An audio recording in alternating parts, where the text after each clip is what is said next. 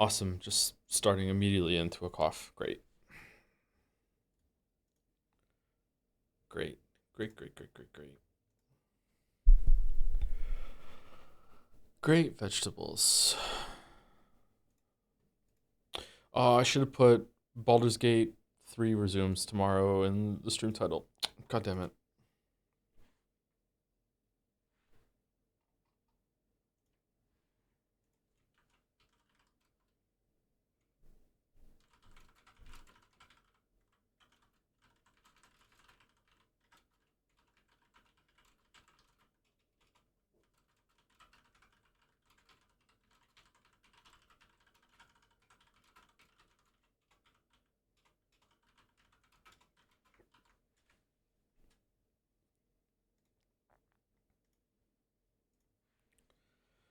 Okay, that's out.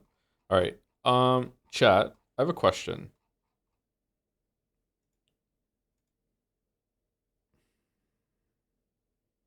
You don't want to be balls deep in your mattress? What the hell is Dragon's Den talking about? I have a question about Nintendo.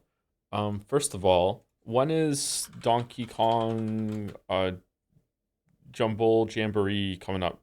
Is it Bonanza? When's that coming out? Bonanza. Okay, so the Switch 2, the Switch 2 is coming out next week, right? Um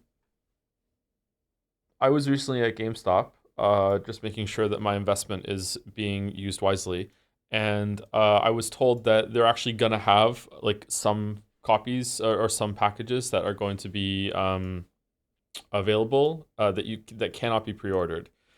I do not want to Switch 2. I don't want one. I have no interest in playing the new Mario Kart game right now. I will in the future, but I don't care right now. I have no interest in playing Donkey Kong Bonanza.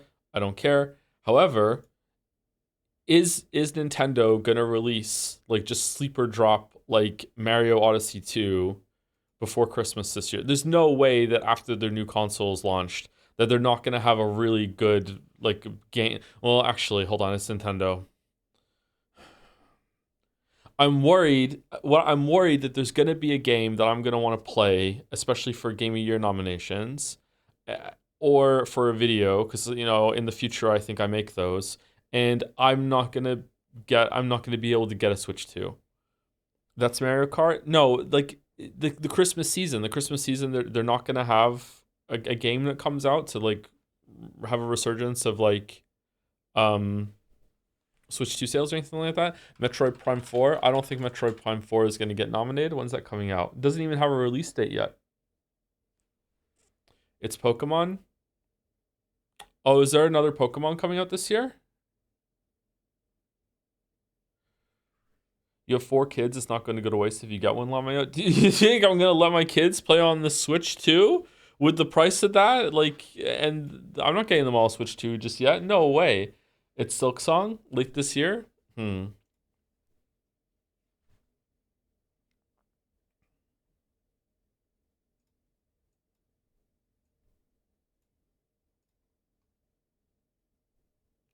They're going to announce Breath of the Wild 3. Yep. Still using the same map. Maybe they can make the underground and the sky part worth a shit this time. Thoughts on the red green show? I don't know what that is. Thoughts on Silk Song confirmed to be releasing this year? Has it been? Where was that confirmed?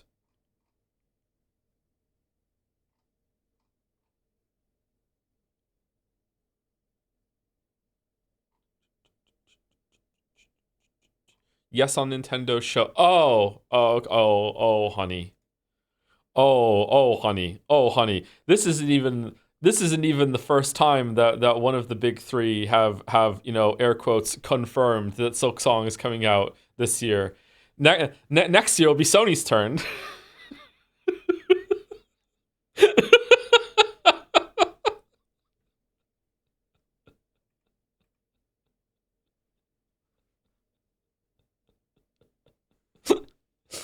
Anyway, I have a coffee brewing. I think I'm gonna go get it right now, actually. I did launch in administrator mode, didn't I? I hope I did, because otherwise I'm gonna be annoyed. Let's do Gamedle real quick, and then I'll go get it. Hold on. Okay. Is this Danganronpa?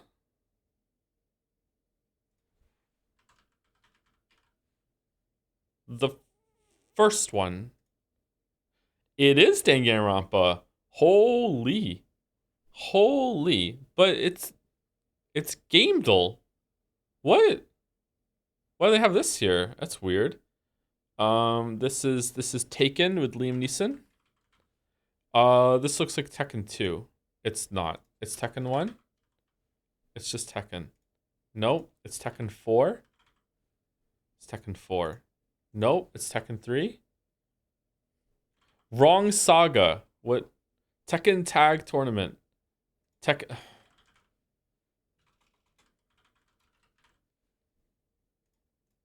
Yay! We got it. We got it. We got it. All right, can we hear it? All right, released 1979, easy, 435 million views. I don't really know music that came before the year 2000, to be honest. But yeah, okay, here we go. Can we hear it? Yeah, we can hear it? Okay. This is Breaking Down the House. Breaking Down the House. All right, that's not a song. All right, I don't know what it is then. It's the Breaking Bad theme by Dave Porter. Is it Down the House? Down the House. No, just House. Fuck. You know what? It's probably. Is it Our House? Is it Our House? Our House. It's not Our House. Why do I think it's Our House? It's not Our House.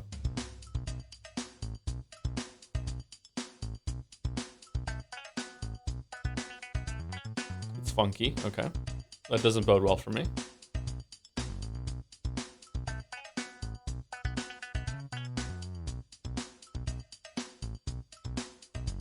Okay, I don't know it.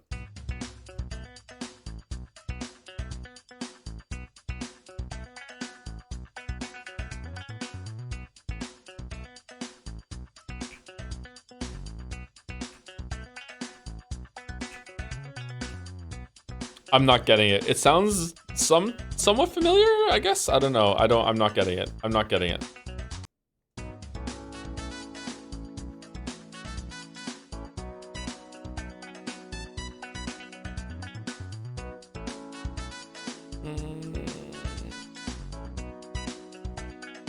If Mouse is here, she'd have it already. I feel like I should know this. This sounds so familiar.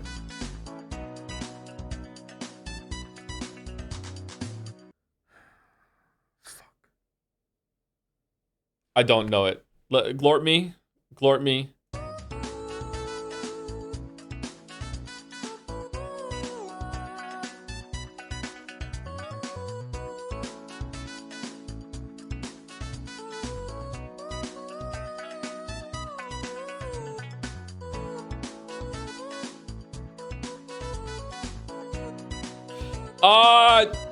No, fuck.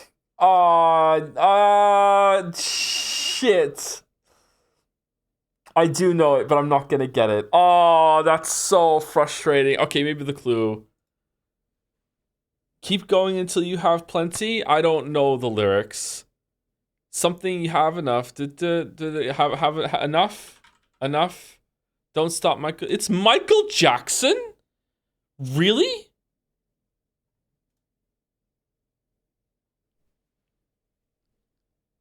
Okay, first of all, only 435 million views from Michael Jackson? This is sad, Matt. It is pretty sad, actually. It is pretty sad. Yeah. I should have known this one. I should have known this one. God damn it. God damn it. YouTube didn't exist back then, bro. Okay, listen to me, Zoomer.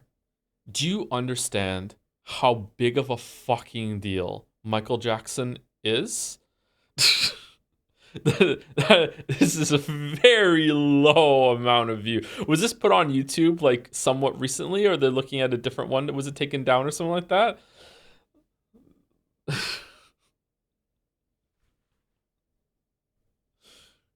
Most famous mouse. All right, Joedle. What do you mean he has demands?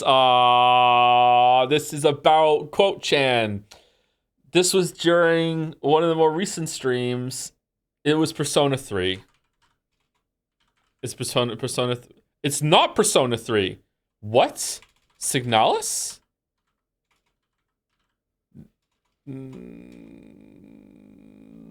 Life is Strange double exposure? No, it was after that. It was after that. It was definitely after that. Right? Hold on. Let's yeah. It was after that. It was not after that. It's Nine Souls? Really? Why is the guess the quote guy still going? Well, this is older Joe. Is the dance meme worth looking at? Is it worth the moon? Worth the moon. You mean Quote Chan? Alright, I don't want to go this way just yet. I want to go down there and see. Nine Souls is really good. He's not a coward. Hubris. He has demands. What do you mean he has demands? Read the 300th post. What do you mean? The lean forward.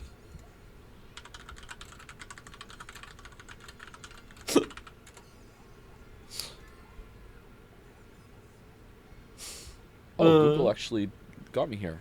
Google actually got me here. All right. Timeguessr. All right. Enjoy looking at this Timeguessr while I go finish my coffee. Oh, no. I'm going to get this one wrong. Oh, I'm going to get this one wrong. Oh, no. Oh, no.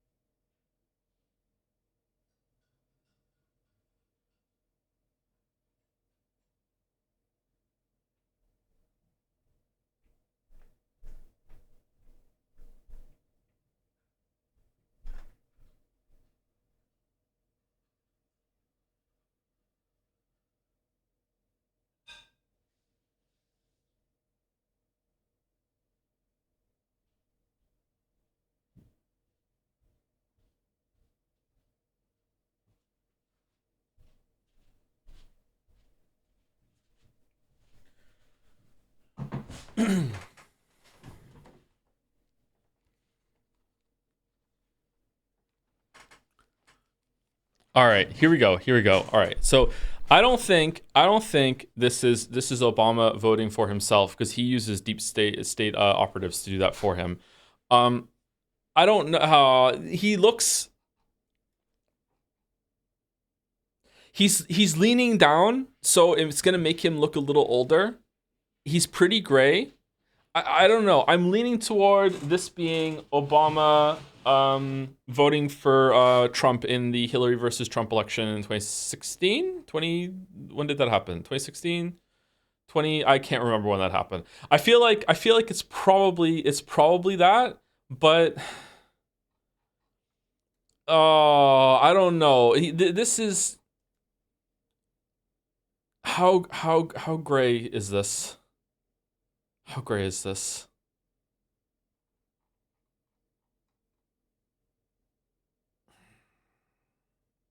I'm going 2016. I'm going 2016. I'm going 2016. I'm going 2016. Would he vote in DC or where is Obama from? What state is Obama from? I don't know what state Obama is from. I'm going DC. I'm going Washington. I'm going Washington. I'm going Washington. Here we go. Let's see what happens. Let's see what happens. God damn it. What? Where's this?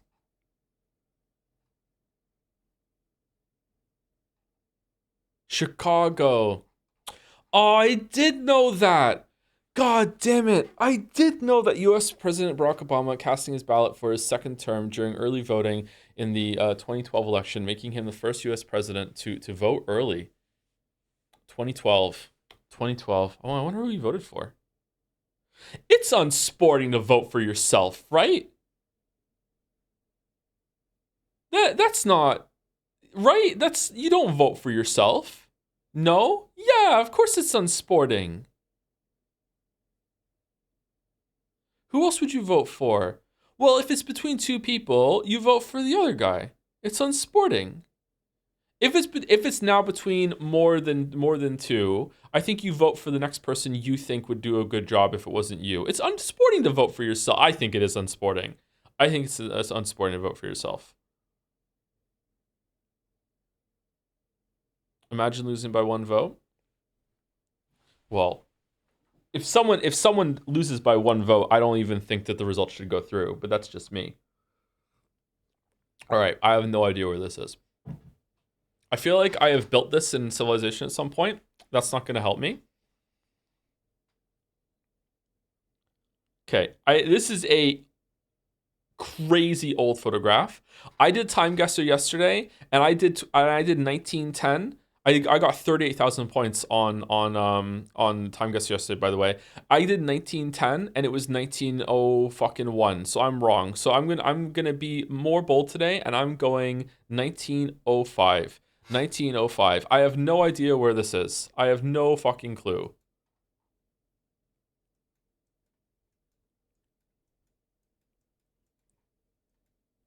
Is this the Tetris background? Is it in Russia? I have no idea where this is. I have no idea where this is.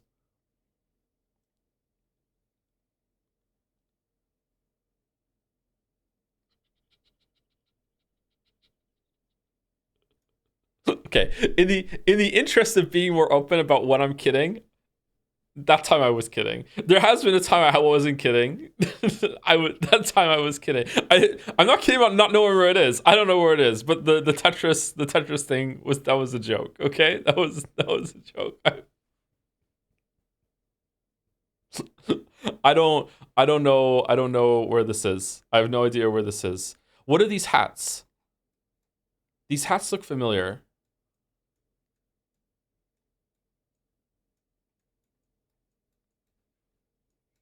Is it somewhere in the Middle East?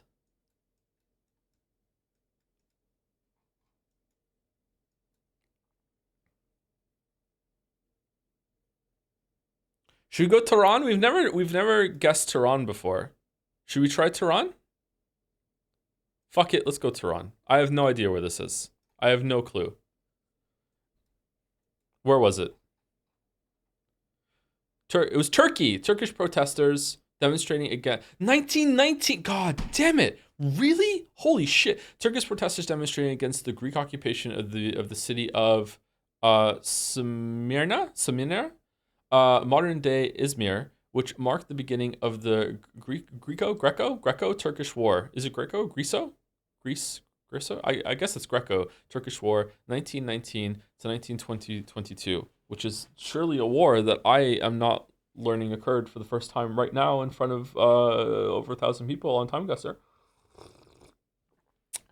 that's a good coffee. Oh man, that's a good coffee, man. That's a good coffee. I made a good coffee. Anyway, let's continue. Maybe we can get some points next time. Zurich, New York, Tokyo, Hong Kong, Singapore, Sydney. Singapore. With Zurich with an umlaut. Singapore. What is this hair? Okay, we're in the 80s. 1980. And where's IKEA from? Sweden?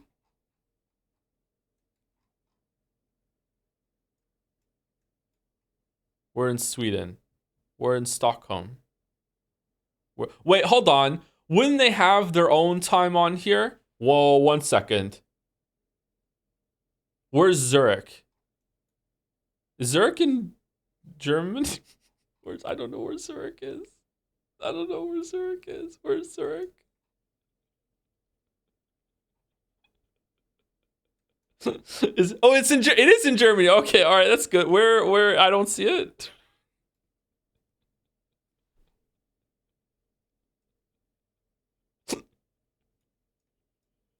It's not in Germany. It's not in Germany. Okay, I don't know where it is. Where's Zurich? I'm looking around. I'm gonna find it. Where's Zurich? It must be a big city if it's on here with New York, Tokyo, Hong Kong, Singapore, and Sydney. Maybe we're in Singapore. What's Singapore? I thought that was just like Singapore, but spelt wrong. They just ran out of letters or space or whatever. I don't know.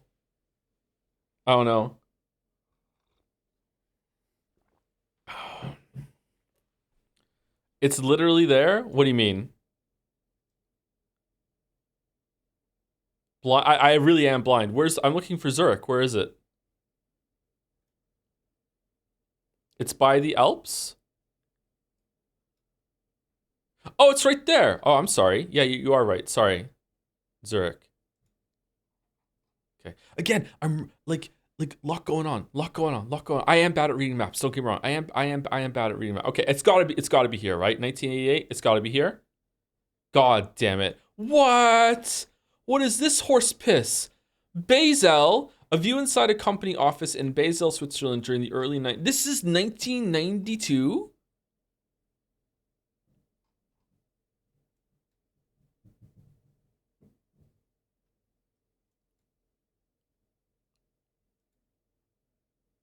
Oh, fuck. Frank's Quality Fruit. Better Something. Jeanette Lingerie Hosiery. Haberdashery. The Duke is Coming. Hold on. Is that cents? 56 something for something. 246? 26?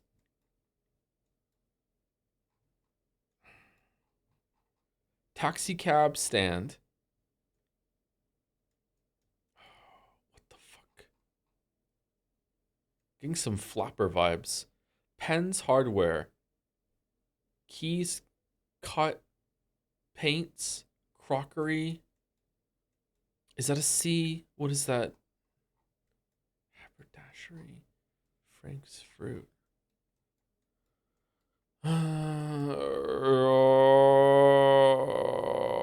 See, I don't know why the vibes are giving me America, but fucking haberdashery is making me think the UK. And the Duke is coming. What's that?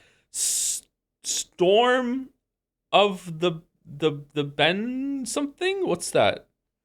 What kind of Wizard of Oz fucking poster is this shit?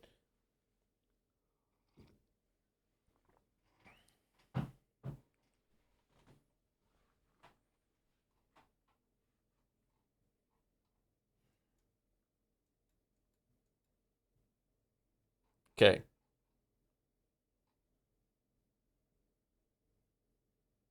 Cambridge? Is that Cambridge? Cambridge? Cambridge? Cambridge Delig something?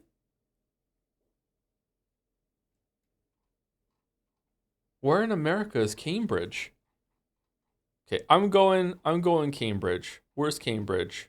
Where's Cambridge? I have no idea where Cambridge is. It's in England, isn't it? It's in Massachusetts. Is there Cambridge in the UK? There is, isn't there? It's on the screen. Is it really? Oh, there it is. It's Cambridge. Okay. Is there another Cambridge? There's got to be more than one Cambridge. Okay, I'm thinking this is like, there are cars. I'm thinking 1949. You've never heard of Cambridge University? I have, obviously, but I don't know like if that what Cambridge that refers to. Like I thought it was here. Is it here? Is this where Cambridge University is? Because that's my assumption, and now I'm second guessing myself. And now I think there's like a Cambridge University in America that I'm getting it confused with.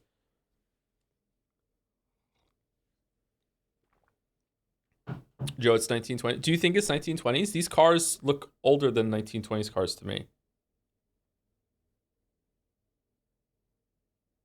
All right. I think it's wrong. Let's go. We're gonna go over to the fucking like Americas. Here we go. Oh, fuck off. I immediately thought Australia when I saw this photograph. I didn't say anything. Fuck off, Australia. No. Ban Australia. Fuck off. A street scene in King's Cross suburb in Sydney during the mid-30s. Okay, so this Cambridge thing is just like a local name of a company or something. What was the tell that this was Australia?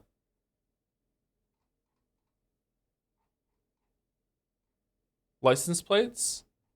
Oh, there's a license plate that says NSW. What does that stand for?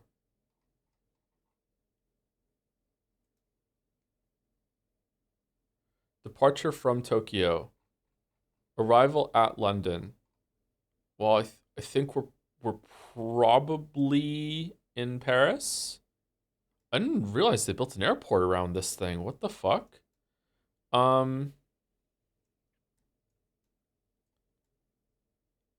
Okay, so all joking aside, like there's no way that you're departing from Tokyo without being in Tokyo, right?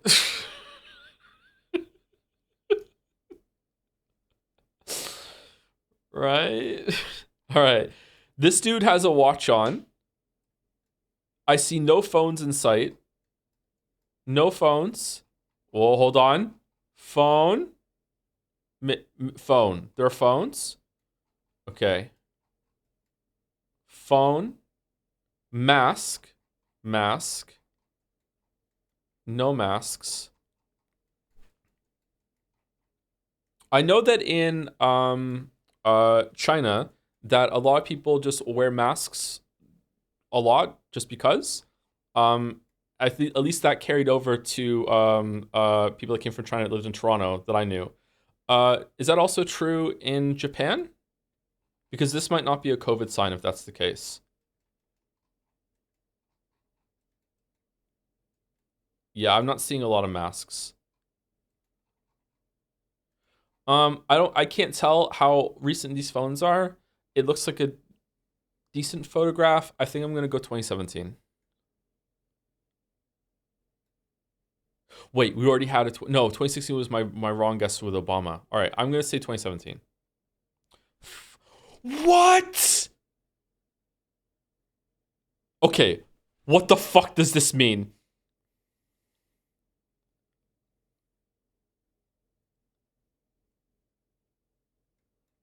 Is there a Tokyo down here? A view inside the Terminal 21 shopping mall in Bangkok, Thailand, where each floor is decorated to represent a different city around the... it's a... you fucking...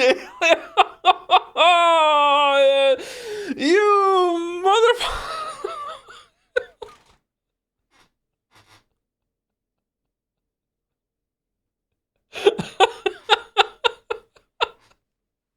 That's so funny. That's so funny. That's so fun. Looking at it now, I realized how stupid it was to think that that was real, given the layout of this place. But like, I don't know, like airports in Japan or whatever. Like maybe they're fucking like they're more free with how you can move around and shit. I have no fucking clue how this is like segmented off. God damn it. Oh god damn it. Not, yeah, it's not even Japan. Yeah. God damn it. God damn it.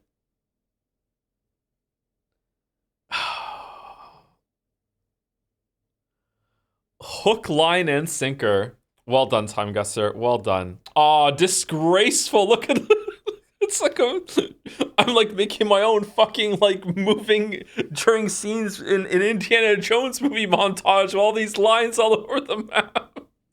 Look at this shit. Fucking disgraceful. Oh my god. God damn. Okay. All right. Time for Scrandle. Time for Scrandle. All right. Margarita pizza. That looks good. It's not the best looking pizza I've seen. That looks good. Barbecue skewers. That does not look as good to me. However, it's super cheap and it's got a tickling of a pint in the top. I don't know. I think Right is going to take it because it's so cheap. Pizza is universally beloved, though. Even at $10, sorry, £10 for a whole pizza. Actually, £10 for a whole pizza. This looks like a medium pizza to me. £10 for a medium pizza. That's not a bad price. It's not a great price, but it's not a bad price. This part of the pizza looks like they just gave up. I think Right is gonna take it. Yeah. Okay. All right. Good. Good.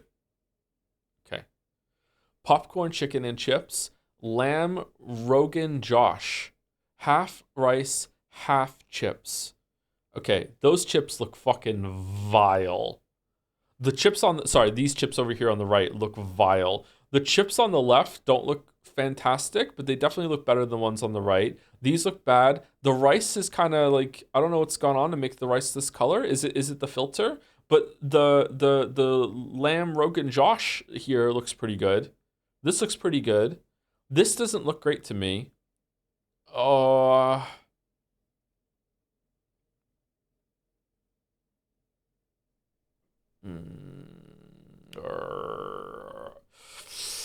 I'm going Right. I'm going Right. No, there is no pint buff. There is no pint buff because the pint is not included. I think I'm going Right. I'm going Right. Yeah. All right. Wow, that is really low for left.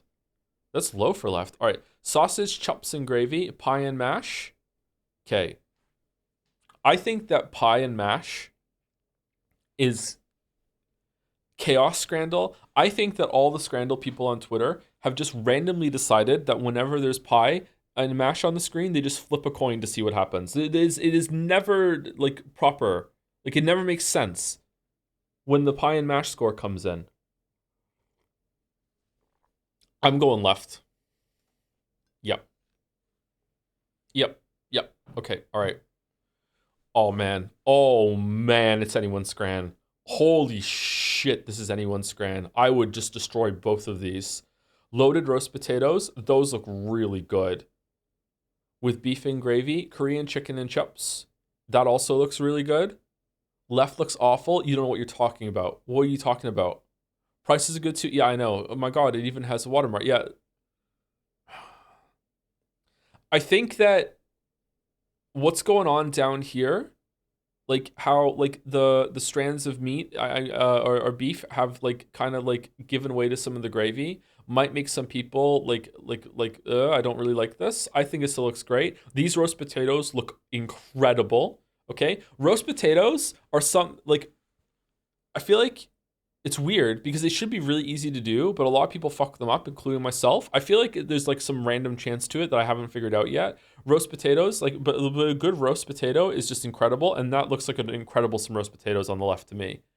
But I feel like Right is going to take it. I feel like Right has more universal appeal. It has some sauce on it. It's got some green going on. Everything below it looks really good. Presentation is flawless, whereas the presentation on the left is like a little off. I personally would take left for myself for eating. I think Right's gonna win. Yep. Yeah. 72 for that? What are you talking about? That looks so good. Fuck. Bacon double cheeseburger versus chicken tikka dirty fries.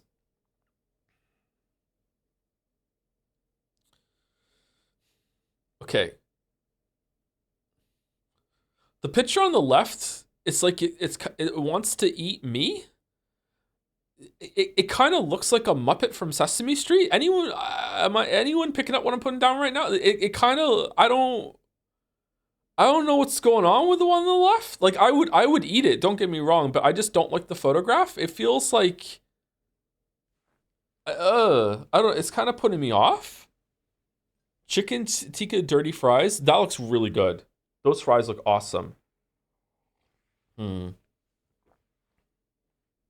Burgers do score highly. You know what? I have faith in humanity that the one on the left is going to creep more people out than just me, and will make them score a bit lower than this burger normally would. Therefore, right is going to take it.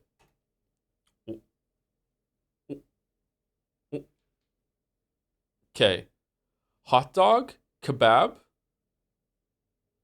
Okay, left is disgusting. Right, I don't eat kebabs, so I don't know. Does this look good? Is this what a kebab usually looks like? I don't know. I don't eat kebabs. I mean, even if this isn't what it's meant to look like, it's clearly meant to be better than, albino hot dog, right? It's got to be. Yeah, 60. Oh, it is 66%. Wow. Oh, fuck. Cheeseburger with a little bit of onion with one of the worst buns. It's got sticky rice and coconut. Is not going to have a lot of universal appeal, but it's only 45 pence. Hate to be wrong here. Yeah, okay. That's good. Okay, 3 more. Waffle with Nutella, jerk chicken. Okay, what a horrible photograph of the jerk chicken. Okay, is Nutella divisive? I don't know enough about Nutella. I don't have Nutella. I don't eat it. Is Nutella like Marmite? Is Nutella like a lot of people are going to be like, ew? Or is Nutella like universally beloved? It's pretty garbage. It is indeed 10 minutes ago. I don't know. I feel like jerk chicken, it looks edible to me. It looks decent and it's like food. I feel like it's not bad. This part looks burnt a little bit. Does waffle with Nutella have universal appeal? Because if it does, £2 50 pence for a waffle with some Nutella on it. You know what? The Nutella looks kind of just slapped on. Like, I don't give a shit, bud. Here you go. Don't even ask questions. It's fucking waffle with Nutella. It's and waffle for $2.50. I don't know, man. It feels kind of overpriced to me. I feel like some people might be a little insulted. Awful. It is awful spread, isn't it? It's fucking awful spread. Whereas at least with £5 on the right, you're getting like a decent amount of chicken.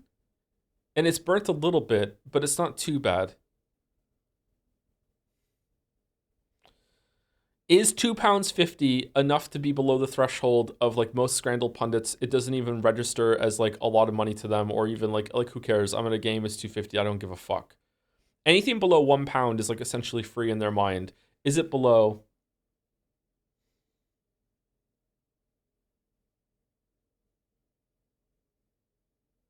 Is that including tax? It's the UK, so oh wait, it's not. Hold on. It's France. In the UK, tax is included in the price. So I don't know if they've done that translation or scranlation. I'm not sure if they've done that. You know what? I'm feeling the jerk chicken. And so far my instincts did not let me down this game. Well, it was a good run. Curry cheese chips, lamb and chicken tikka naans. It's got to be right. It's got to be right. Yeah, it's right. Yeah, that looks really good. Yeah. Okay. Can we at least get a 9 out of 10? Nope, we can't. Anyone's scran.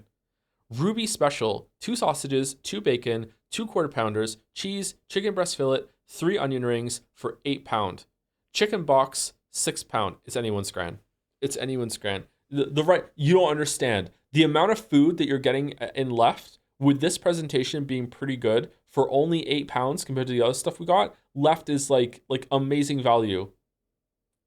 However, right has just an incredible presentation buff.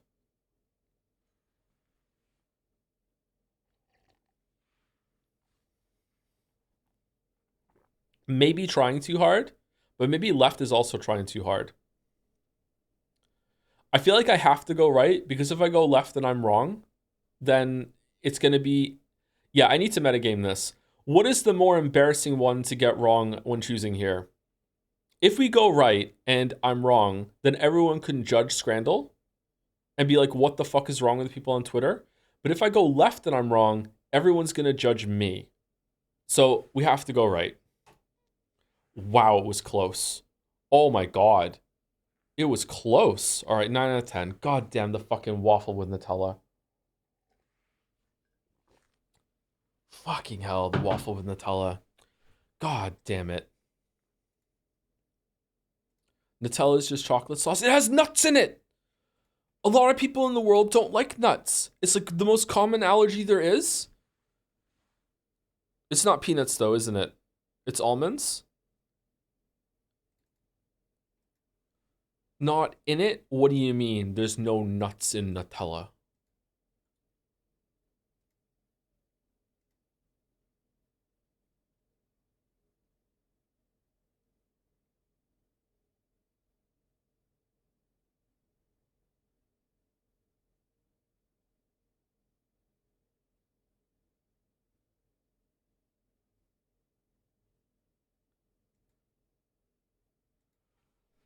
I'm looking at chat like Samuel Jackson looked in that GIF where he's just like standing on his porch looking really fucking like, what the fuck are you talking about? That's how I'm looking at chat right now. Like, what do you mean there's no nuts in Nutella?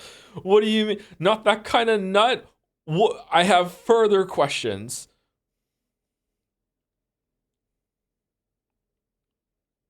Game Master? What does that mean? Huh?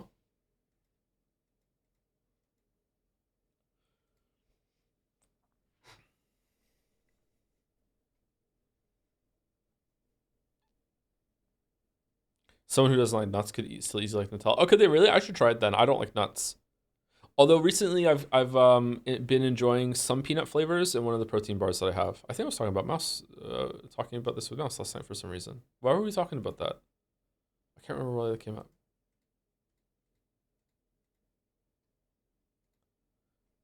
Is gluten free? You could. To be fair, apparently there's some museum show in Australia where people will be able to play silk song. What the fuck does this have to do with Nutella? And it's in September. I'm a bit hazy on the details, but apparently this is confirmation that it might come out this year. That said, people played it at PAX of 2019 last fall, and apparently they're serving nutless Nutella as the mid-game snack to all people who try. Oh, okay.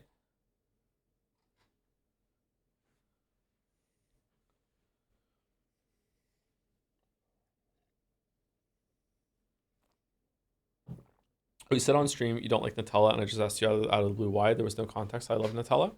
I must have tried it to not like it. I'm not one of those people that says I don't like something without trying it, except in some rare circumstances like with sushi or whatever. Although at this point in my life, I would actually try sushi at this point just to see.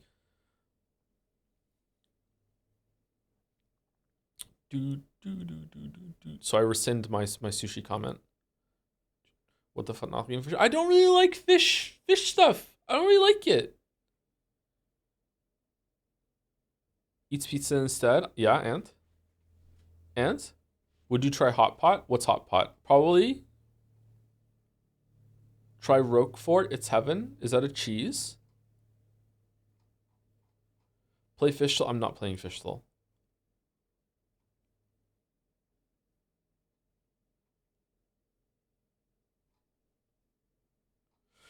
All right, so Mouse is not on the stream today, so I can speak freely when I couldn't yesterday. So here I go. All the things I want to say yesterday that I couldn't say yesterday. Here we go. So I really like episode 5. I think it's actually my favorite episode probably. And it's really tied the story together with a real wonderful bridge between episode 4 and episode 5. And I'm really excited to see where the story is going. And yeah, I just really hope that I enjoy episode 6 as much as I did episode 5.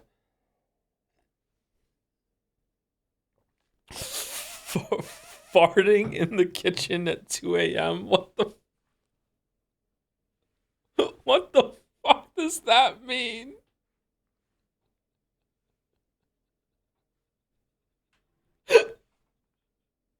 Thank you for being so brave. Who did I say thank you to at the end of stream yesterday? Was it Richard? No, it was Pinkhair 3D. Just in case, thank you again, Pinkhair 3D for the resub.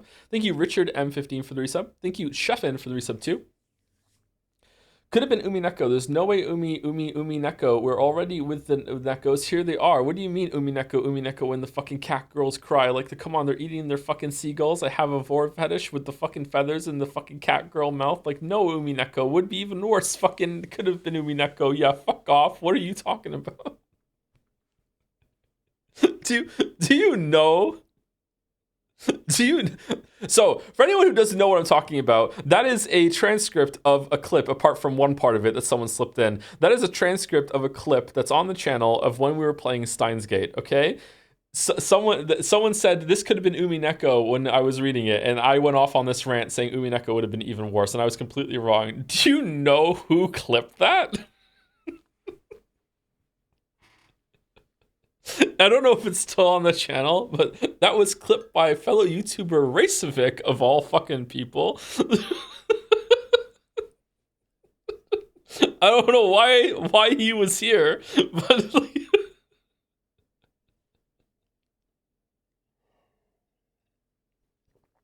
I don't know if we can still link that clip in chat. By the way, I'm not sure if it's still there or if it was lost in the great clip purge of 2019 or whatever. Anyway, thank you, Chefin. Thank you, Field Garf for the new sub. Welcome. Clawfest. Thank you, Moncton Anecdote Enjoyer. It's me too. Thank you very much. Welcome. Moncton is unseasonably warm today. It's kind of pissing me off. Thank you, Sage Moon 341 for the resub. Episode 6, woo. Yeah, I'm looking forward to getting into it as well today. Thank you, Joe Camo 31 for the resub. Noir voice. Noir? Tell Delano I check the ceiling. Tell her gullible is written up there. That one? Or is there a different Nor voice? There we go. What the fuck are we talking about? Thank you, Joe Camo. Thank you, Ahmed J for the resub. Hey, Toe, really excited for the Metal Queer Solid Scranchise playthrough. Death Stranding 2 and Summer Gaze Fest streams coming up this June. Truly Hideo Kojima's Pride Month. Have you considered spending a stream? Playing some game demos during stream next fest coming up on June 9th would be a welcome break from the wokes and the weebs of Umineko and Baldur's Gate. Your streams have been a very welcome reprieve during a very stressful exam season. Okay, I was halfway through that before I realized it wasn't just going to be like one of those scrambled sentences that had no meaning. Holy shit. Anyway, thank you, Ahmed J. I don't know if we're going to do demos like that. If enough people want me to, I wouldn't mind checking that out. It sounds like it might be an interesting time, but it'd be a little hard to set up. Wait, streams Baldur's Gate? Tomorrow. At what temperature does it get too warm for you? Well, today it's not that warm. It's not very windy at all, but it's approaching 20 degrees Celsius. And I went out with my like winter hoodie on, so that's why it was too warm for me. But the sun was like no wind, and the sun was just really, really warm if you were standing in the sun today. So not good. The boys were too warm too. Thank you, Bar loves you too for the resub. Josen 457 for the resub as well. Time to see some absolute peak after the episode 5 cliff. Can't see peak without cliff. It's true. Thank you, Crazy Fist and Wekus on Fire for the resubs. Episode 6 out of 10. Oh, thank you, Zuger Wow for the resub. Hello, Joe. Just came back from defending my mathematics dissertation, and the professor said it was very good, so I'm extremely happy yet tired. Oh, congratulations. Gonna go take a nice long nap, so have a fun Umineko stream with Sakugas. Thank you very much, Zuger Wow. Congratulations again. Well done. Thank you, Lazy Potato, for the bits. Hi, Mr. Toe. Please skip this if you don't want to go through this topic again. I finished watching yesterday's VOD of Umineko and just want to say, please never be afraid of voicing your thoughts out about what's happening. Regardless if it is positive or negative. Personally, I enjoy knowing your thoughts. I know most people do, but it can be a little frustrating sometimes. Thank you, Lazy Potato. Thank you, Cal Hill 555 for the resub. There's a Michael Jackson poll. Oh, that was during Bandle. Okay. Thank you, Henry White, for the bits. Speaking of games worth to buy a console for, will you stream Death Stranding 2 on day one, or should I shill Sony for the game? I'm actually thinking this over. What do you mean shill Sony? What's going on? What kind of pull do you have? What kind of power do you have, Henry Wyatt? I am probably going to stream Death Stranding 2 on day one or like the day after or whatever. Yeah, probably. Assuming that my PlayStation is still going to work after the kids have played Astrobot to death on it over and over and over again. Probably. Are you considering finishing Cyberpunk 2077 Phantom Liberty for Witcher 3 video? Nope. Nope. That's not happening. If I do a Cyberpunk video still, I will play Phantom Liberty for it, but I will not finish Phantom Liberty. I haven't even played Phantom Liberty. I'm not doing that for the Witcher 3 video. No. Are you going to restream Naughty 3? Yeah, probably. We'll probably do the Summer Game Fest. Yeah, enough people have expressed interest in that. Yep. Thank you, Alduin Feet Picks for the resub. It's a nice number. 69 months? Nice. How's your life going? This month should be a pretty big personal payoff for me, hopefully, so wish me luck. Ooh. Little mysterious. All right. What's going on? Hope it goes well for you, Alduin Feet Picks. Well done. My life is going. Let's put it that way. It's going. Yep.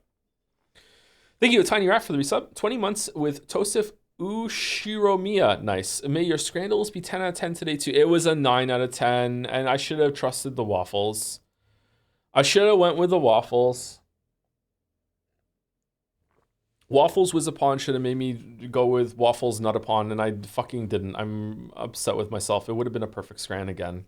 Thank you, Pals, for the bits. Back at it again to shill everyone's favorite mid-2000s visual novel, including servants, magical battles, and a stupid but lovable red-headed protagonist who is shipped with an otherworldly blonde woman. Which am I talking about? If not both, depends entirely on the subjective, loving interpretation of chat. Enjoy your CCAT stream. Ooh.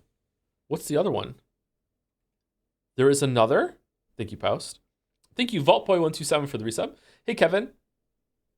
What? Hope your day's been swell. Love from the Netherlands. I've been paid to force you to make inflammatory statements about many things. Love from India.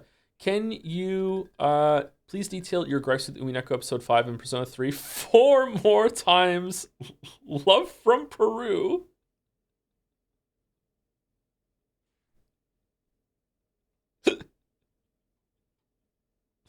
All right. Thank you, Vault Boy. Thank you, Cameron7 for the resub. Definitely me, by the way, for the resub as well. Hey, Joe, just wanted to say that I really like your content, smiley face. The smile really makes it. Thank you very much. Definitely me, by the way. Thank you, Nath Balzana and Revrek for the resubs. You only hated episode 5 because Nanjo was barely in it. That's true. That's true. Also, like, hardly any George, Jessica, Maria as well. Yeah. I do like that the episodes have such varied feels and casts because of that. It's very, very flexible. Yeah. I wonder if Ryukishi was expecting people in the fandom to make their own versions of an episode. What if some of them have? What if anyone's done that? Thank you, Shoe Plastic, for the resub. And Bingo 90909 for the resub as well. Almost as many months as Umineko streams. 32-month resub. Yeah, that's true. How many are we up to? We've got to be coming close to 30, right? Charitable Coffee Maker used to say, just in my 4th year medical exam, got a practical next week, and 1 more year left before I can be called a medical doctor. But thank you for streaming Umineko and distracting me from my revision when I should have been studying. Can't wait for the second Witcher. Oh, thank you very much, and fucking congratulations. That's fucking respectable as hell. God damn, nice one. Next time you're here, can you chime in about fractures versus breaks of bones for no reason at all? Specifically in the most tiniest hairline fracture that there is. You know, need to get an MD to weigh in on this. Anyway, thank you, Paus, for the bits. It's a little VN called Fate Stay Night. It's a bit obscure and indie. Smiley face with a nose sticking out cheekily. Nice, nice. Thank you, Henry Wyatt, for some more bits. Stop with your Fate propaganda. Arches is the best VN, period. Arches? Archies? They're the same thing unless they're displaced. Ah, okay. Fake MD. I believed your story. There's no way a real MD would disagree with me. The armchair amateur who knows nothing about medical knowledge saying that tiny hairline fractures should not be considered the same as breaking of a bone. There's no way. There's no way. I wish you all the best with your last year, charitable coffee maker. Thank you, oh my god. Lelia, you just said Lelia, right? You just said to just go with Lelia last time, I believe. 3 months, let's go. Have you considered following in anime footsteps by having filler episodes streams where you just do 4 hours of dull games? I mean, we do that sometimes when I just talk to chat on a black screen, and those streams surprisingly do quite well.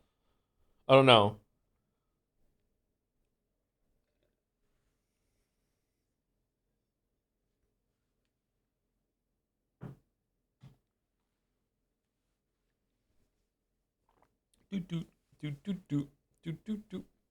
Black screen streams are always cream. Always cream. Always cream. Okay. There's a really good full-length Umineko forgery called Redaction of the Golden Witch. Oh, they do exist. That's cool. All right, I think I've caught up. I've said thank you to everyone. Thank you to June Daydreamer as well for the bits. You asked if Remember 11 by Uchikoshi is good last stream, and I think that if you read it, you would have a Twin Peaks Deadly Premonition moment about every single Uchikoshi game you've ever played. It would be awesome. Well, I mean, that's his own work though, right? So like he's allowed to explore those things over and over again, right? It would be interesting to see where he started with that though, huh? Thank you, Ari Lins, for the bits as well. Regarding what you said yesterday about how Umineko is your first time being in an abusive relationship with the game. Oh, you mean literature? You may have missed this, but that's why there are 8 episodes in Umineko, since it takes a survivor of domestic abuse, on average, 7 attempts before they successfully leave an abusive relationship. All a part of Ryukishi's plan. Don't worry about it. Did you know that Ryukishi was a social worker? Maybe that's why he was able to have this in his episode list. Yeah, he's pulling that experience. I bet a lot of you didn't know that. It's kind of crazy, huh?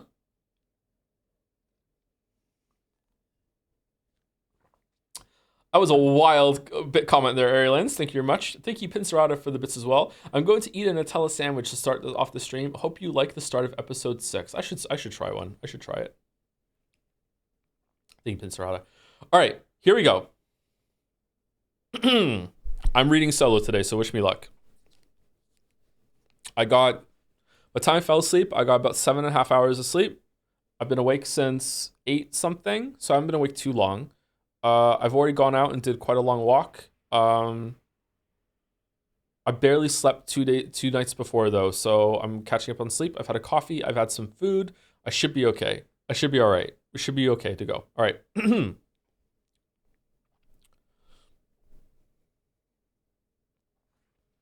Survivor here and also first time chatter, but sorry if that was too intense. It wasn't too intense. It was good. Don't worry about it. That was a clever joke.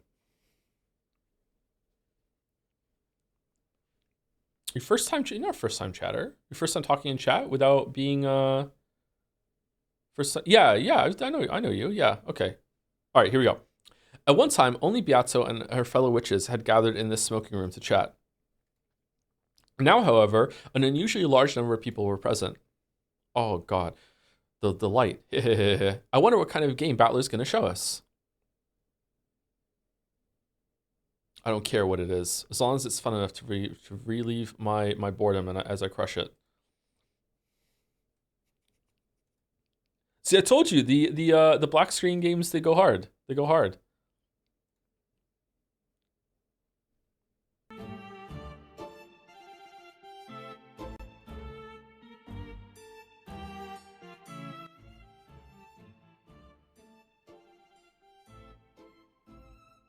Okay, so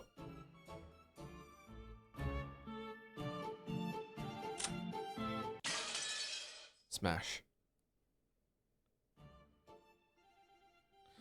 At one time, only Beato and her fellow witches had gathered in the smoking room to chat. Now, however, an unusually large number of people were present.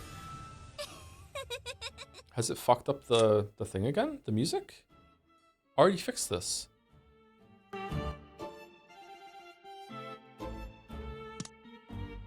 It does it every single time you load, I guess. All right. I wonder what kind of game Battler's gonna show us.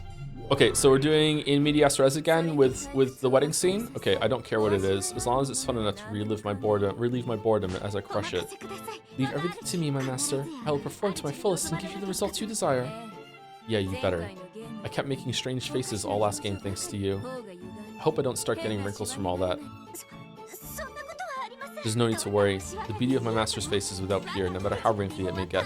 You know what? I feel like Burn Castell, and I know I'm not proposing this as criticism or whatever, I don't know. I feel like Burn Castell is a completely different person than she was in the first episode 1 and 2.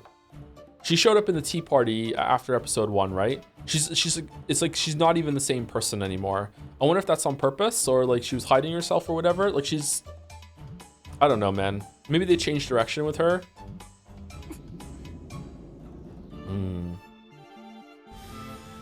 Oh god, the brightness. Ugh. It's rare to see Burn in such high spirits. Beato's game board really is something else. How sad it is that the master of this game board is no longer with us. The tiger dies and leaves behind its hide. Looks like Beato died and left behind her game. Not me though. Even though chess still exists, no one knows the name of the person who invented it. It was John Chess. What are you talking about? Oh, you're right. Yeah, poor game inventors. Couldn't think of it, Battler-san really has kept us waiting, hasn't he? Is he still setting up the 6th game? Gertrude, how have Lord Battler's preparations progressed?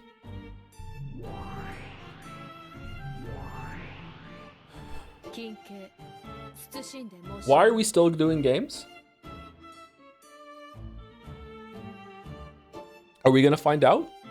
Battler knows everything now. Did Beato not come back? Is he trying to get Battler to come back? Why are we still doing games? Please allow me to speak. Know that he will be finished very soon.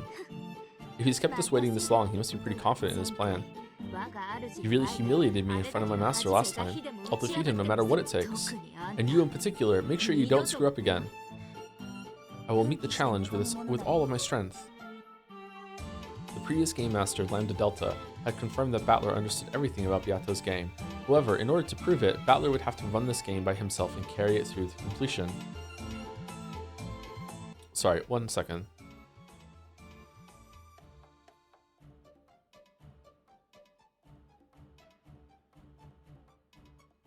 Okay. Why? In other words, Sumari, if Erika could crush this game of Battler's, she would, in effect, wipe away the dishonor of that last game. Though Erika was chomping at the bit to get started, it was taking Battler quite some time to show himself. At that time, a swarm of gold butterflies popped into existence and took human form. From the shape of that familiar dress, everyone immediately realized who it was.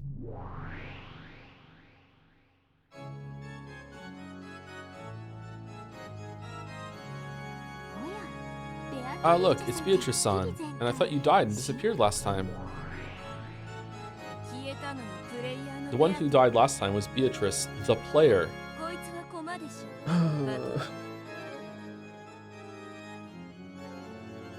This is probably just a piece, Battler's piece. Even if she is a piece, it does not change the fact that it is her. Beatrice gave an elegant curtsy as she appeared. This humble entrance was so vastly different from her usual high-pitched laugh that it made the long-awaited start of the 6th game feel even more ominous than it otherwise would have. Father will be here very soon. I ask that you wait for just a short while longer. What? Father? The heck? Is that the new spin this time? Not only had Beato started talking in an unusually polite manner, she had also used the word father. Yeah, I know, I was here, presumably referring to Battler. For an instant, everyone was stunned into silence, but they quickly realized that this was setting up some kind of theme, and they grinned. Beato wasn't the type who could keep up with this kind of act for long. It would probably fall apart in a few seconds, leaving her cackling rudely at everyone. Erika, who was itching for a fight, went for Beato almost at once. I can't believe that incompetent Battler-san reached the truth of your game. I'm sure Father understands it quite deeply. He really is good at that sort of thing. Is this the same voice? Still, you're pretty lucky. If Battler hadn't become the game master, you wouldn't have revived again. You've really got the luck of the devil, don't you? The luck of the devil? Well, either way, I'm going to pay you back in full for last time. You're just one of Battler's delusions, so I'll erase every part of you and knock you down into the abyss of oblivion.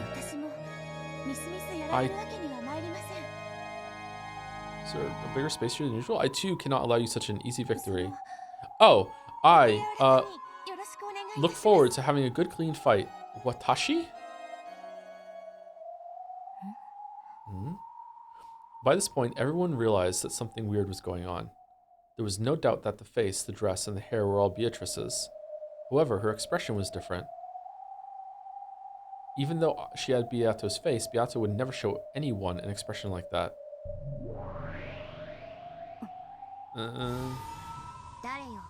Who are you? There was a heavy silence. Lambda Delta spoke for everyone there. At first, Beato had worn a smiling yet blank expression. However, when she realized that the mood had gone suddenly stiff, her expression finally darkened and she hung her head. Is it Angie? Who are you? You appear to be Lady Beatrice, but are you not? Even Delanor was forced to ask, despite the rudeness of the question. That was how much this woman, who appeared to be Beato, was not. Am I somehow different from the Beatrice everyone was expecting? What are you talking about? Wait a second. Don't tell me you have amnesia or something. I was only born recently, so I haven't memories. You're fucking acting like Shannon. However, I will study hard in order to become the Beatrice you all expect. Beato, I thought I told you to stay in your room. Battler's voice came out of nowhere. His tone was very slightly cold. Beato's expression looked like that of a young girl being scolded.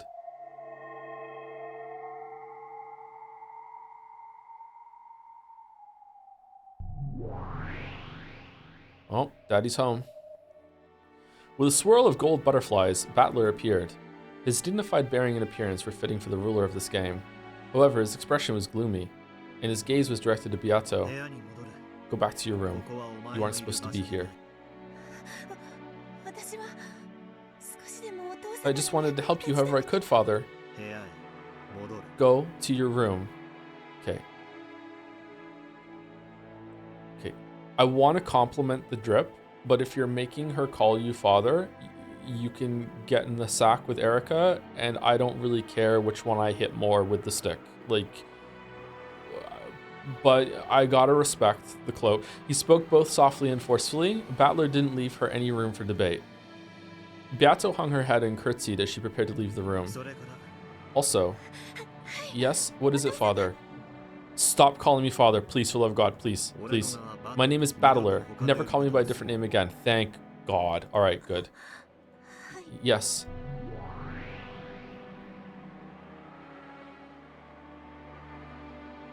Why would she think to call you that? What is she seeing when she looks at you?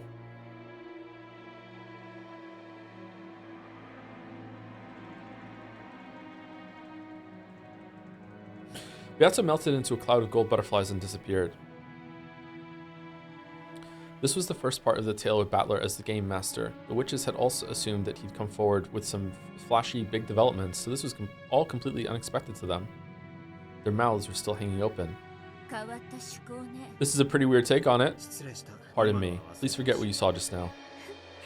Humph, you're playing dumb, but this is all just part of your plan, isn't it? I was just fucking thinking of that. Fuck you. You're scheming to give us the wrong impression, like another North Wind in the Sun strategy, aren't you? Is there something wrong? Don't worry about it. It has nothing to do with you people. I see. Guess it doesn't matter then. Okay, Battler, start up the new game right away. You've kept us waiting so long, it's gotten totally boring. Sure, let's start the 6th game. Erica, and you too, Burn Castell. This will be my tale, proof that I've reached Beatrice's truth. Lambda Delta, please watch this game until the end as a former game master. Sure, looking forward to it. What's the title? Dawn, as in Dawn of the Golden Witch. Sure, if we're talking about a winter sun that goes below the horizon right away. Of course, my master. I'll drag it back down for you. At least your naming sense is good, Battler-san. I'll give you that much. I'm glad you like it. Then let's get started. The 6th game will now begin. Battler solemnly announced at the start of the game. This is gonna be a fucking disaster compared to his fired up attitude at the end of the previous game, where he and Erica had sworn to settle everything next time. He was extremely quiet now.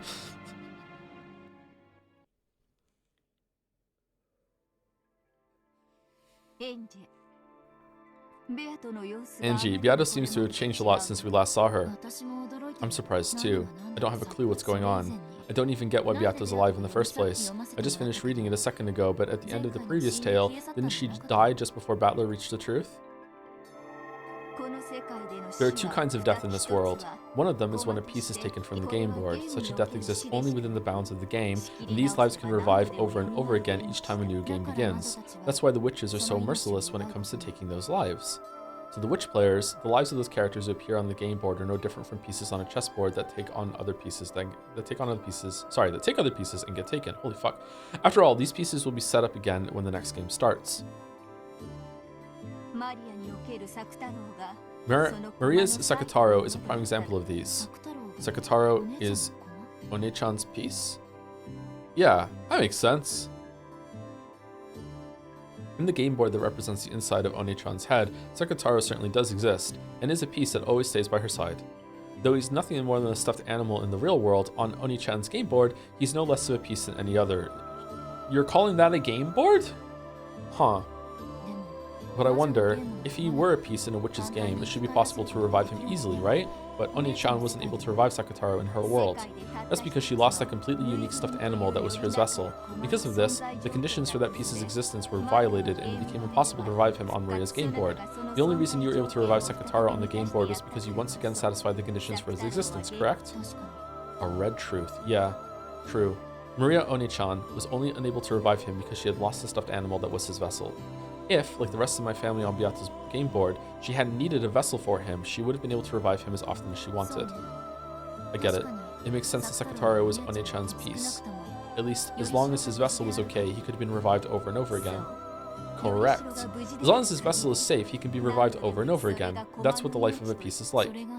That's the first kind of death in this world. What's the second? That's the death of beings outside the game board. To continue with the Sekitaro example, this would be like Maria's death. You mean not her death as a piece, but the death of the real One-chan, right? Not necessarily. Loss of interest or concern would have the same effect. When Maria outgrows playing with stuffed animals, Maria the game player will die. It's as quick and easy as turning off the switch on a TV when you get bored of it. I see. In that case, Beato the player completely gave up on winning during the last game, so she died and vanished. Which means if Beato ever comes back, thinking she's got a chance of defeating Oni-chan, that'll mean she's come back to life, right? Logically, that is true. It's the same for humans, witches, and even gods. If they lose interest and concern, they can die at any time, and if they regain that interest, they can revive at any time. However, though the concept of time does not exist in the world of gods, they can revive whenever they want. Time shoots by like an arrow in the human world, so it isn't so easy there. It's true. Skipping school for one day might not be a problem, but if you skip for 3 days in a row, it'd be really hard to convince yourself to go back. Sure. And what if that's stretched out for a month, a year, a decade, or 1,000 years like in the world of witches? I see. If you skip class for that long, it'd mean your death socially. After being dead that long, not only would you be unable to catch up on all you missed in the world at large, you'd also lose any motivation you might have had when you left. So even though you'd be alive, it'd be fair to say that you've died once. I'm struggling to read already, not a good sign. You would never come back. You would never again be able to regain the self you once were. It would never come back to life. Okay, the dyslexia is kicking in, sorry. Beato lost any chance or hope of winning. Even though she knew this, she pretended not to and kept on fighting for many, many games. So Beato will not return. Her hopes were crushed. She spent all of the willpower that she might have used to regain the will to fight. Therefore, that Beatrice will never revive again. Oh man, can you say it in gold?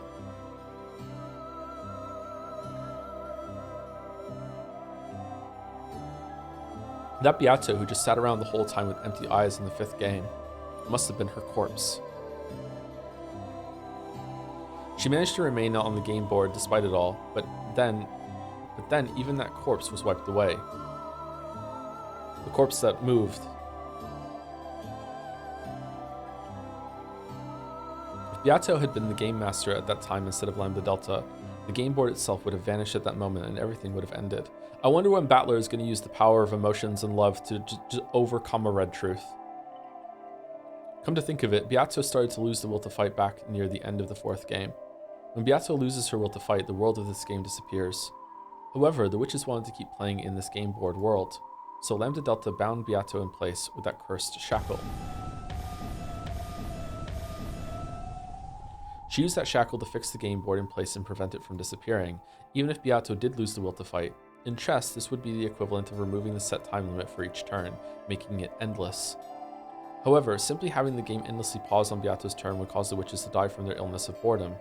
That's why Lambda Delta took the position of Game Master. Starting then, Beato's existence was no longer one of the conditions necessary for the game's existence.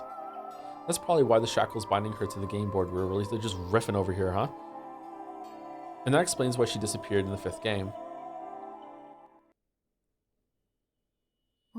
So, when Oni-chan managed to reach the truth, it was one game too late for him to tell Beato about it. The 5th game was a form of charity on Lambda Delta's part.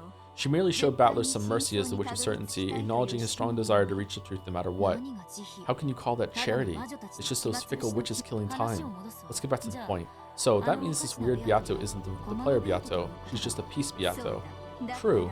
If that is the case, she should eventually become the Beato everyone knows. I imagine that is the Beato that Battler wants. You mean, he wasn't satisfied with just a doll?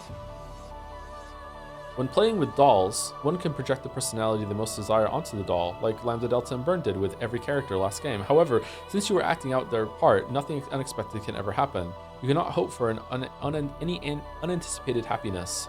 In the human world, there's nothing so boring as a pre-established harmony. That's why, though a doll can become a person's best friend in the world, people eventually get bored and outgrow them. Oni-chan only wants the real Beato. He couldn't bear having a doll that only acted like Beato.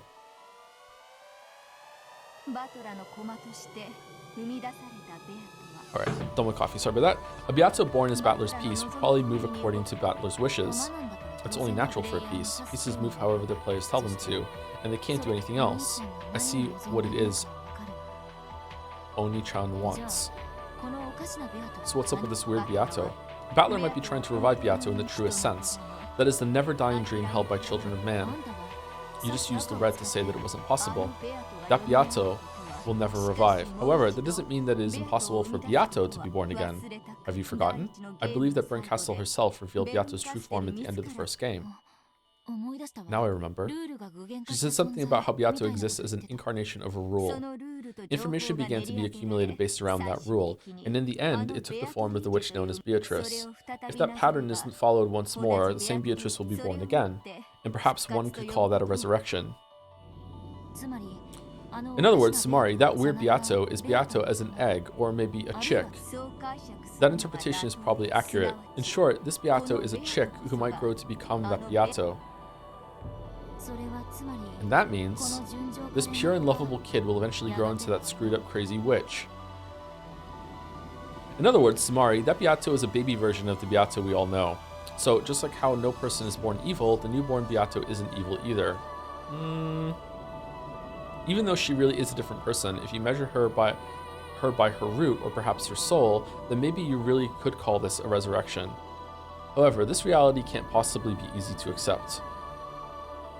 Though she may technically be Beato herself, she is also, without a doubt, a different person, and that way she acts would make anyone feel as though something's out of place. How entertaining. Hearing you read aloud is far from boring. Oh, thank you. I doubt you even really need someone to read aloud for you. It looks like you already know everything. I only reached that thought because I am engaged in a conversation with you. My thoughts are more numerous than the stars in the sky. I only appear to know everything to a child of man like you. However, without you here, I am nothing but a weak, sickly person without even the power to think. If you just said that in the first place, I would have agreed to read for you a lot more easily. My mood just happened to improve. Don't get an overswelled impression of yourself. Your life means less to me than a leaf one has lost after using it as a bookmark. Oh, please keep reading already. Is that pretty much what you're trying to say? Okay. Far from boring. You really do make an excellent Miko. Okay. I've never spoken to a leaf I've used as a bookmark. Featherine rocked back in her rocking chair and looked up at the ceiling, laughing as though the conversation itself was pleasant for her. Angie was slowly figuring out how to deal with this strange witch. This person was also bored. It's not uncommon for a sick person who's bored from being bedridden for a long time to start acting rebellious. On the other hand, they can also get a little bored of being treated kindly all the time. She may want to shown respect for her superiority, but it's probably more interesting for her when she's spoken to rudely. What a coincidence. That's exactly how I used to be. Anyway, from what we learned in the 4th game, there's no doubt that there's been some kind of antagonism between Beato and Oni-chan in the past. Learning about this Beato might give us a key to finding the truth. It does seem so. It has caught my interest as well. Let's read her tale too. Oh, sure, as you wish, my master. When Angie raised her hands like a conductor, the bookshelves and the bizarre study responded. Once again, several books floated out and began to swirl around Angie.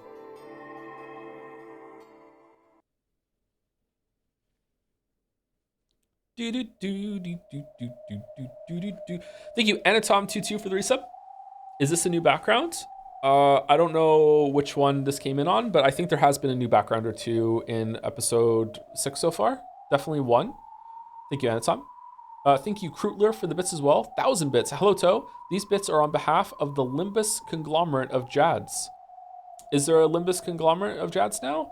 I don't know why I have trouble remembering what Limbus even is. Is Limbus the gotcha one? I think it is. Is Limbus Company? Or is Limbus the one that's like the board game? Yeah?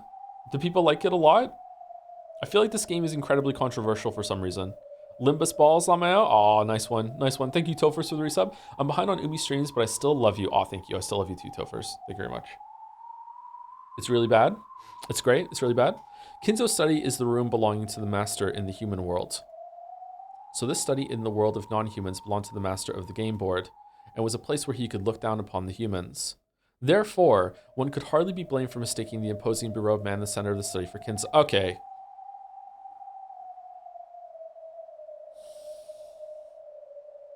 Oh, no. Oh. All right. Okay. All right. So, in the interest of staying engaged with the story, I have good news and bad news. The good news is I'm back on the Sayo Shannon canon train. Okay? I think that Sayo is the child from 19 years ago somehow. I have no idea how she or he survived. I have no clue how. But that also means that episode 5 is even more horseshit than I previously thought. I also think from stuff that I'm barely remembering, I theorize now. I remember thinking that Shannon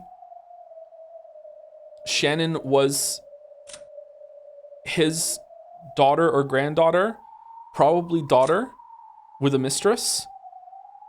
So remember, I remember saying something like George is like dating his aunt or something like that.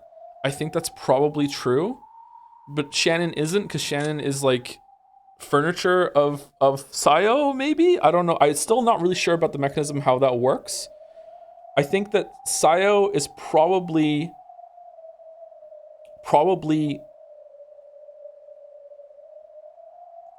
a child that Kinzo had with, does he have more than one? Probably the Beatrice that Rosa found in Kuadorian and let off the cliff. That's what my guess is. Oh, maybe not though. Like, did she have a kid? I think Kinzo, I haven't thought about this in a while, so sorry, it's kind of hazy. I think Kinzo has done some truly heinous, fucking vile shit when it comes to trying to resurrect through the power of like indoctrinating girls to be like another Beatrice, okay? So I feel like that's where the story is going, and I just got another clue, which is why I'm saying fuck off, is that, you know, mistaking for Kinzo. Oh wait, hold on. Would Sayo know that? Oh no, maybe I'm wrong. How would she know? Maybe she wouldn't know. Would she have been told?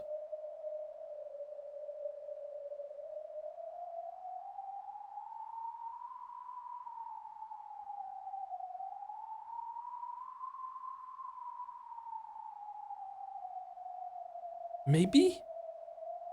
Why would she still be here? Okay, my read now is that so Kinzo lost his mistress, Beatrice. Beatrice was a real person, I'm guessing. Mistress that he loved more than his actual wife that he married for whatever fucking reason, I can't remember now. I think it was like a diplomatic kind of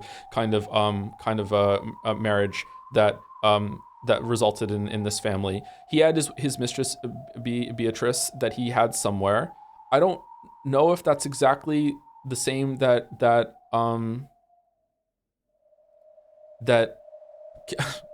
you really think the Kinzo that told Natsui to bear the one-winged eagle in her heart would do something so evil? I don't know if his mistress was even alive at that point or actually did live in Koridorian, or if Koridorian was built in order to house like his air quotes magic at trying to recreate his mistress through fucking like brainwashing people that he got from that orphanage somehow. But like I feel like the baby he got from the orphanage probably was actually his child, and he's trying to find a way to get like the lineage that he had with his actual mistress into the bloodline. So he gives that child to Natsui. Natsui pushes the baby and servant off the cliff, but maybe that isn't, maybe she was lying there, maybe she straight up just killed that baby. Then probably someone finds the baby lives somehow, which means that it has to be her, because she's the oldest servant, and she quit sometimes, right? Did she quit and take the baby somewhere else and look after the baby, get the baby set up, and then came back? Maybe he has something to do with it too, because he seemed awfully protective of the Beatrice that showed up in the other uniform in episode 2, 3. Sorry, it's kind of hazy. I feel like something like that, but then they come back to the orphanage, maybe? No, there's pieces I'm missing here.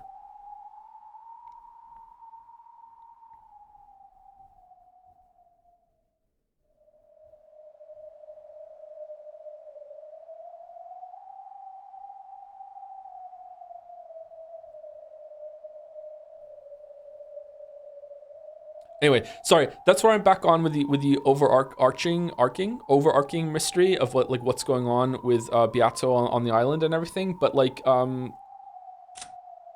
don't want to get into it. But if I am right, and I really do think I'm right because it fits so well again now. Erica not seeing this is complete horseshit. That's really bad. And we didn't even talk about that yesterday. That's really bad. That's bullshit. Yeah, I don't know.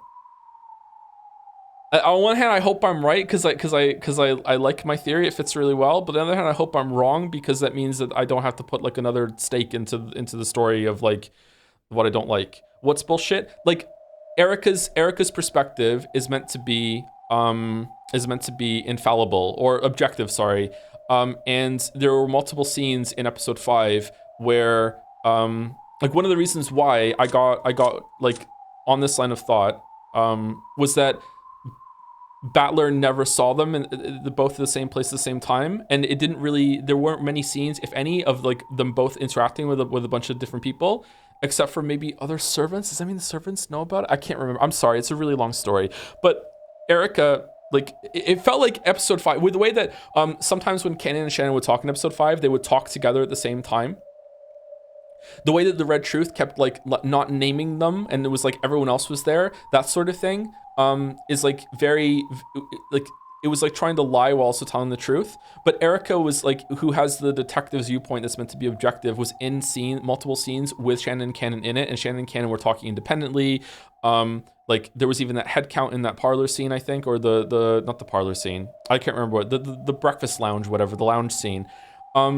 So even if we had established in episode 5 that Erica, if something gets out of Erica's line of sight when Battler jumped through the window in the study, then that can become magic if the detective doesn't have eyes on it. So I guess you could make the very strained I see this with love argument that, well, Erica just so happened to not look behind her, or didn't look in the corner, or wasn't aware of it. But because we don't see all of the scenes that happen in their totality, like there's bits that are missing in different conversations and people are talking, you just don't hear it, because like multiple times we return to a scene and there was like, hey, there was this whole part of the scene that you didn't see. It is completely and utterly bullshit and unfair to me that you're saying that there was all these people that were in this scene, presumably talking with Shannon and Kanan at some point, and Erica didn't notice that there was someone across speaking to like a vacant void in the air. And then that also comes back to, I don't understand why everyone in episode 5 was just going along with it, but that's a different problem. Like, I don't know. Anyway, that's enough of that. I'm sorry. I was like 80%. I think I was like 80% before episode 5 about this. And then episode 5 dropped it down to like fucking like 10%. Maybe there's bullshit explaining it. And now with like the Kinzo. Oh, maybe it's just gonna be explained in the next line. I'm gonna lose my shit, and Battler's gonna be like, but I've never been in this room before. But now like Beatrice calling like Kinzo father when Battler, sorry, Beatrice calling Battler father, thinking it's Kinzo with that line when Battler doesn't want her to do that is just jump me back up to like 90. Like I don't know. I don't think I explained that very well. I'm sorry. But that's my chaotic thoughts at the moment. Anyway, therefore, one could hardly be blamed for mistaking the imposing Baroque man in the center of the study for Kinzo. Maybe this is just a link back to how Kraus became Kinzo in this room in episode 4? Maybe. If only for a second. But it wasn't Kinzo. This was Battler, the one who had taken up the position of Game Master, becoming the new territory lord of this world. Around Battler was a swirl of glowing fragments sparkling like the night sky, and on the floor was what appeared to be a red magic circle. To an outsider, it would seem to be nothing more than an incomprehensible geometric shape. But to Battler, who stood at its center, it was the outline for a new tale. A new line grew across the magic circle, following Battler's gaze. Then, at the instant it connected with a complicated symbol, the entire magic circle flashed brightly.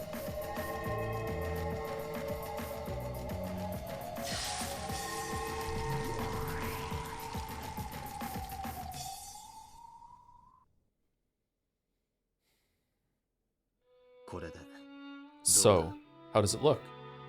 It is splendid, Master. The 6th game is complete. As Battler wiped his forehead and finally relaxed, Genji, who was standing behind him and watching over his every move, nodded deeply in response. I always thought being a game master meant you can make the tale however you want, but this is seriously harder than I thought. You must write up multiple tales and make the inner and outer sides of the story match. Unless you're Lambda Delta. Though truly you have displayed such skill, it is hard to believe that this is your first time. I believe even Erika-sama will be satisfied with this game. Well, hopefully it matches that great detective's tastes. Still, I've got to honestly respect Beato now. I can hardly believe that she managed to make tales that complicated and do it so easily. Easily? Far from it. Beatrice-sama also worried, racking her brain over various contradictions each time she created a tale. She was constantly battling with logic errors. Logic errors? That is when two sides of the tale do not meet, creating a contradiction. When this happens, it becomes a fatal violation of the rules known as a logic error. And the game board will immediately collapse and destroy it. Nah, it doesn't. Nope. It is the greatest and worst form of error that the which side can make, and the one which must always be avoided. Oh no, Battler, what are you gonna do? Oh, for fuck's sake. So Beato got close to bumping into those many times in her games. She fought with him every time she created a game. I believe it grew even more difficult for her as he became a more formidable opponent. So, do you think this game I've made is good enough to show Beato? Yes, of course. Beato hasn't woken up yet, has she?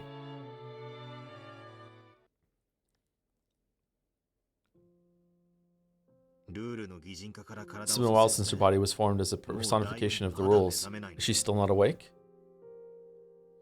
After remaining silent for a while longer, Genji answered.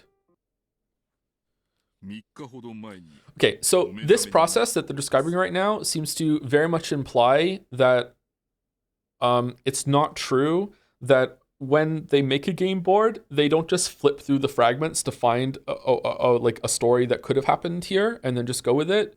Maybe they do that as a basis. It's like that's the foundation, or like the base of the alchemical potion, and they add more things onto that. Maybe it's both, but it's definitely not like wholesale. We just flip through all the fragments until we find one where the story that I want to tell happened, and then I put it in. Right? At least that's what this implies. Maybe this isn't true, but that's what it implies, or that's what it supports. She woke up 3 days ago. You were concentrating on the construction of the 6th game, so I decided to wait before telling you. My sincere apologies. Oh, really? Yeah, I'll bet she's still all drowsy after sleeping so long. I really want to show her my game. No, it's more than that. I have to show her. I need to tell her that I've understood everything. Battler's face broke into a smile. There was no trace in his expression of the hatred he had once felt towards Beato for murdering his family. Because she is family. Oh. Oh no. Oh no. Oh no. Oh no. I want to rescind my theory. No? No, no, no. Oh no.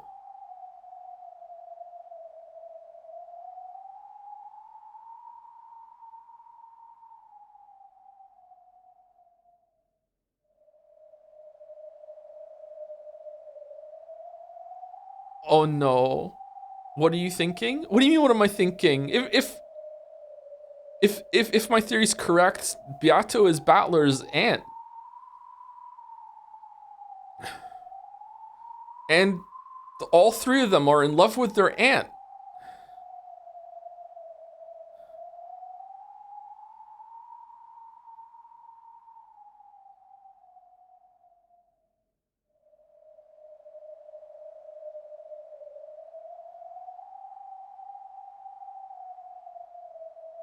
Wait.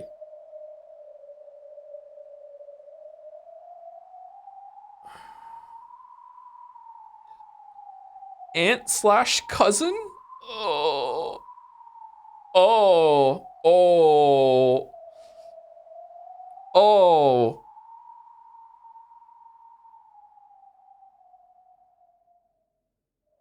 Okay.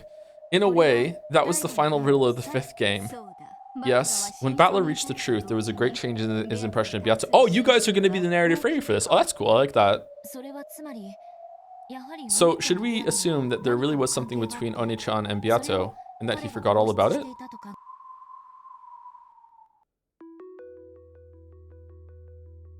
However, Battler suspected that this in the 4th game and asked Beato about it. According to the tale, this was denied by the Red Truth. 6 years ago, no person called Beatrice existed for Battler. Yeah, because it was Sayo. We can read this as saying that Beato did not exist 6 years ago, or it could simply mean that she had no connection to Battler at that time. However, either way, Battler did not visit Rikenjima at all for the next 6 years. What the fuck did you say to her? October 4th, 1986 should have been the first time Beatrice and Oni-chan met. If so, why was there already some kind of antagonism between them? I don't have a clue what that means. That sin of Ushirimiya Battler's, which Beato took Battler to task for in the 4th game, might give us a clue. The result of that might have been Beatrice herself. The result? The result of Oni-chan's sin was Beato? It almost sounds as though Oni-chan created the witch Beatrice himself. Almost as though Beatrice was Battler's piece. Huh? Battler sinned 6 years ago. Because of that sin, people died. The one doing the killing was Beatrice. If you consider the possibility that everything's connected to Battler's sin 6 years ago, then the one who created Beatrice was Battler himself. I thought it sounded almost as though she was Battler. Okay, that... Fuck. What did I even suggest like 2 months ago? Battler saying to someone who is in a really like deep emotional pit, and like has maybe no sense of control, no sense of family, has been like has gone through like several atrocities, was like killed when she was a baby, that sort of thing. And if Battler just like had a connection with her and he didn't even realize it, and he said something like I wish Beatrice was real and just showed up and would take this family to task, like maybe would that be enough? Maybe, I don't know. Have we seen that? Haven't seen it? Nox's bullshit makes me think yes. I don't remember that. I don't get it. Even if Oni-chan sinned in some way, his crime couldn't have been anything close to murder. If this huge massacre is in retaliation for what he did, then it's totally out of proportion. Beato killed our family, dad, mom, Oni-chan, everyone. I can't believe that Oni-chan's sin was anything deserving of that. The weight of a sin depends on the person measuring it. Even a sin so light that Battler might have forgotten would have been so serious to Beato that she hated him enough to massacre his whole family a full 6 years after the fact. Well, even I find that a bit excessive, and more importantly, if she were a person like that, I would find it hard to accept that Battler would act so friendly towards her after discovering the truth. Feathering's observation was an interesting one. In a past game, Beato clearly said that Oni-chan's sin 6 years ago was the cause of this 2-day tragedy. Still don't know what kind of sin that was. However, he figured out what it was at the end of the 5th game, and he even apologized to Beato, even though she was the witch who had like at this point it might even be like because of the way it's dealing with like meta story. I'd be really unsatisfied this is the answer. The way it's dealing with like meta stories and looking at narratives and what's real, what's not, it just could be like, oh, like he said something and just inspired her to write a bunch of stories about what would happen, like inspired a book mystery, and then, you know, it just so happened that it's getting, no, that's really unsatisfying. It's getting lumped in with like a tragedy that happened on the island years later. That probably did happen. Man, it's so hard to know what's even fucking true. Especially considering that magic does definitely seem to be real when it comes to Burn Castell and Lambda. And maybe this witch now too? I don't even know how Angie is here. Even though she was the witch who had massacred his entire family in retaliation for sin 6 years previous, Battler apologized to her. Of course, it was the player Battler who apologized, not the Peace Battler whose family had been murdered over and over again. But even so, Battler must have remembered something at the end of the last game that made him feel like apologizing. Does that mean the sin from 6 years ago is hidden somewhere in the tales you've seen so far? Oh, I forgot to say, I'm sorry. Did I say why I'm back on this train so much? Sorry. The reason why is because Nox's, did I say it? Nox's rule about like the culprit has to be named early on in the story. Sayo was named in episode 1 and just never came back. That's why. I was thinking about it last night. That's why. Because like it has to be someone that's named early on, and there's clearly someone missing. Is that Sayo was first named in the scene when George proposed and said what's your name or whatever, in outside under the fucking veranda or whatever the fuck that is, right before the shed scene. I think that's when she was first named, right?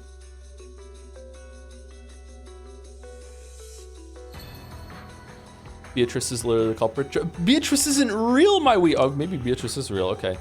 Anyway, does that mean this sin from 6 years ago is hidden somewhere in the tales we've seen so far? I've already formed a certain theory on that matter. Oh, let's hear it. I cannot tell you yet. I want to enjoy being the only one who knows the answer for a little while longer. Well then, I guess I'm done reading for you. Haha, well, we can't have that, can we? Have some patience and read a bit further. My theory is still nothing more than a guess. Once I'm certain of it, I'll tell you. Okay, my master. I actually do want to hear what comes next after all. Just what kind of connection do Oni-chan and Beatrice have with each other? Understanding that will probably give me a massive clue towards finding the truth of this world. After all, because he remembered that, he was able to reach the truth. You're not real, Joe. I actually am not. Joe is a pseudonym, a made-up character that has a made-up life and everything. Yeah. Beatrice!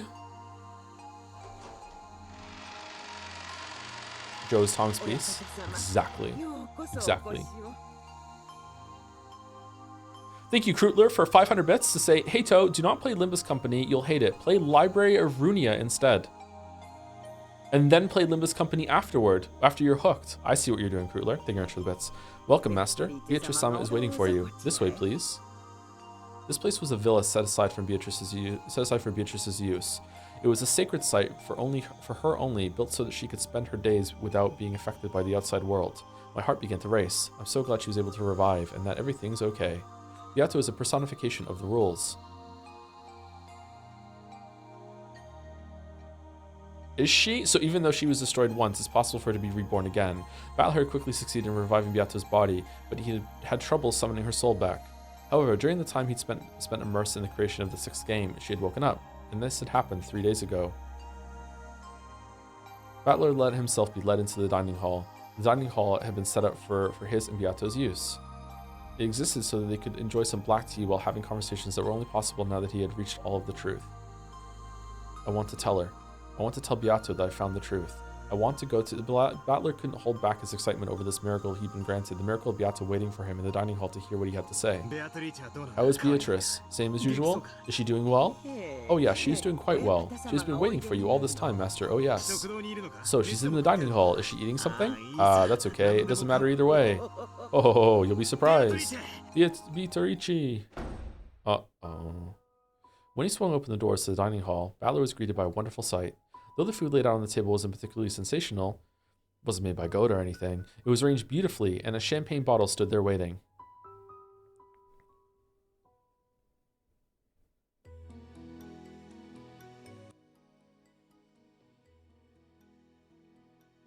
Were we just talking to Renove and Virgilia there?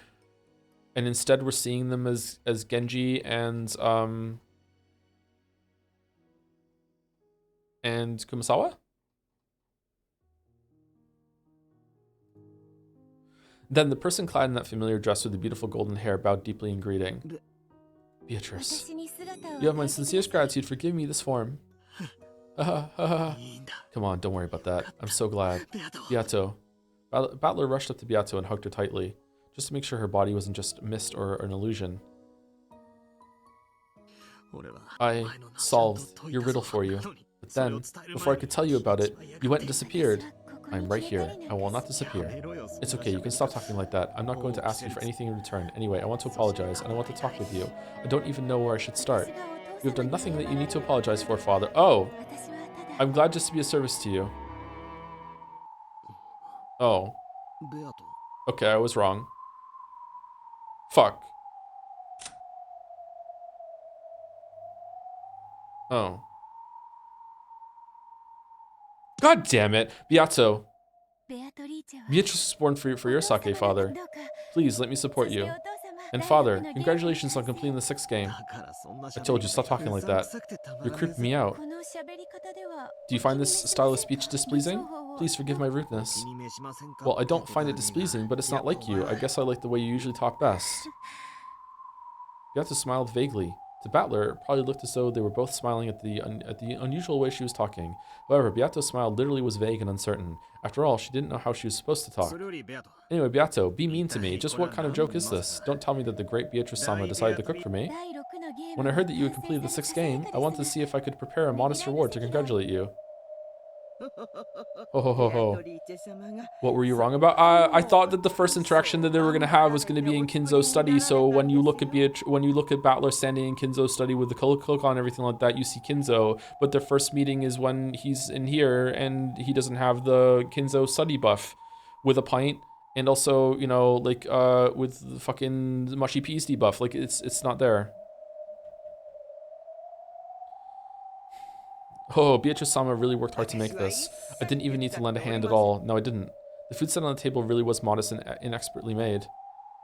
You could tell by looking at it that Beato, who wasn't particularly skilled with cooking, had given it her all. However, signs of discomfort and irritation were beginning to appear on Battler's face. What's going on here?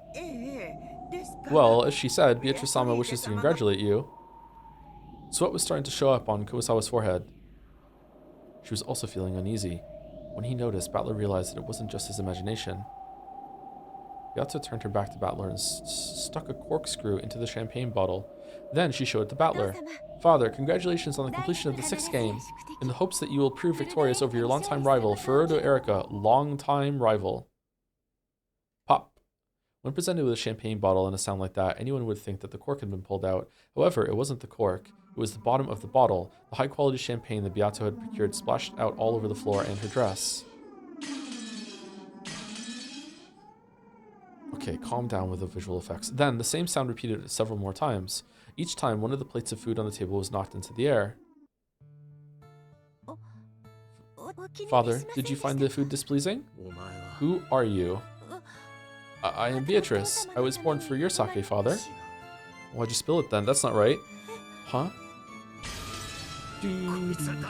Who is this? This isn't Beato. And anyway, don't call me Father.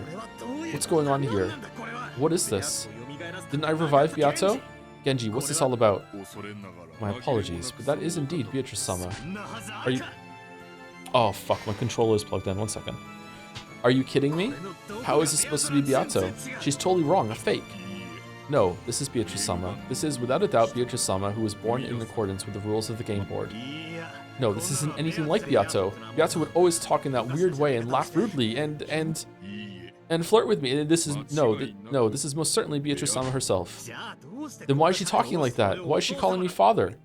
Beatrice-sama was only born a short while ago. It would be far too cruel to expect her to act as she once did so soon. Are you saying that her memory hasn't returned yet?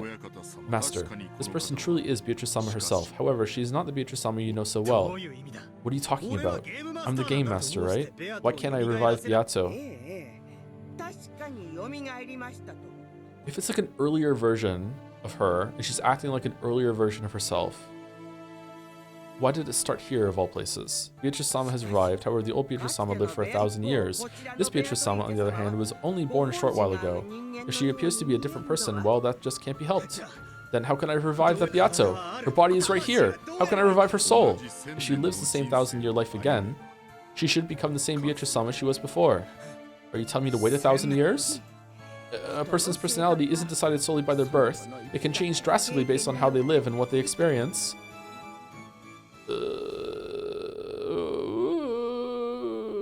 Don't do it, Battler. Do you understand? Even though she is the same Beato, she is not the same. Thank you, Ryukishi. I get it. Even if you had two of the exact same person, they could change enormously depending on their upbringing. Even though they might be both the same human to start with, their upbringing could change them so much that they effectively become two completely different people.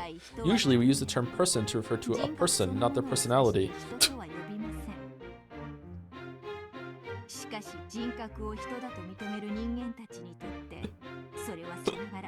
However, since humans recognize a person by their personality, those two might as well be different people from a human perspective. That's so true. Bro, if that tragedy 12 years ago hadn't happened, this little lady of ours might be a cute girl who could smile without looking weird. That's rude, and plenty cute as it is. I understand. If a personality is what makes a person in our eyes, you could probably say that a second personality represents a different person entirely, even if it inhabits the same flesh body.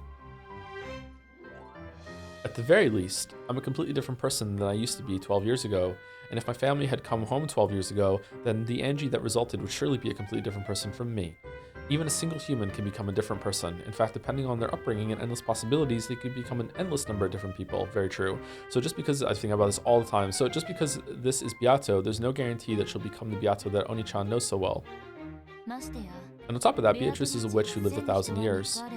People can die and be reborn in just 3 days. 1,000 years is such a huge amount of time. It seems you're quite a skilled reader.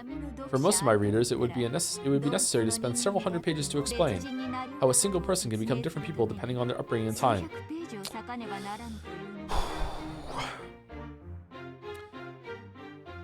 Man, Ryukishi was mad when he wrote this one, huh? Don't understand your readers. Don't underestimate your readers. We aren't just reading. We read and we think. If you make 100 people read it, about 90 will be able to. However, only 50 will actually understand what it means, and not even 20 will actually think beyond that. And all I ask is that they think it over a bit. Nothing more than that, Giggle. However, it seems that you are one of those precious 20 readers. That's why I invited you here, child of man. It was seriously hard to like this Hachijo Toya person. However, though this forgery she had written was still in its first stages, it definitely felt as though it contained something very similar to the tales in those message bottles. Speaking metaphorically, one might call it a scent. An indescribably unique and stern atmosphere, like a stuffy library. The Beatrice who wrote the message bottles and Hachijo Toya are different people. And yet, this is the same scent as that tale. I see. This is why some of those curious witch hunters are so intensely devoted to her. Their keen sense of smell is able to sniff out that familiar scent. Very well then. Please continue reading. There could be nothing more entertaining than watching your face as you glance over the words. That, and speaking with you. I guess it's true that writers are always starving for opinions on their works. However, sorry to disappoint you, I don't have time to read all the way through this thick manuscript. More importantly. And yet, you have plenty of time.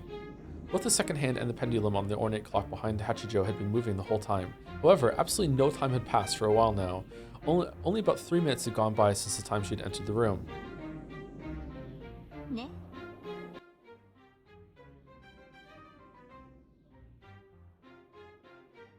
Okay, so 3 minutes passed and then it stopped. Right? Okay.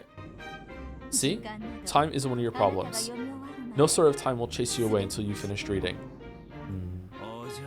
Next page, lady, next page. Oh, you just rolling with this? Okay, bro. Amakusa badgered me to turn the page, so I returned to the world of the tale once more.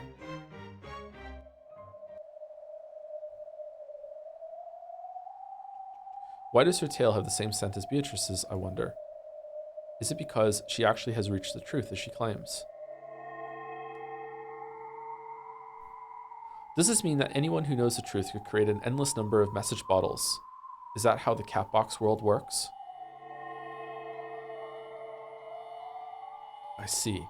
I guess she might also be an endless witch. In fact, maybe anyone who knows the truth can become an endless witch. An endless tale created by the endless witches. The 2 days starting on October 4th, 1986, where my family is being toyed with endlessly. I have to end it. I have to find a hint of the truth from within the story and end this endless tale. The never-ending story. Ooh. Oh, Charlie Chan is here. Thank you very much for the resub, Charlie Chan. Always good to see you. 28 months of Charlie Chan with a Joms. Thank you, Charlie Chan. What do you think, Beato? How's this 6th game I've made? It sucks. Well, you're not the type to give me an honest compliment anyway. You'd probably say something more like, not bad for an incompetent fool like you. Cackle, cackle. Not bad for an incompetent fool like you. Now that I've seen what it's like to be a game master, it's pretty clear. I wasn't the only one who had it rough each and every game. Creating a game is far from easy. I certainly never expected us to recognize each other's efforts like this. Creating a game is far from easy. I certainly never expected us to recognize each other's efforts like this. All wrong. This isn't Beato. This is a bathtub. Sorry. Battler slammed hard on the desk, but the piece Beato showed no reaction. After all, Battler hadn't ordered her to react. It would be easy to revive the Beato as a piece. However, it would only move... according to Battler's wishes. Having a conversation with it was no different from talking to himself. The Game Master could summon any kind of piece. He could move those pieces in any way he wanted, reigning as an absolute god. Interesting. However, for that very reason, they were just pieces. That made it unbelievably lonely and sad. You created many kinds of furniture, as well as several tales in the past. When I saw that, I was sure you were having a great time doing it. But that's all wrong. You were unbelievably lonely. It must have been such a relief for you having an opponent like me who could actually go against you. Yep, I'm painfully aware of that now. That weird, polite Beato really was you, wasn't she? The way you were 1,000 years ago. And yet, she's a different person. The way she looks just like you is what I really can't get over. I can't stand it. However, she isn't a piece, so she can go against my will. That Beato is much more alive than a piece like you. I get that. But it's all wrong. This isn't you. She's a completely separate person, like a long-lost little sister or something. And that's why I just can't accept her. As much as he hated the piece version of Beato, Battler felt an even stronger dislike for the chick Beato. Even after a whole 1,000 years, she still wouldn't become the original Beato. Even if she were ordered to act like the original Beato, it would just be an imitation. This was a very similar but separate person, and definitely not Beato herself. So, in the previous game, Beato really did disappear for all eternity. Even after becoming the Game Master, there was no way to revive her. Laugh. Laugh at how pathetic I am. Cackle, cackle. Yeah. Just give it a rest already. You're just an illusion who won't laugh unless I order it, and who can't even continue to laugh unless I keep on ordering it. Just disappear. Smash. Okay, what are the reading assignments for the next chapter? True feelings.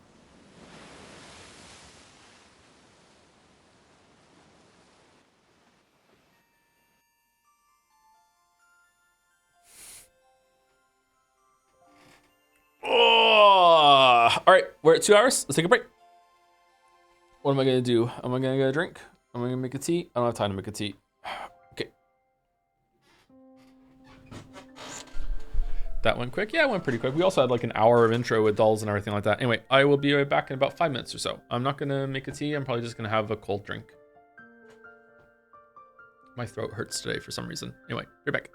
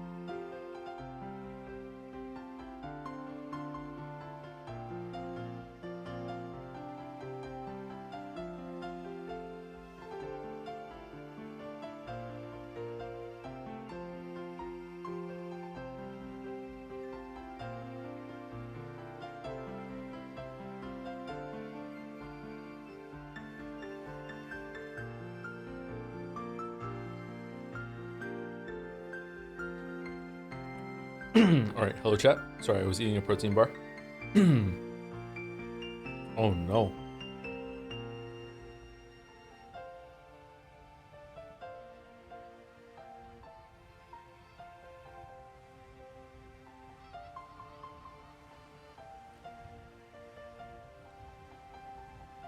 Hey Joe, I think you should really play Claire Obscure Expedition 33 because this is the year of threes, and not only does it have 33 in the title, it was made by 33 devs and sold 3.3 million copies in 33 days.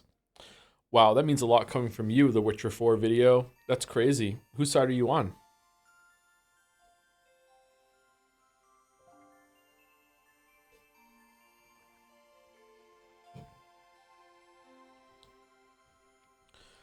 Alright, let's continue. On Rekenjima, this day, or rather this round, was the same as any other. The typhoon would be coming very soon. The sky was still overcast, but the clouds were moving quickly.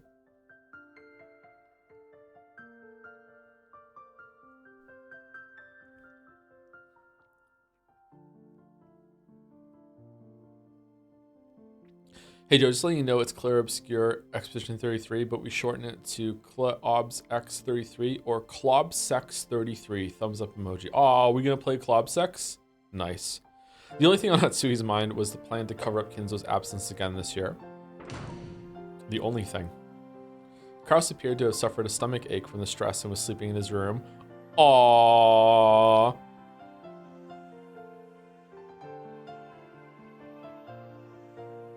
Jessica and Kumasawa had left in a boat to go shopping and greet the incoming relatives on Nijima. The servants have been busy since the early morning preparing for the family conference, the greatest event of the year. Shannon and Cannon were rushing to get the guest house ready. Okay, so none of this is reliable right now. If the relatives are going to stay the night, shouldn't the guest rooms in the mansion be more than enough? Good point. It's a pain to clean up this place too, after all. Even so, I like cleaning the guest house. Yeah, it's nice and quiet without Madam and all the annoying servants. Shannon smiled wryly as she performed a detailed examination of the guest room. Did we forget to clean anything? Do we need to restock anything? She diligently gave the room one final check over. You checked everything thoroughly last night too, didn't you? You really are dedicated.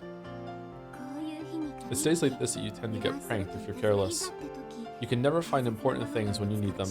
And things that were supposed to be closed turn out to be open. That's because you're too careless. You don't pay attention while you work. I guess that's why you're helping me check. Thanks. There's nothing to thank me for. If you were a bit more alert, I wouldn't have to help at all. Giggle.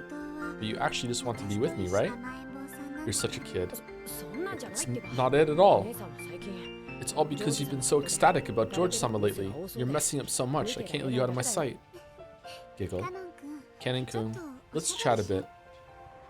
You can't do that now, we're working. You keep making fun of me and George-sama, but how's it going between you and Jessica-sama? Nothing's going on in particular. If you have time to talk about that, let's just finish this. Wah! Kennen had very obviously been trying to change the subject. Shannon then snuck up behind him and pushed him down onto the bed.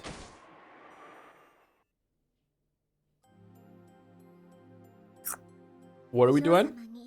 So why did you turn down Milady when she asked you to go with her to welcome the relatives? Because I have work to do. Liar. You don't actually have any work at all. Shannon and Cannon had switched roles. Normally, Cannon was the one in control, but when it came to romance, it was the opposite.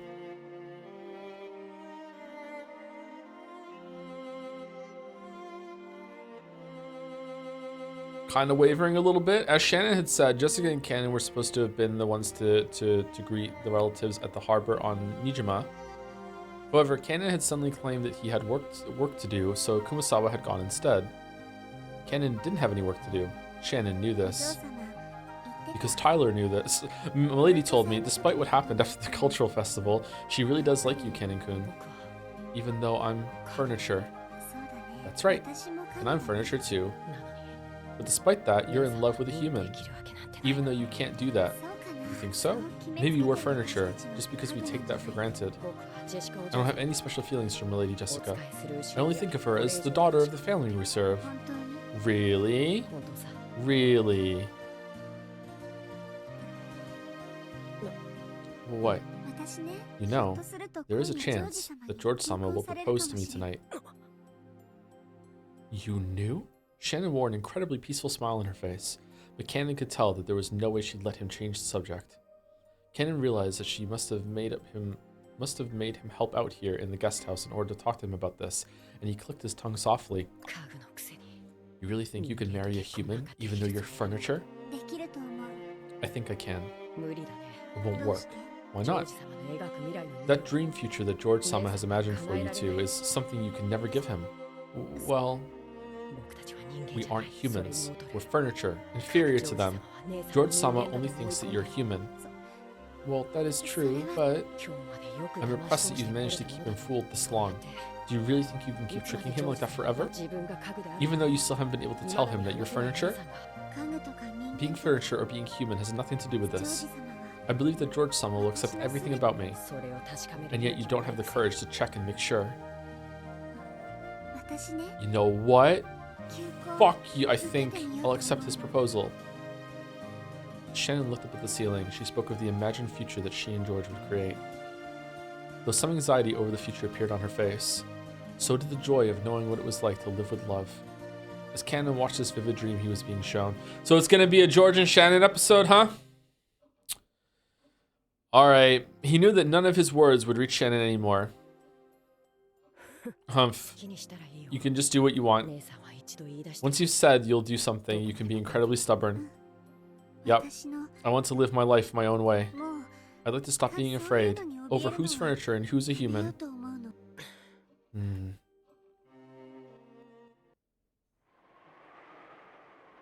Canon walked over to the window silently. He saw the rose garden filled with boring, gray flowers in bloom. He realized that Shannon was acting above her place, and he knew that her tale had no chance of a happy ending. However, he also knew that no words of his could change her mind now that she had made her decision. In that case, it doesn't matter what I say. If I tell you to stop, you won't listen. If I tell you to do what you want, you'll do what you want. Why are you talking to me about this? It's not like you care what I have to say. What I want to know is how you feel about Milady. I have nothing to do with the two of you. Do you really feel absolutely nothing for Milady? No, I don't, as I keep telling you. Just gross. Liar. What makes you think it's a lie? I can tell. I'm your Nason, aren't I? You don't know. You can't know what I'm feeling. I do. I know everything about you, Canon-kun. If you really do know, then why did you ask? Your head and your heart are completely filled by George-sama, aren't they? And it's that sincerity of yours that I love. That's why I'm rooting for you in the only way I can. Otherwise, even I wanted to love Milady. Canon finally turned to face her, honestly and openly telling her how he really felt. That was what Shannon had wanted to hear. And after hearing that, she pressed Canon even further to reveal his true feelings. You can't leave it at that. I won't let you. Then what should I do? What do you want me to say? Don't try to dodge by saying I wanted to love her. All you need to do is honestly tell me what you really feel. Milady is too dazzling for me. The way she lives is dazzling, like the sun. That's why I love her. I was so happy when Milady stretched out her hand and asked me to walk with her. No, I still am happy. You love her, don't you? Yes, I do. I love Milady. Oh man, Canon fucking like folded like me saying that it was Pokemon RP. Holy shit, finally. Canon confessed his feelings in their entirety. In fact, by saying it aloud, he finally understood how he truly felt. As passionate tears welled up in his eyes, Canon finally accepted it. He couldn't stop the tears from dripping down his face. Both of us are exactly the same, locked up on Rikenjima and living without any hope at all. And yet, Milady was able to light her own path and create her own fate. She was so dazzling that I envied her. I felt as though if I could be with her, I could find my true self instead of being the pitiful person I am now. Really? Jessica and George, though? When you turned down Milady's confession, were you sad? I was. I never realized that a lie you make to yourself could be so sad, so painful, so excruciating. And I couldn't forgive myself for hurting Milady with that lie. I believed that I didn't have what it takes to ever fall in love again. That wasn't true. Do you know what's needed to fall in love? It's something you can't get from anyone but yourself. Being furniture or not has nothing to do with it. If you decide for yourself that it won't work out, then it won't. You mustn't leap to such rigid conclusions. That's why I, over-ambitious furniture that I am, gave myself what's needed to fall in love. So you have it too, Canon-kun. You mean, I have what it takes to fall in love? Yes. If you won't give it to yourself, I'll give it to you. Thank you. I feel as though I can finally see the sea. Oh, that's it? Okay. Battler wasn't cooking with this one, I gotta say. I'm certain of it. George-sama will propose to me tonight. When he does, I will accept. I intend to leave this island and start a new life in our new world. With Teddy. If that's the path you've chosen, then I have no say in the matter. I'll leave this island, and after that, I'll never return again. I'll have to say farewell to you, Canon-kun. You're right. We won't see each other again, will we?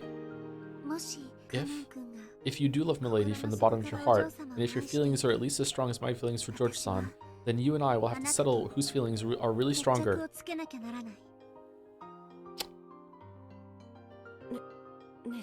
Nason. This way is best for both of us. Don't give up on your feelings for my sake.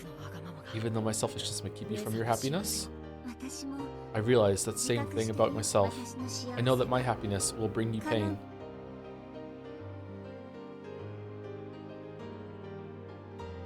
Okay, I'm up to 99% now. We have no choice but to hurt each other. As she said this, Shannon turned her back to Kennen. As Kennen watched Shannon from behind, he was struck by her strength and the love she still felt for him despite everything. Nei-san, living with you made me happy. Me too. I wouldn't have lasted this long without you. And that's why I was able to meet George-san. Yeah, and I wouldn't have realized how dazzling Milady is if it weren't for you. I won't abandon the way I feel. I'll focus on that feeling alone, ignoring everything else, and I won't look away when I trample over your heart. Me too. I won't use you as an excuse to hide the way I really feel. Whether my love bears fruit or yours does, we'll both support the victor. Yes, I promise. 99.5% now, and if I win, I will love Milady and treasure you. Thank you. But if I win, I'll forget you and this island and leave this place forever. Yes, whichever of us wins, that person will pursue their love with all they've got. Even if they know that love will be unrequited. Yes, after all, by now, we are not furniture.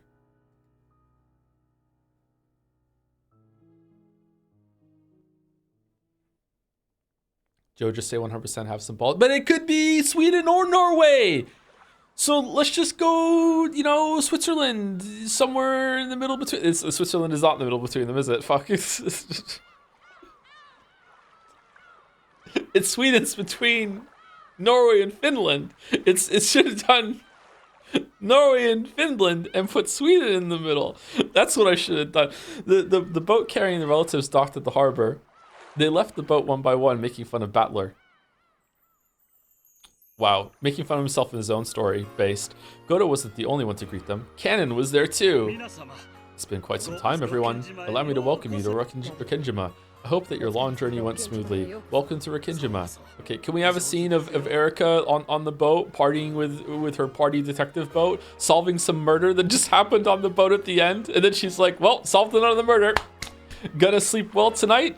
Go, attention everyone, I have now solved the murder. I will now go to bed, and I have absolutely no intention of falling overboard in the typhoon tonight. This line of thinking is only possible for Haruta Erika. What do you think, everyone? And then meanwhile, the next scene is that, no, she didn't fall in the typhoon. Everyone on the boat was so sick of her shit that they actually all conspired to break into her room, carried her out, and then they actually argued over who was going to be the one that got the privilege of throwing her overboard. I'm sorry, I made myself laugh.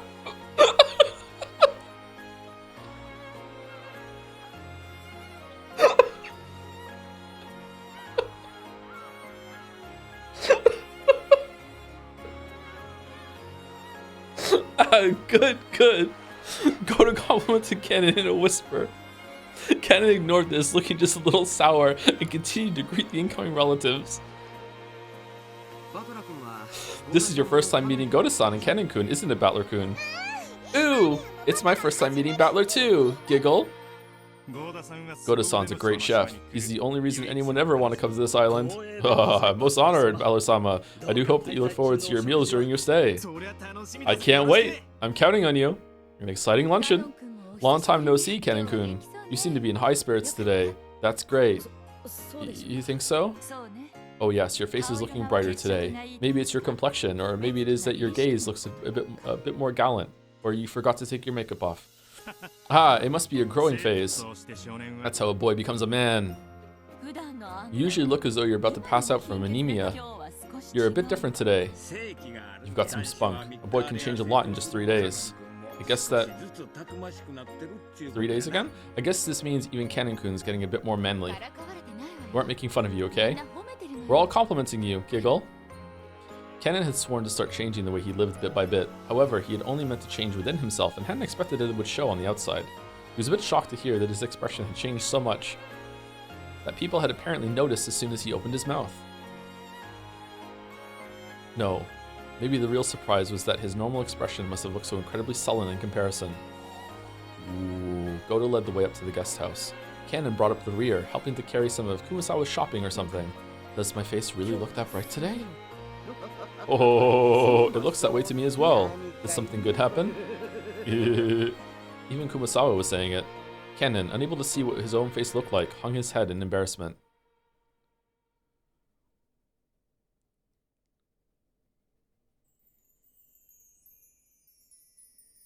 When they reached the rose garden, they could see the others streaming into the guest house.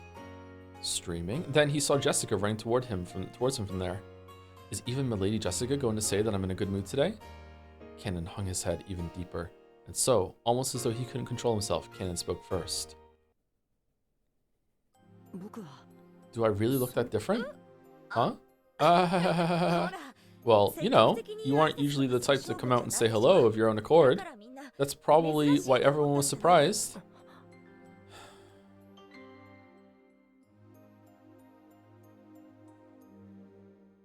Do you know? How could you know? Oh, she's done. Is that fair?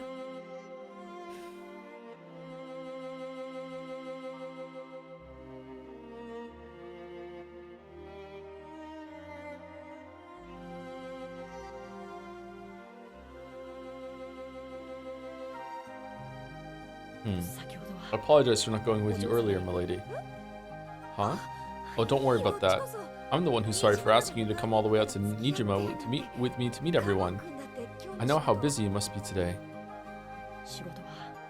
I didn't have anything in particular to do. You were just so dazzling that I couldn't bear to be with you. I was just weak. Jessica faltered, uncertain of what Cannon was talking about. However, when she realized that this was something too important to be laughed off, I read that wrong? However, she realized, okay, yeah. Did something happen, Cannon-kun? Shannon says she's going to get married. I see. So George Nissan is going to propose this time after all. Jessica thought Cannon was sad because Shannon would be leaving, that this new mental state had caused a change in his behavior. And Cannon realized that Jessica was probably thinking this. So he spoke to her clearly and honestly because he wanted her to know. I decided that I would stop working here if Nissan ever quit. I know. So, are you going to quit too, Cannon-kun? I'm not sure anymore. I feel that if I quit, I might lose sight again of something you revealed to me, shining like the sun. Jessica could only stare blankly, unable to understand what he was saying. However, she did realize that he was trying to tell her something important, and so she was able to accept that his next words were neither a lie nor a joke.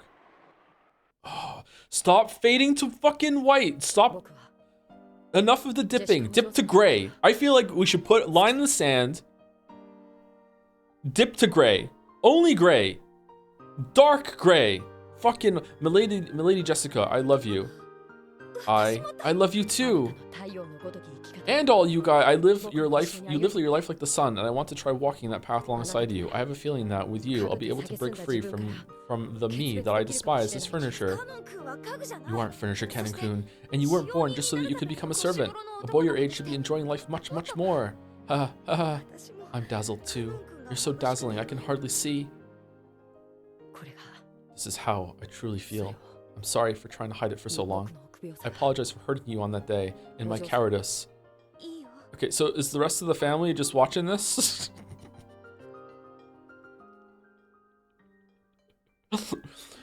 That's okay. Just hearing you say that makes me happy.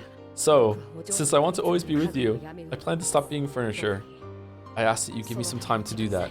Please forgive this last bit of weakness. There's nothing weak about you. You've shown me that you have the incredible courage to change yourself from the way you used to be. So I'll support you until the end, and I won't rush you until you're ready. If I'm the sunlight lighting your path, that's because I want you to shine more brightly than anyone else, so that you look at only me. Without you, there's no way I'd become anything like a sun, so I'll wait, no matter how long it takes. Thank you, milady. Milady's a bit stiff, don't you think? May I call you by your name? Sure. Oh, but only when we're alone, okay? Otherwise, it might make things tough for you. Good point. Nissan and George-sama are doing the same, it seems. All right, get his name. Kaio. Yes. If Shannon hadn't been about to get engaged, you wouldn't have said what you just said just now, right? Kennen hung his head, at a loss for words for some time. But it was true. If Shen hadn't told him about the engagement, he probably wouldn't have been having this conversation at this moment. Yes. Because of that, I was able to think long and hard. Come on. You're not that smart. You heard about Shannon and you wanted to see what love felt like yourself, right? Yes. That's a pretty straight answer. Well, when I watched those two, I was pretty jealous myself. In truth, It wasn't quite like that for either of them. They've been shown the courage they need to speak up and tell the one you love how you feel. That's what pushed both Kennen and Jessica forward. So what should I call you? Jessica works fine. Just saying it like that would be a bit embarrassing. Okay, so these two confessing to this and going here is actually a pretty clever way of launching off the like epiphany, realization, whatever the hell you want to call it, that Bandle had at the end of episode 5. Is this going to be like a running trend through episode 6 of just like people just being more forward and honest with each other about like connections and stuff? Is it? I think it is, yeah. Like there was a whole thing about love at the end of episode 5, and like you have to admit it, and like there are people that don't admit that they love each other, or like it doesn't have to be romantic love either. In this case, it is, but it doesn't have to be romantic love. So yeah, that's the connection I'm making. Yeah. Just saying it like that would be a bit embarrassing. Then you can use san at least at first. Why not try it out? Come on, Jessica-san.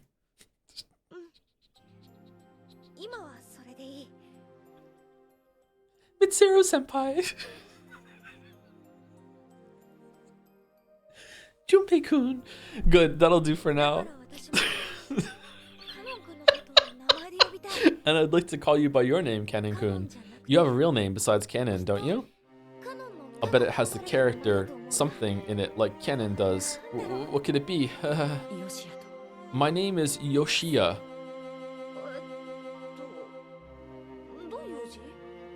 Fuck. Alright.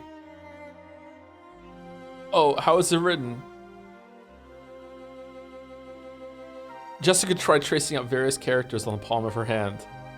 Then, Kennen used his own finger to write out his name on her hand. You write it as... So, you're Yoshiya-kun. Yeah, that's a great name. Totally better than my weird name. That's not true. Only Jessica's a wonderful Hey, say it again. Huh? Milady Jessica has... One more time. Milady Jessica has a wonderful... Is something wrong? Giggle. No big deal. Thanks. Yoshiya-kun. The red flowers of the rose garden seem to celebrate the two lovers whose feelings had finally connected. Why are we doubling the red, Ryu? What are we doing? The scene was watched by one not human who gazed out quietly from beneath the rose garden arbor. Shannon, with her eyes glowering, staring daggers.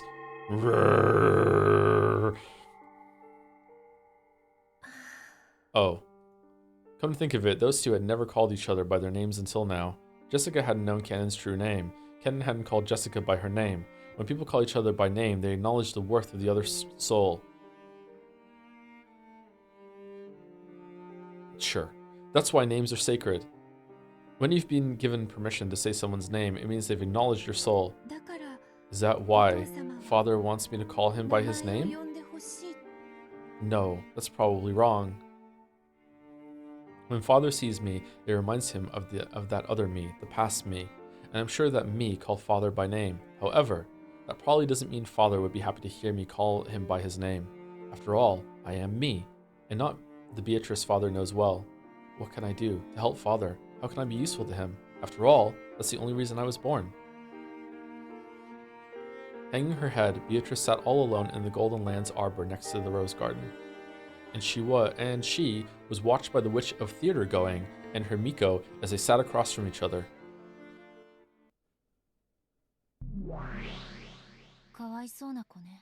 Poor kid. I never thought I'd see you feel compassion for Beato. It'd be too cruel to call us Beato and the form Beato the same person. They're completely different people. So when you busted through the window and like tried to like steadfastly make it so Battler would resist the witches and everything, you were just wrong, huh? That just... Damn. Alright, it may be that by the rules, this Beato is the Beato. However, saying that would be horribly unfair to her. Battler must be very depressed to have things end up this way after reviving his former rival. I sort of get Oni-chan's despair. She's a little stupid. Is that why we love her? But I can understand how this kid feels too. No person can become a replacement for another, not even a past version of that same person. Compared to the young boy and girl who had found new versions of themselves by calling each other by their true names, this witch looked very feeble. The witch knew that she was an illusion created in the image of the person she once was. And she also knew that it would only hurt Bandle if she were to try and pretend to be that person. We haven't had a Sumari in a while. Can we get one? Nope. And despite all of that, this Beato wants to be useful to Bandle. How admirable. Is that the purpose for the witch known as Beatrice? That is what she claims. She says she was created to be of service to Bandle. So, a Beato who was born for Oni-chan's sake eventually commits a serial murder, and drags Oni-chan into a bizarre game that she calls eternal torture. I don't get it. I believe you also understand that one can become a different person over 1,000 years. At the very least, Beatrice was once a pure creature who was born for Bandle's sake. It's also very clear that, in her current feeble state, she doesn't possess any of the courage or motivation needed to bring about such fearsome serial murders. Okay, I'm now Sumari. Come on. God damn. Okay, that's kind of a Sumari. It's Sumari light. That means the sinister witch we all know must have changed during the 1,000 years since her birth. It's basically a pseudo Sumari? A Sumari? Sorry, we keep getting this 1,000 years business, but I get the feeling that those words are just a metaphor for a really long time in the world of witches. As you get closer to the world of gods, the concept of time becomes increasingly vague. 60 years can become 1,000, and 1,000 years can be nothing more than a quick nap. One can fit an eternity long enough to be deserving of the title 100-year-old witch in a mere 2 weeks. In other words, yay! Sumari, the pure Beato transformed into the cruel Beato. During 6 years, it could be called 1,000. So, does that mean something bad happened during those 6 years that made her hate Oni-chan? That doesn't make sense. During those 6 years, Oni-chan not only stayed away from Rikenjima, he even stopped using the Ushirimiya name. He had nothing to do with that change. Her hatred has got to be totally misguided.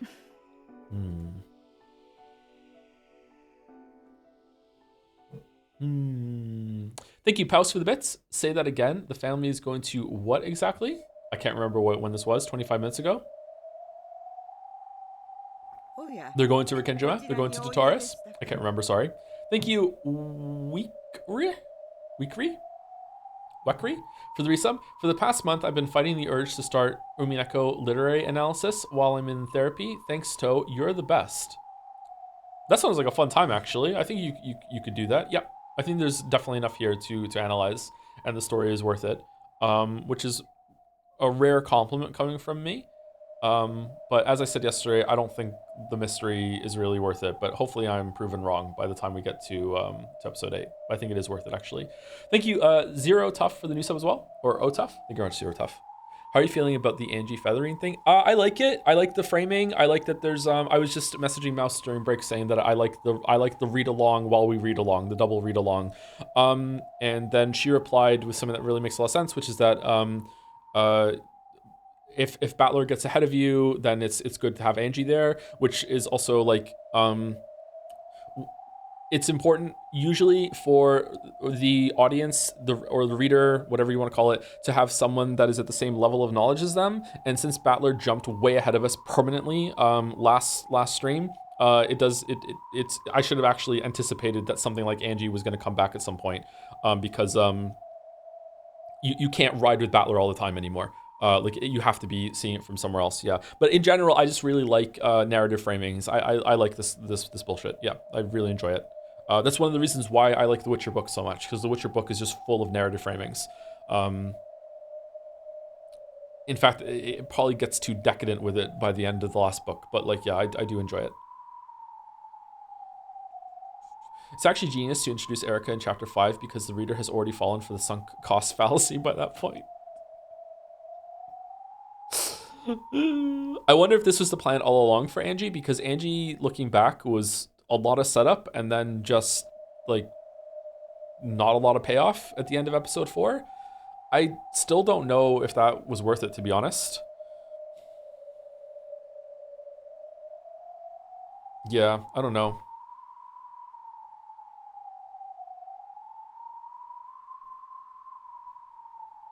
I was thinking Angie was kind of a waste of time. I think she still might be, actually. Or like, okay, not a total waste of time. I like her character, but if we're looking at things that we can cut out of the story, episode 4 has a lot. Episode 5 has a lot too. I don't know. Anyway, I'm sorry. We're getting distracted. Let's keep reading. Oh, this is where you were. Shall I make you some black tea? Kumasawa-san, there's something I'd like to know. Oh, very well. What is it? My name is Beatrice, isn't it? Yes, that is correct. You are Beatrice-sama, milady. However, the Beatrice that father talks about isn't me. Well, I think father wanted me to be that person. I think that might be why. He was disappointed because no matter how much I look like her, I am a different person. Oh, for fuck's sake. Oh, wow. The fucking parallel. Oh, man.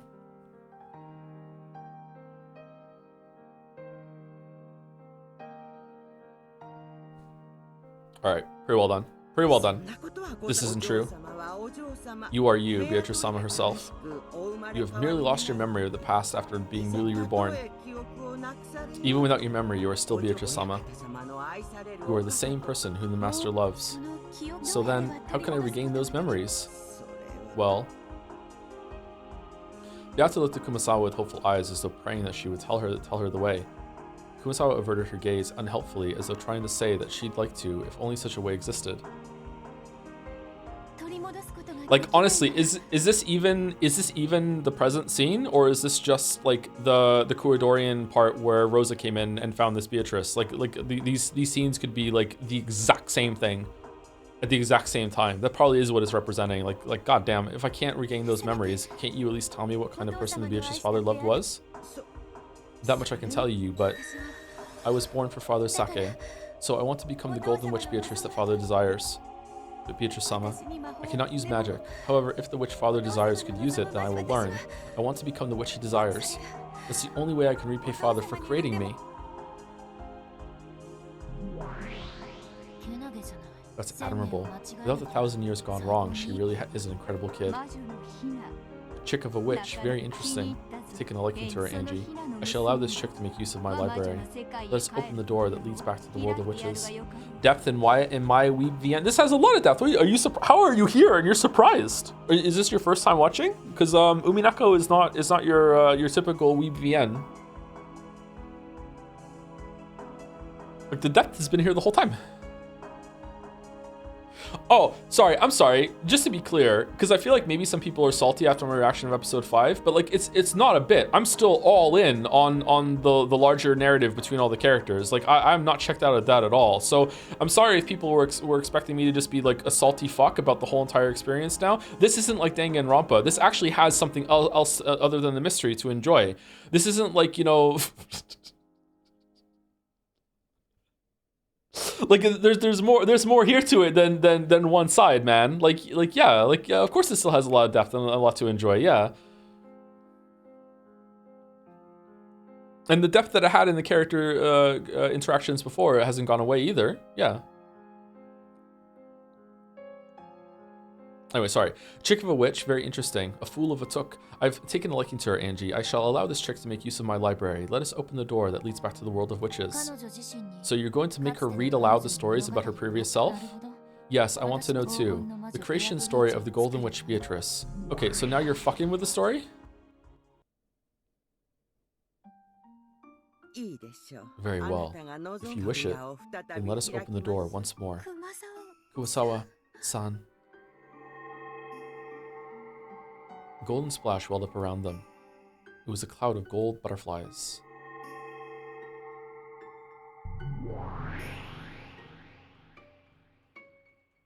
With a flash of gold, the form of the old lady transformed into that of a witch in a dress. You must choose the path that you are to walk down. Let us call it a path of roses. The beautifully blooming roses may encourage you, and their thorns may torment you. But even so, it is a path that you've walked down before. You may pass through the same 1,000 years. You may pass through a different 1,000 years. If you wish, you may even return back the way you came. I'll move on forward. I don't want to spend 1,000 years in this garden drinking tea. I, Beatrice, was born for Father Sake. So I want to live for Father Sake. Please tell me about the Golden Witch.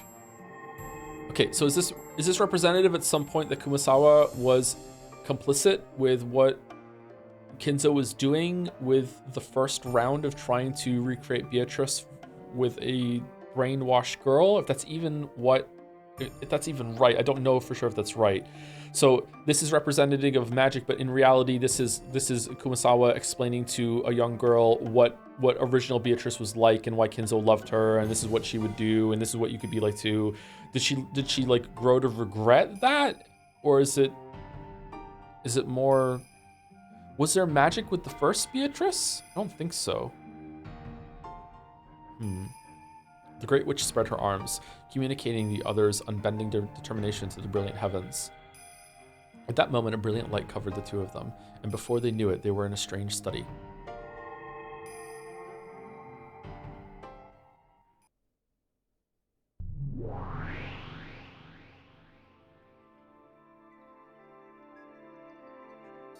There sat the master of this library, the great old witch, and her Miko. Virgilia gave a deep and elegant bow. What up?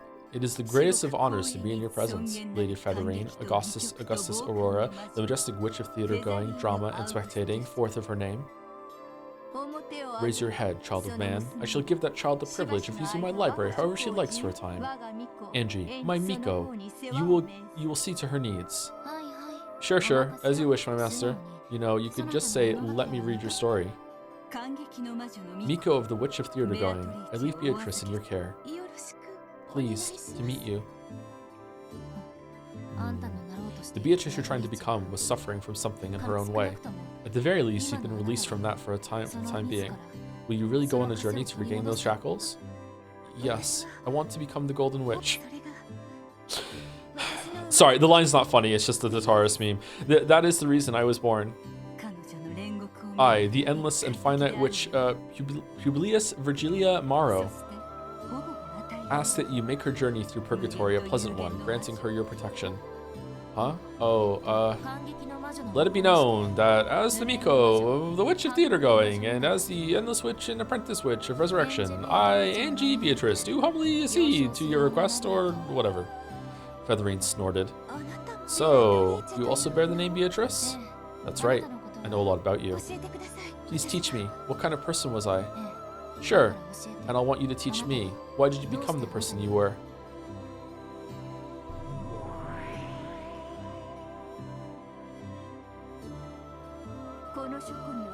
In this library, the fragments showing the tales of all your games up until now are stored as books. By reading them, you should be able to learn everything that has happened before now. Strap in.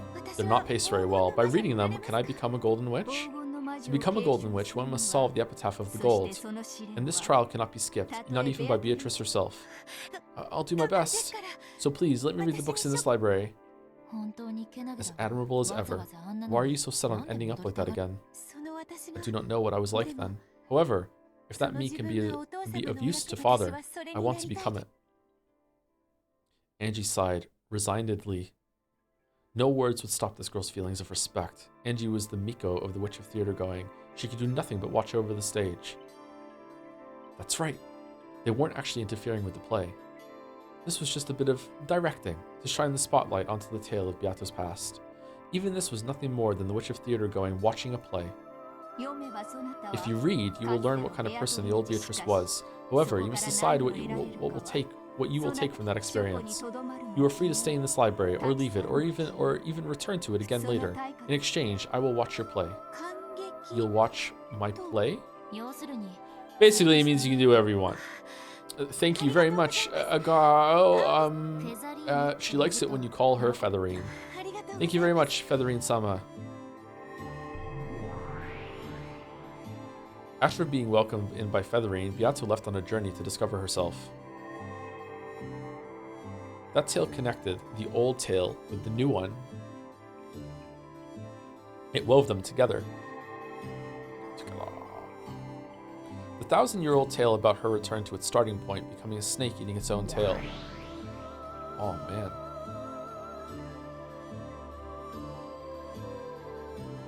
The ring of that snake began slowly, bit by bit, to turn into the shape of a small island floating on the sea. And that was Rikenjima. 1,000 years of the witch born on this island were tied to the island.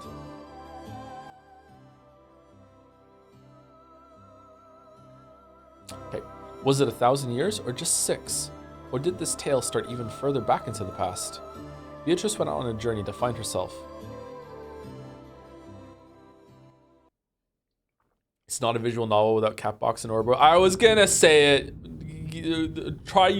Have a story that goes longer than fucking like 100 pages in the modern day without bringing up an Orbo somehow. Fucking, what is it about that imagery? Our generation just looked at that and went, that shit slaps. The wind has been strengthening since a while back. The breaking waves had grown fierce. The ferry boats probably wouldn't be coming for a while now. Crashing thunder told that the island had been sealed off from the outside world. Thick rain poured down, mocking the fools outdoors who had to rush pathetically to find shelter. No longer would anyone be able to leave this island. We should play Max Payne. And no longer would anyone be able to reach this island. No one, unless blessed with a miracle. There was another flash of lightning. The retinas of all who saw it were filled with white. My retinas! As that white faded away, an eerie shadow pulled itself up amidst the raging waters of the beach. As though suddenly remembering to do so, it coughed violently several times. Doki Doki Lit Club was like 8 years ago, chat. As though suddenly remembering to do so, it coughed violently several times, filthily spitting out the seawater that it had filled its stomach. She then tore apart the touch fastener of her life jacket, and then threw down the reason she had been able to float here without so much as a thank you. Oh, is this Beatrice coming back from the ocean? Ha ha ha ha! Ha ha ha ha! Good. Cough, cough, cough. Ha ha ha! Cackle, cackle. Yep, she's definitely reborn. Welcomed in by the same storm as always. Very. Ah, fucking hell. Yes, come and entertain me, Battler-san.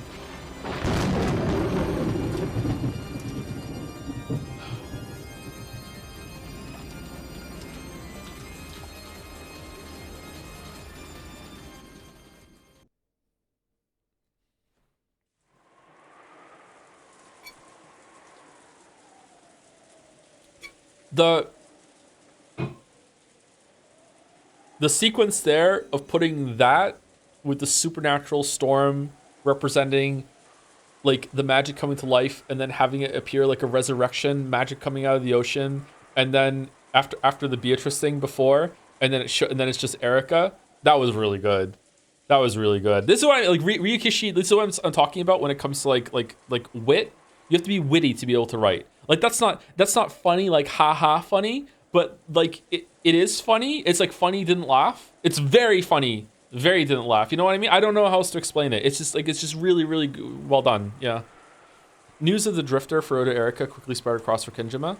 Erica had been welcomed in politely, and it was decided that she would be treated as a guest until the typhoon passed. In the dining hall, Goda's wonderful dinner had ended, and everyone was relaxing, enjoying some after-dinner coffee and cheese. Apparently, Battler was a bit relieved that Erica had come and turned into a good scapegoat. It drove away some of the attention he'd been getting piled on him for finally coming back after 6 years. In fact, she turned out to be very talkative. I'm not even mad, but you still look mad? What do you mean? What are you talking about? When the conversation turned into about Battler? When the conversation turned into a sophisticated discussion of the mystery genre, even the adults were drawn in. She was apparently so well versed that even Nanjo, who had a vast knowledge of the subject, was impressed. Okay, what are we doing with Nanjo? Nanjo has had a lot of mystery connoisseur development recently. What are we doing with Nanjo? Whoa, good point. A strange family in a western mansion on an isolated island during a storm. Now that we have a detective stopping by to take shelter from the rain, we've all got the major factors lined up. Have no fear. No matter how difficult the crime, I will solve it. That's a detective's job. How reassuring. It almost sounds as though you want a bizarre crime to occur. I hope I don't have to play the part of the victim. Dear, you mustn't say such things.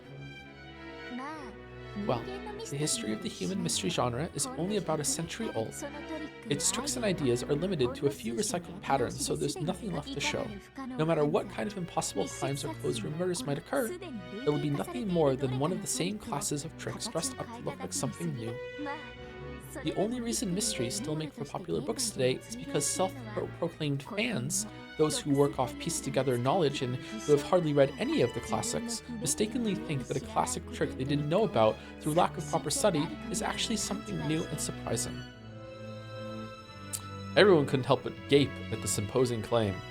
If an aged critic had said it, that would have been one thing. But to think that a young person like this could say it so boldly. Mystery is a genre that ended a half-century ago.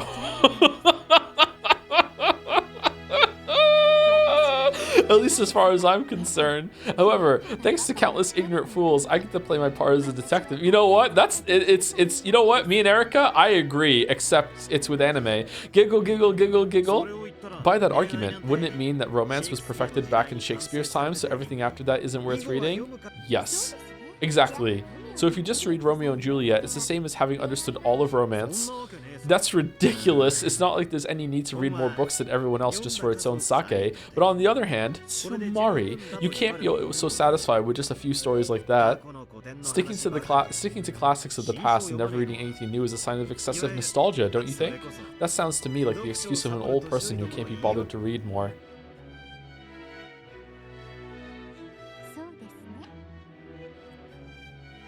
I kind of hate when people say that there's no such thing as a new idea, or there's no new ideas ever, it's just recycled old ideas, because it's really hard to argue, but I just instinctively know that people have just been saying that forever.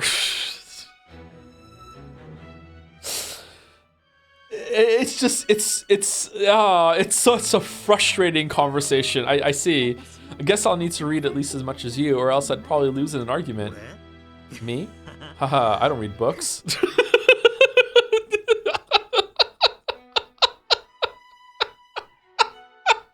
Battler chuckled, but Erica knew from the previous game that Battler was actually quite an avid reader.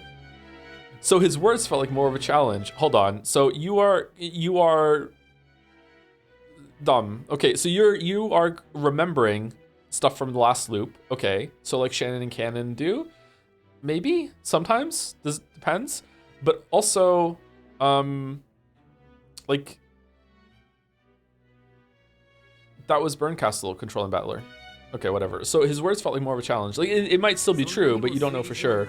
If you're so confident in your reasoning abilities, you must be really good at quizzes and puzzles, right? Oh, right, Maria. Didn't you bring a quiz book or something? Ooh, brought it. Realizing that Erica's arrogant statement had made the atmosphere a little more tense, George smoothly changed the subject. By now, it was more than clear that she wasn't the cute guest she had appeared to be. Maria pulled a book out of her bag that had quizzes and puzzles written on it and started reading them to everyone. It looked like it might turn into a peaceful quiz party, but of course, that isn't what happened.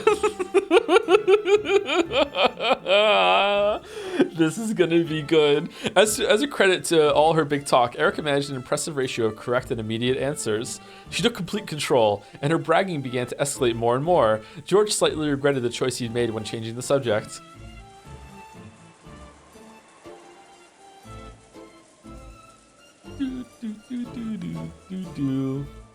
Okay, so the cousins are definitely not dying this game. They've actually had too many voice lines for by this point. This is going to be the adults are dead round. 106 matches. No need to even write a tournament chart for it. The question, how many matches would you need for a tournament with 107 teams, was answered instantly by Erica.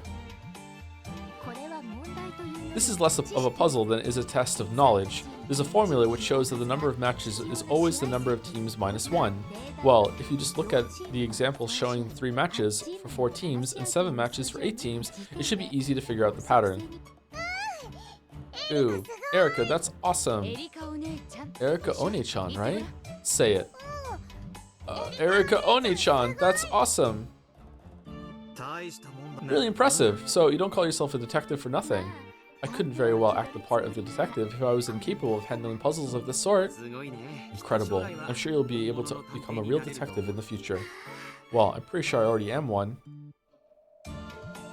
The cousins all thought about the answers to the questions, but Erica always answered first. Rosa thought it was a bit rude for Erica to say the answers out loud while people were still thinking instead of keeping them to herself. But since Erica was a guest, she decided against mentioning it. In truth, Erica was perfectly aware of this when she answered the questions instantly. Each time she would grin broadly, as though saying, "You all still haven't solved such an easy problem?" A great detective like you shouldn't really need to take these too seriously, right? Good point. Even though these are just childish questions, I was getting a bit too serious. I'll take more care, so let's have the next question, please. Alright, I won't lose this time. Maria, next question. Which of these is higher on Scrandle? You have one large piece of cheese. A single slice with a knife can split it into 2 parts. So, what is the lowest number of slices you can make to cut it into 8 parts? Oh, fuck.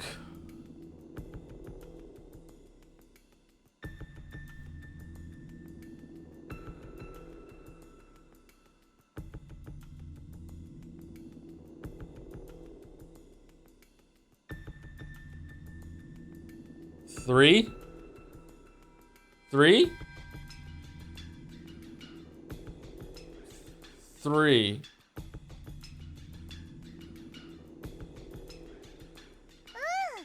Ooh. Oh, I know this one. So I guess I'll stay quiet this time.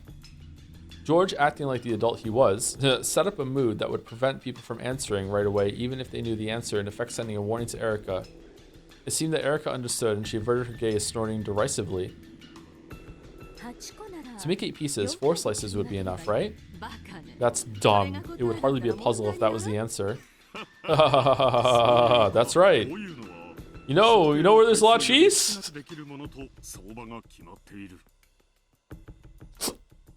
I know where we can practice it. These are usually set a smaller number than you'd expect as the answer. But still, how exactly could it be done? Oh, got it. You can only do it because it's cheese. True. If you try to do it with a birthday cake, there'd be a huge fight. That's right. You might be able to do this with cheese, but you'd never cut a cake like this. All of you know the answer? Damn it, am I the only one who doesn't? Oh, I've got it. Yeah, you gotta think 3-dimensionally. Wait, even Jessica? I don't get it. What should I do? I know the answer. It's written right here. Aw, man, she's so smart. You didn't know the answer until you looked, right? Giggle. Get it, Bandle-kun? I see. I understand it as well. This is something you can do because it is cheese. Even Dr. Nanjo gets it? Could it be? Am I the only one who doesn't get it? I'm sure even your brain could be as flexible as cheese if you cooked it a little, Bandle-san. Giggle, giggle. This isn't something like use 0 slices with a knife and break it apart with your hands, right? Of course not. It's impossible to cut this cheese with anything other than a knife. Say it in red! Think of the cheese in 3 dimensions. If that's hard, it might help to draw a picture on a paper napkin. So we have one large piece of cheese, right? Then we use a knife to make 8 pieces. Can the knife only cut it in a straight line? Yes, that's right. The knife only cuts in straight lines. Well, why? You can put a knife in and wiggle it around. Oh, but here's a hint. You can only cut in a straight line, but you're free to cut it wherever you want. Try thinking of a bunch of ways to stick it in. You should probably try to think out of the box a bit. Show us what you've got, Bandle-kun. You have a large piece of cheese. How many times must you cut it with a knife to make 8 pieces? You could obviously do it in 4 cuts. Could it be done in even fewer cuts than that? Our hints so far point to it being possible specifically because it's cheese. If it was a birthday cake, you really wouldn't be allowed to do this.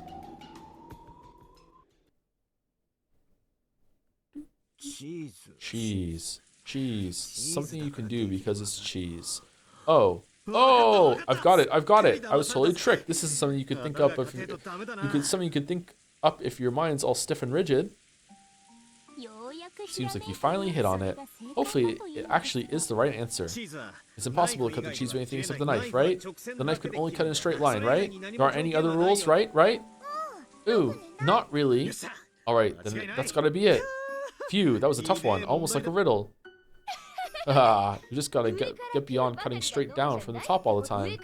You make 2 cuts from the top to get 4 pieces.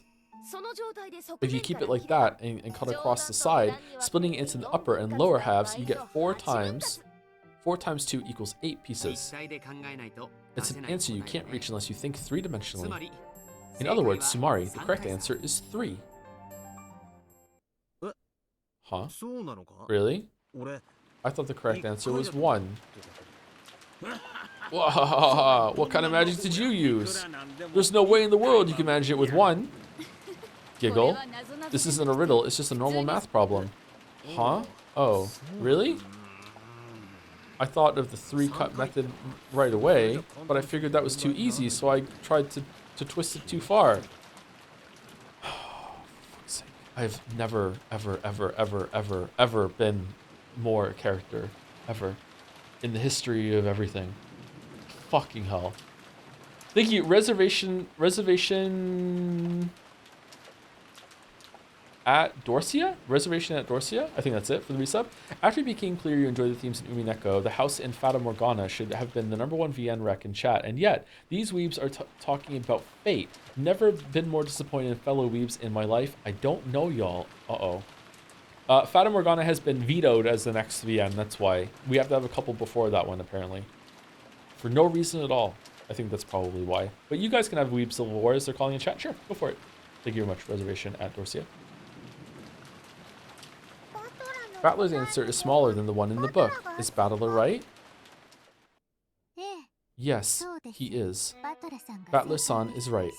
The correct answer is 1 slice. Battler was happy that someone had confirmed his answer. However, at some point, Erica's face had lost its cheeriness. To think that a human other than myself would give the answer 1, and that it be you of all people. Your answer was 1 too, Erica? I guess you were also thinking out of the box. After all, it would be truly foolish to simply assume you knew what shape it was after hearing that it was a piece of cheese. That's impossible. Oni-chan got it wrong, didn't he? How could you cut into 8? Didn't they say it was a wheel? Or is she absolutely right that it was yeah? How could you cut into 8 pieces with less than 3 slices? How foolish, child of man. Giggle, giggle. It says to cut it into 8 pieces, but nowhere does it say they have to be of equal size. It's still impossible. Do you cut it with something other than a knife? The rules say that only the knife can cut it, and that the knife can only cut in a straight line. However, to turn it around, the rules do not say anything besides that. In fact, the shape of the cheese is never specified. So if it's some weird already shaped cheese that has like 8 fucking diamonds in a row, and if you just cut down the fucking middle of it, then there's only a sliver left of cheese left that it just fucking just breaks apart or whatever afterwards. Like, yeah, you could totally fucking like do. I see. When you all heard a large piece of cheese, you thought of a flat cylinder like a camembert or something. I was thinking about sliced cheese, like the kind you might put on your toast for breakfast. Because, you know, full blocks of cheese you cut with a knife aren't something I come across that often. The shape of the cheese isn't specified in the rules, a mistake by the one who made the book. I imagine that there's a picture of a flat cylinder of cheese there in Maria-san's book. Ooh, there is, right here. Then that means that's the shape of the cheese that we're cutting! My cheese. As Erica had guessed, the book Maria held an illustration of a piece of cheese just like Erica had described it. With cheese of the shape, 3 slices really would be the correct answer. You could cut a plus pattern, cross pattern for the top to make 4 pieces, then cut it from the side to double that and make 8 pieces. However, since the illustration hadn't been shown, the interpretation of the cheese had been left to the answer. That's true, pretty true. That's right. At the moment the problem was stated, no one said anything about how the cheese was shaped or how flexible it was. Exactly. It seems that Battler-san was the more flexible one when it comes to both brains and cheese. I don't get it. How does making it sliced cheese let you cut it into 8 parts with a single knife slice? Why not try it with that paper napkin? Pretend it's sliced cheese. Okay. I have never in my life, ever, have I come across a cheese slice that has been so malleable that you could fold it and it wouldn't break. But I guess he also is like, you can't, just because it won't break when you do that, it means it's something that you can fold. Skill issue? Honestly, maybe it is a skill issue. Yeah, maybe, really. Yeah, most of the time the cheese slices have been like in the fridge for a bit and they're cold and they're a bit more brittle, right? If they've been sitting out, or maybe if they've been heated up a little bit, maybe you can fold them. I don't know. It said you can't break it. What is breaking if not? Objection, in order to fold the cheese, there would be micro fractures in the surface of the cheese. And as we know from our resident MD, soon to be, Fractures are the same as break. Therefore, it did break. It's like this. You fold it accordion style. How many times do you need to fold it to make 8 sections? 6 times. To fold it accordion style, you alternate between upward and downward folds. Once you've done this 6 times, it looks like the side of an accordion. With normal cheese, it'd break if you tried to fold it like this. But the rules say that this cheese can't break unless you use a knife, right? That's fucking bullshit! This is such bullshit! What are you talking about? Fuck off!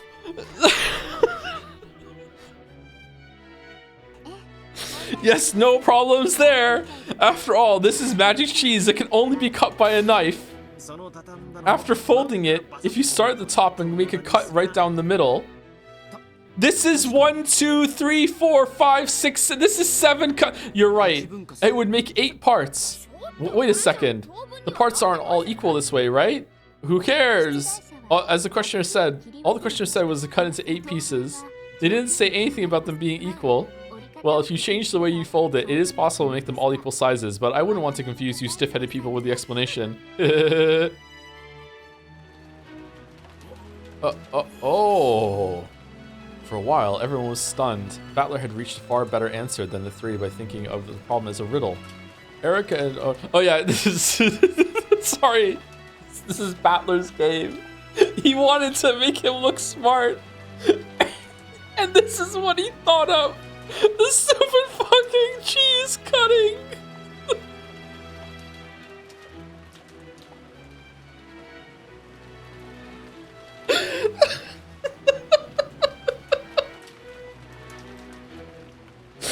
Eric had already known both answers and had even spotted a mistake made by the book. The others could do... It's not a mistake by the book. It's not a mistake. The book provided a picture. If anything, it's Maria's fault for not specifying. The others could do nothing but stare at those two in surprise. Incredible. Man, you guys should get married. So we were the stiff-headed ones? What an utter defeat. We were thinking in 3 dimensions, but it looks like Battler-kun and Erica-chan were thinking in 1 dimension higher. Nice.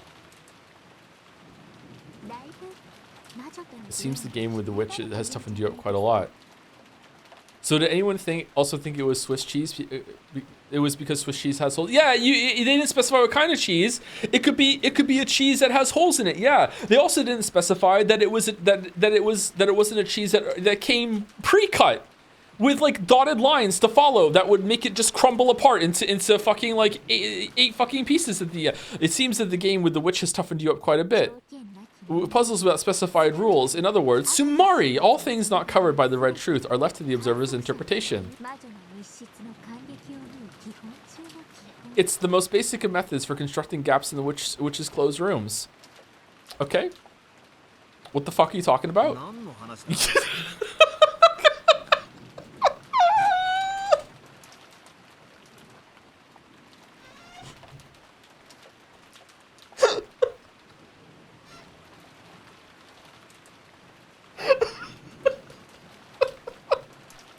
What are you talking about? Is that a quote for some novel? Well, let's call it that for now, shall we? Anyway, I guess this means that everyone's brains are as stiff as rock-hard cheese. Giggle, giggle, giggle. Without any signs of restraint, Erica looked at everyone and laughed sarcastically. Only Maria didn't notice the venom in that laugh as she happily turned to the next page. Oh, for fuck's sake, we're still ooh. Then on to the next problem. You have 3 cups and 6 coins. Split up the coins so that there's 1 coin in 1 cup, 2 coins in another cup, and 3 coins in the 3rd cup. Ooh. Wait a sec, that's easy. Just stick 1 coin in the 1st cup, 2 in the next one, and 3 in the last one, and you're done. However, can you do the same thing with only 5 coins? Ooh. Here's another cliche problem. Can you just put 1 cup inside the other cup?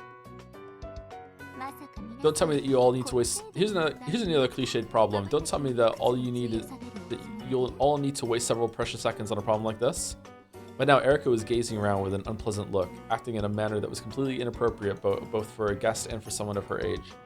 She was no longer a guest who would be staying until the storm passed. they were staying with her. She had transformed into an annoying guest who wouldn't leave until the storm passed. Everyone thought this, but they were unable to say it aloud.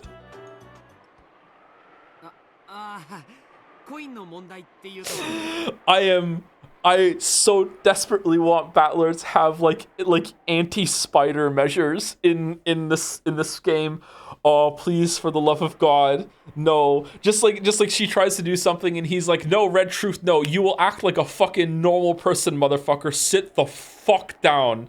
No. Oh, all right. Speaking of problems with coins, I've heard that picking up coins is a good way of judging someone's skill with chopsticks.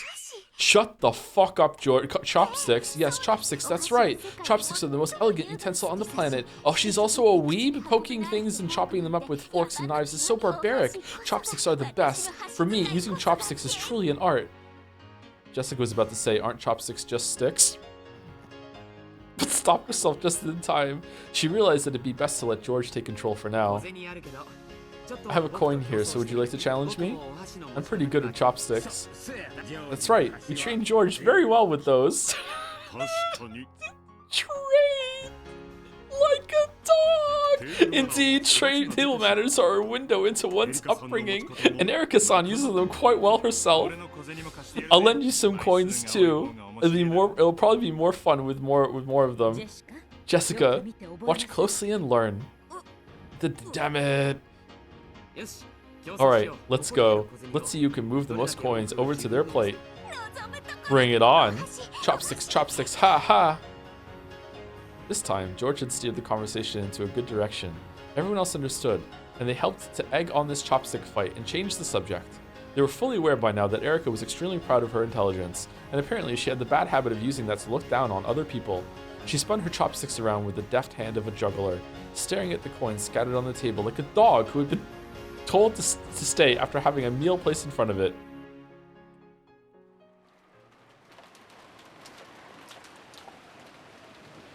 Also, thank you to Parkir and Honda for the resub. Thank you very much, Parkir and Honda. Thank you, Huli Gordo, for the bits. Nobody knew the answer, but then a student stood up and folded the cheese into 8, slicing them a single cut. Everyone clapped, including the teacher, and that student's name? Joedle Steinsgate. Thank you, Kever Clarung, for the bits as well. Slides next to you at the bar. So, you want to see what I can do with cheese? Ooh. Would it work? Would it work? I'm as flexible as a cheese slice. Oh, that might work. The unsettling sound of the wind had now blended in with the sound of rain, mimicking the howl of some monstrous beast. Just when it seemed to be crying out sadly, it would suddenly turn into a roar and rattle the window, striking up even more fear and unease within me. Light from the hallway poured in through the thin crack of the slightly open door, and it seemed to carry with it laughter that was warm and happy but very distant. I've had dreams that have stayed with me, and I've woken up into rooms like this where I feel like I've lost all sense of self, and I just can't get out because I'm really confused. I can't find the door. It's really unsettling. It's quite disturbing. I'm sure everyone's in the dining hall or somewhere having a good time. That's what this makes me think of. I want to go there as soon as I can. I'm sure my family will be there. I hate being all alone in a place like this. Dad, Mom, I stubbornly tried again and again to get that door open, but the merciless chain wouldn't let it open any further than that crack. On the contrary, feeling this close to a way out just made me more impatient. Gulping and trying to ignore the fear lurking behind me, I quietly closed the door. That light coming out of the crack is just a trap, an iron shackle, making it look like I'm an inch away from freedom. Though that door will never actually open, a shackle trapping me in here for all eternity. I need to get out of this creepy room as soon as possible. When I closed the door, all that filled the room were the eerie sounds of wind and rain. The way the wind picked up every now and then and shook the window frame felt like a monster in a cage shaking the bars. I was so scared of that monster, but I couldn't help but avert my gaze from the window. Gotta search. If I can't get out the door, I need to find another way out. Who is this POV? I don't think we know yet, but I think it's Battler. Just to the side of the door was a closet. There was only enough space inside to hang overcoats. Of course, it didn't connect to anywhere outside the room. If this were hide and seek, it'd probably be fun to hide in there. However, inside this creepy room, it'd be no better than stepping into my own coffin. If I go in there, maybe I'll find myself trapped in the closet next. This fear I didn't understand sent a massive shiver up my spine, and I closed the closet door in a hurry. There's one door left. Oh. When I opened it, there was the bath and the toilet. Oh, you drew the lavatory? A lavatory? That sucks for you. Of course, there was no exit. There weren't even any windows. If I turned the faucet, water would probably come out, then disappear down the drain and flow outside. But I couldn't get it out. But I couldn't get out that way. Unless I went into the bathtub with the stopper pulled out of the drain and smashed my flesh and bones to bits, I had the feeling that this was the only way out. So the black stopper in the bathtub drain looked extremely terrifying. You could flush Naomi's locker key down the toilet again. I tried a lot of things, both mentally and physically, but there really was no chance of me getting out through the bathroom. Next is the window. Beyond the window is a pitch black darkness. The fierce winds and rain are slamming against the glass. The darkness on the other side of the window may have been unsettling, but I didn't really care where I went as long as it got me out of this room. However, the window was clamped shut. Right down the middle of the window, which was made to swing open like a set of double doors, were several ugly metal clamps. It was even more unnerving than the chain on the door, like a rough operation scar on some bizarre monster. The wind and rain slammed against the window frame, shaking it and making it creak loudly. However, unlike the door, this wouldn't open even a crack. I've had enough. Give it a rest already. What the hell's going on with this room? I've had enough of this creepy room. Enough. It's impossible to go outside except with the door and windows. And compared to that thick door, the windows look like it might be possible to break. I'll smash it. If I swing a chair at it, the glass will probably break. I might even be able to smash the wooden grid that runs through these lattice windows. All I need to do is make a gap large enough to slip out of. I grabbed the fancy-looking antique chair and headed back to the window. Ah! Smash it! Over and over. The glass smashed with a violent sound, and the frame groaned and creaked. Smash it, over and over. If I can just break through the window grid. Damn it, what the hell? Even though the glass had been smashed apart, even though the cold rain that blew in tormented me, I just couldn't get that grid to break. They weren't iron bars, it was just a slender wooden mesh. Even though it's fragile, but not that fragile. The truest that's ever been used, enough to make that creaking sound. Why doesn't it break? No, wait. Maybe it's almost broken. What if I try attacking it from a different angle instead of just smashing it head on? I stuck my left hand outside through the hole in the broken lattice window, grabbed the frame from the front with my right hand, and tried to break it by shaking it around from both sides. My left hand started to grow ice cold from the frigid winds and rain. Then when I shook it, fragments of glass sticking out from the broken flame poked into me, and my wrist was soon stained with blood. But if I can just get out of here, this much pain is no big deal. But I can't get out. I'm stuck. It won't open. I can't break it. The more violently I shook the frame, the more the glass fragments tore into my left wrist, causing me intense pain. Wait. What's... Huh? Ow. Ow, ow, ow, ow, ow, ow. Before I realized it, the glass fragments on the frame had extended outwards. It was as though an ugly beast was trying to chew my hand off with glass teeth. It didn't just feel as though they were growing outwards. They were actually getting longer before my very eyes. Ah, and they're chewing my hand to bits. Is the window regenerating? I tried desperately to pull my hand out, but it had already dug deep into my wrist and I couldn't move it. Are we making a gale? I put all my strength into it, but it just hurt more and more, and the glass didn't even budge. What the hell? Damn it, let go, let go, let go!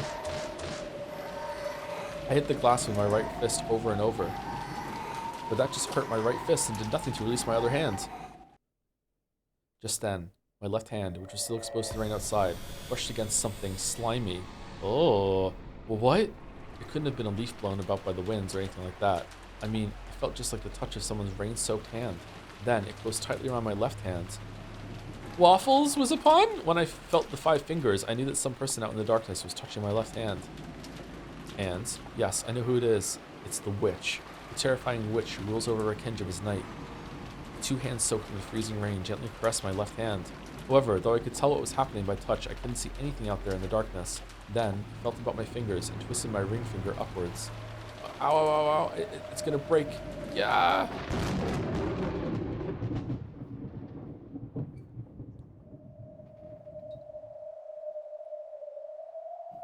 At that moment, I saw something in the darkness for the first time. It was white. The darkness grinned and bared its white teeth. Then, that mouth filled with eerie white teeth approached my finger that had been twisted up so far that it was about to break. It opened wide. It must have been laughing at me from the darkness. After all, that creepy mouth was twisting upwards in a huge grin. I had a horrible idea of what it might be trying to do to my finger. A shiver ran up my spine. I resisted as much as I could, but the fangs of glass just wouldn't release my left hand. And then, it gently bit my finger. Gently. Flesh and bone were crushed and torn apart in an instant. Crunch, rip, tear, squelch, splat.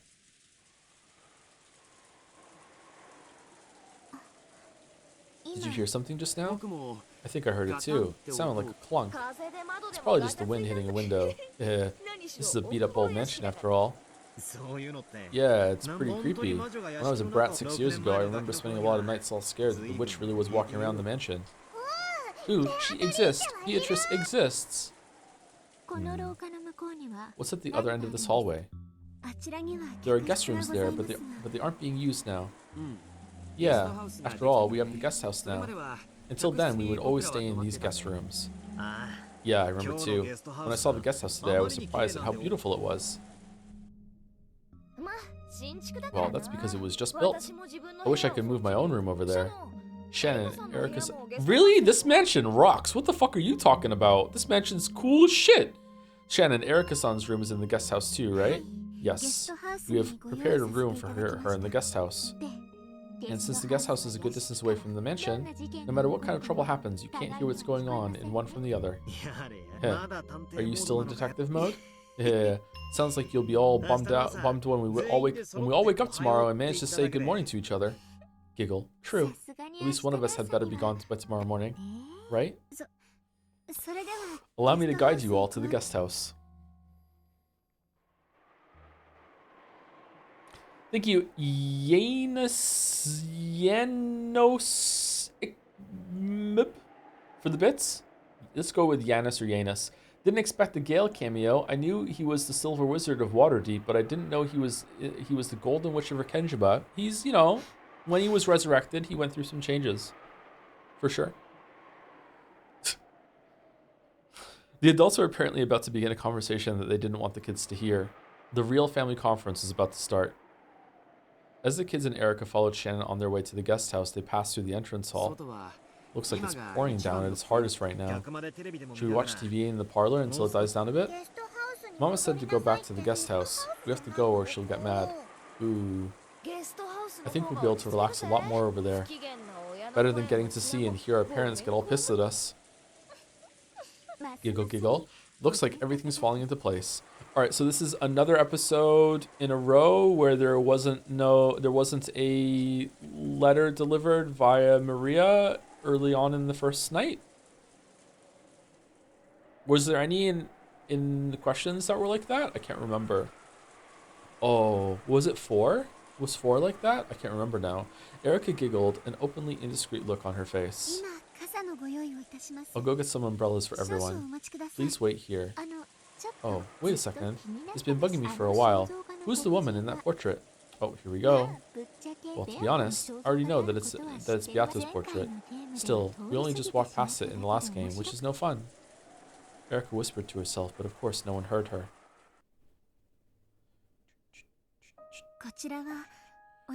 This is the master's benefactor, Beatrice-sama.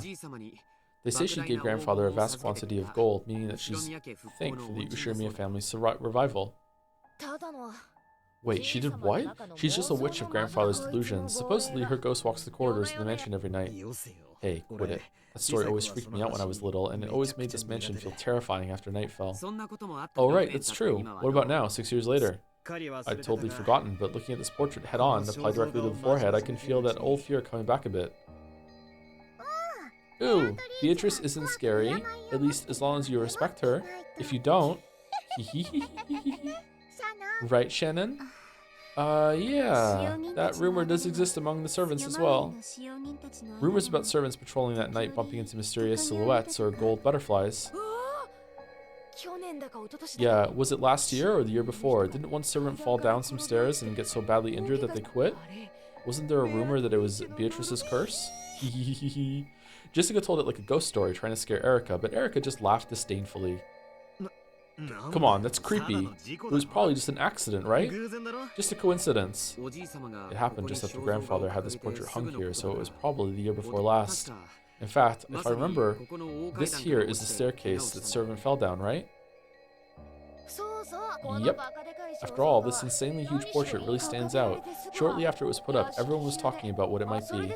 And then, when the accident happened shortly afterwards, people started calling it Beatrice's curse. So these ghost stories about Beatrice started after the portrait was put on display? No, rumors about Beatrice-sama's ghost walking about were around even before that. However, I do think those stories grew in number after the portrait was put there. Before then, even though they had heard about the witch, Beatrice, they didn't have an actual distinct picture in their heads of what she'd be like. I imagine that this portrait made that picture distinct for them, strengthening the rumors even more. So, who started talking about this Beatrice witch in the first place? Grandfather. He'd always start freaking out and yelling, "My beloved witch!"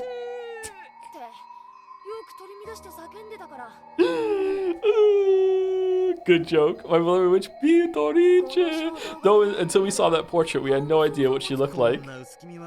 It's no surprise that you get one or two ghost stories with a creepy portrait like this hanging around. You always find ghost stories cropping up around things like a portrait of Beethoven in the music room or the statue of the school founder. True. Play it again? Alright. Where is it?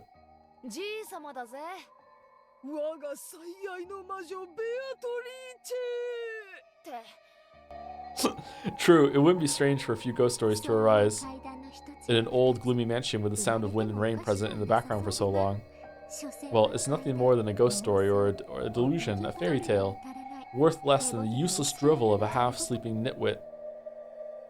Erica looked up at the portrait and smiled at it hostilely, as though she felt that the smile was disrespectful to Beato. Maria's face soured. Ooh, Beatrice exists. If you say things like that, you'll definitely feel the curse of the witch. Oh, how frightening. Please, curse me if you can, Beatrice. Giggle, giggle. So, if you find you mysteriously dead next morning, we'll know it's the curtain raising on a witch's murder case? But you're a detective, right? Wouldn't killing the detective off in the beginning be a bit too radical? Hey, there's no Knox rule against it! That would be troubling. That would get in the way of the crime scene inspection. You don't do those! I see, after all, even the Knox rules don't prohibit the detective being... Fucking hell. Fucking hell. Fuck you. I have just what you need. It's a charm that'll protect you from Beatrice's curse. A charm? You have a charm for something like that? After fishing around in her bag, Maria pulled out a string of beads attached to a medal that had a scorpion drawn on it. It looked like a cheap prize from an arcade or something. What are these? Ooh, they're magic repelling charms. Their effect is very weak, but if you use them, you'll definitely be able to avoid Beatrice's curse all night long. Man, so what I'm learning from this is Bandle likes episode 1 the most. I've heard that spider webs are also useful for repelling magic. Yeah, what the fuck was that about? Ooh, that's probably because Beato is the incarnation of a butterfly. Huh? Wasn't it the evil spirits of Akujikishima that were weak against that? Kurosawa-san knows a lot more about that sort of thing. Witches and evil spirits? This is getting a bit interesting. Would you mind telling me about it in a bit more detail when we get to the guest house? Here are our umbrellas for everyone. It's still raining very hard outside, so please take care. Shannon handed out the umbrellas she had brought. Everyone headed toward the exit.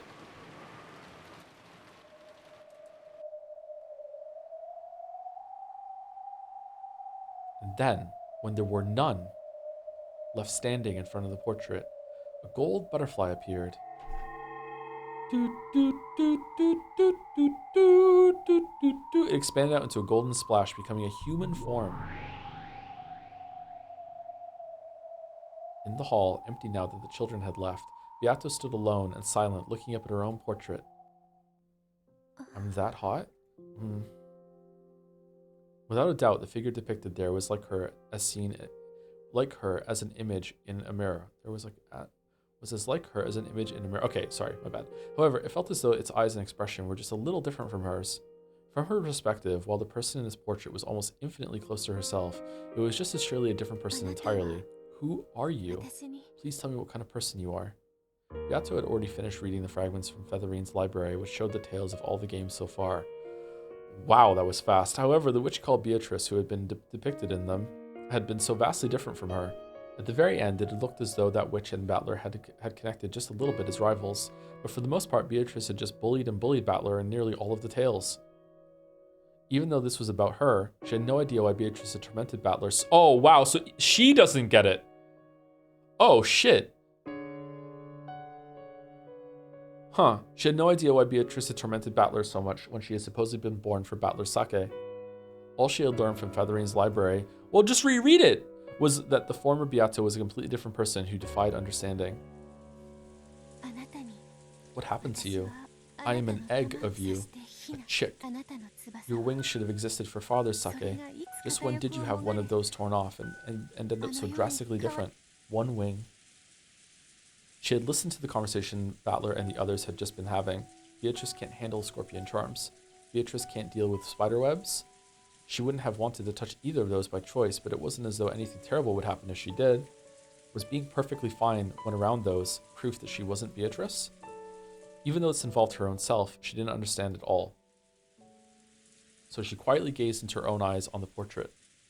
It felt as though the truth hid behind those eyes. Beato slowly approached the portrait, and then she lightly touched it. Ba, ba, ba, ba, ba, ba. Let's go. When she did, it felt as though the portrait rippled slightly. Yep, yes, this is a doorway. A doorway to the long path that will lead her to the Golden Witch Beatrice. Beato felt a bit dizzy. She lost her balance, feeling as though the world was twisting around her. Then, when she couldn't tell which way was up or down, she was swallowed downwards. Plunk.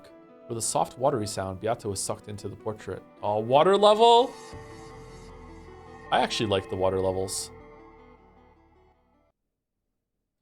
Joe has two tapeworms in his head. One of them is Erica, and the other one is Battler, and they are trying to kill each other.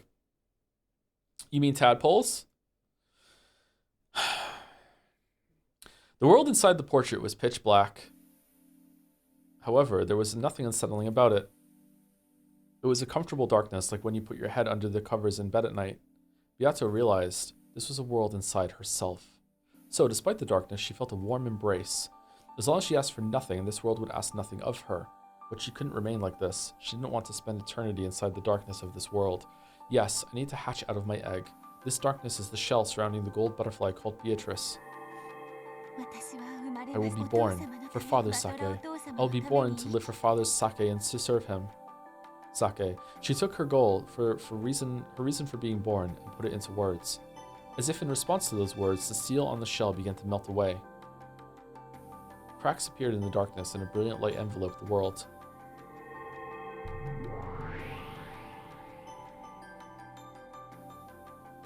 And then Battler looked around and said, look, in my story, I wrote her that she came back, so it'll work now, right? Apologies, Master. You're not Alan fucking Wake. It doesn't work that way, but it was an impressive story. Oh, shit. And so, Beatrice was born. Huh? Oh? There I stood, along with another me. For a second, I thought that the me in front of me was the real Beatrice, the one I wanted to be more like. However, she was looking back at me with the same bewildered eyes, so I realized that wasn't quite it. That's right, I wasn't the only one born from that egg. She was also born. Is she my twin? No, it feels a bit different. How can I put it? Both of us are lacking something and immature. Yes, both of us are chicks. Okay, so I'm guessing that this is a translation issue, but we are also fragments of the true Beatrice. It felt as though we could become the real Beatrice together. No one explained this to us. However, we naturally understood. I decided to talk to this other me. Unless I get to know her and become one with her, I won't be able to become the Beatrice father desires. In other words, Sumari, the thing that father wants from me and was so heartbroken to find missing, must be something that she has. Hello? Konnichiwa? The Beatrice with her hair down looked at me dubiously several times, then finally spoke. Why is your face the same as my own? The true Beatrice also spoke in that manner. It looks like she really does have something that I lack. Well, I don't know why either. I am the Golden Witch, Beatrice. And you are? I am also Beatrice. I was born for the purpose of serving Ushimiya Battler. I am the Golden Witch and the ruler of Rekenjiba's Night. I know of Ushimiya Battler, but I have trouble imagining why I should have to serve a brat like him. I realized that the thought I'd had a second ago must have been true. Together, we really can become the true Beatrice. Though the person in front of me does have the part that makes her a witch, which I lack, she does not possess the mission to live for Ushimiya Battler's sake. She has what I do not, and I'm sure I have something she does not. We must be two, and yet one single person. I think we're something like twins. No, that is not so. You are my little sister. I have been here since long before you were born. Huh? Is that so? Whoa. I was born later. So does that mean the mission to live for Ushimiya Battler's sake was born later on? However, I don't think my whole existence is something quite as faint and intangible as a mission. I have enough of a personality to think and act as I'm doing now. So the Witch Beato and I are separate people, with both of us possessing something that the other lacks. In that sense, maybe it's fitting for us to call ourselves sisters, as she says. I want to know about you. I also wish to know. I understand that you are also me. Why is it that you speak that way, and why must you serve Battler? Until we grow to understand this, it seems both of us will remain immature. I want to become a complete Beatrice. Until you were born, I was complete. However, now that you have appeared, I believe that accepting you is my fate. I also wish to know about you. The Witch Beato's tone was very slightly arrogant, which fitted her self-proclaimed status as the older sister. However, since we both realized that we were the same person, there was no need for her to be a bully. She probably realized that, after meeting me, her current form was no longer her real self. Where are we? Is this the hall of the mansion? Oh. Beato gasped. Her portrait wasn't there. Did that mean that this was at least 2 years in the past? Precisely. This is the hall of the Ushimiya mansion. What are we doing? The night is my time, and the nighttime mansion is mine as well. That fool Kinzo is still so desperate to catch me or revive me. How truly ironic. Here I am, openly ruling the mansion every night. Cackle, cackle. So, what do you do here? I mostly just walk around and, like, you just open windows and rattle some doors, and then, you know, when the servants wake up, they have to do some shit. Mwah! Behold my evilness. One time I was bold enough to make one trip down the stairs. Oh, I haven't done that. I have lost my body, and due to the effects of that hateful shrine, I have no magical energy. However, my power is reviving bit by bit every day. I can't wait to eventually undergo a spectacular resurrection and have a good laugh at Kinzo. I can't wait to tell him that I've succeeded in escaping from his cage. Simply put, I'm a ghost killing time by wandering about at night after night, with nothing to look forward to besides teaching that old man a lesson. May I join you? Of course. After all, you are a part of me. How could the left hand refuse the company of the right? Whoa.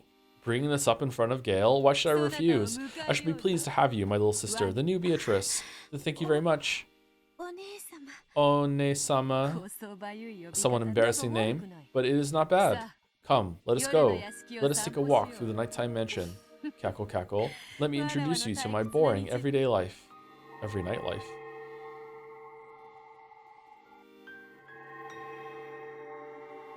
And is this how you do it? Yes, rattle the window as hard as you can.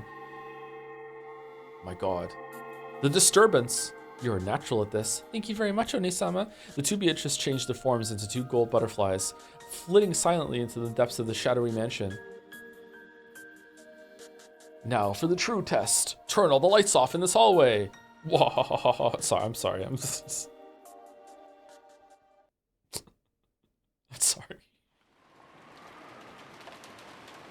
The source of magic.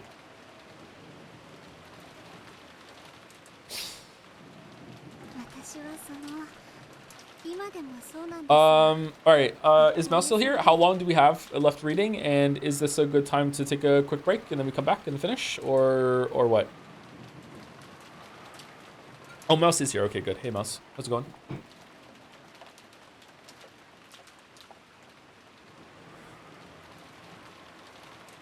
If this scene is like 30 minutes long, we can go a little longer. Good time to take a break. You can keep going 1 to 2 chapters. They're both a little under an hour. Okay, a little under an hour. Okay, that should be enough time. I have to go a little bit before 7, or at least right on 7 today. Okay, all right. Let's take a short break, and then we'll just continue until the end when we come back.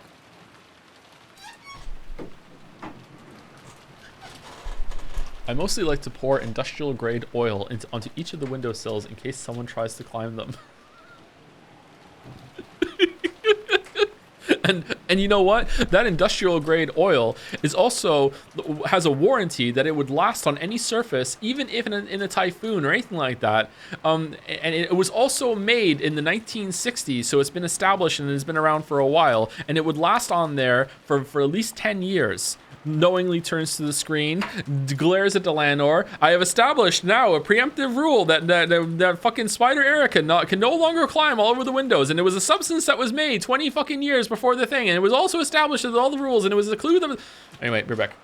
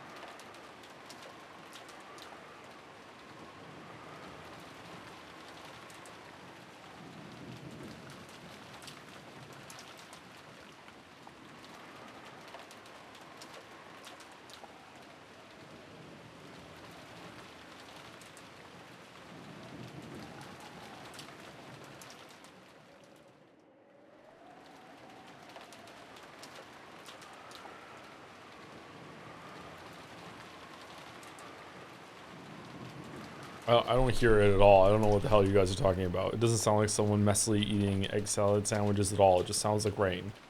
What are you doing?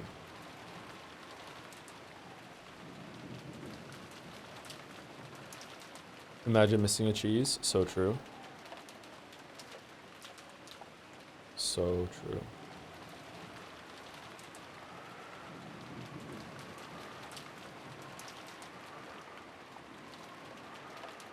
Well, you also can't hear the difference between an 8 and a 30-year-old, so what the fuck does that mean?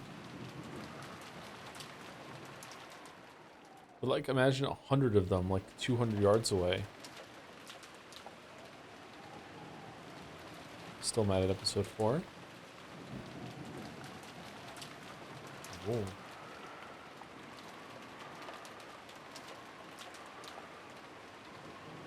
Joe, if you had to be in a long car ride with either Lambda or Burn, who would you choose? Probably Lamb.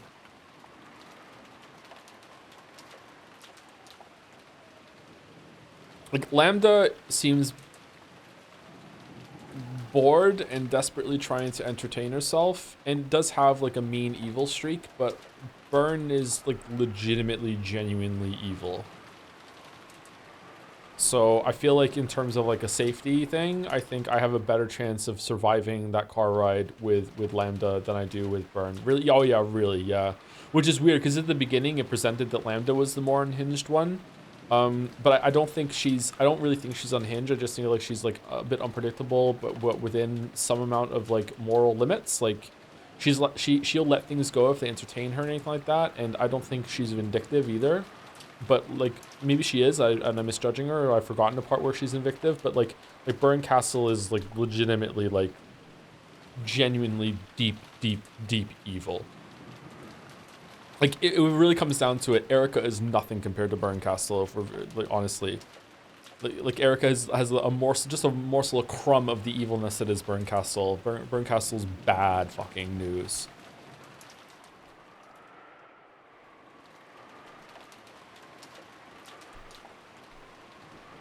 Lambda would play I Spy with you. Yeah, and probably get angry when you're bad at it.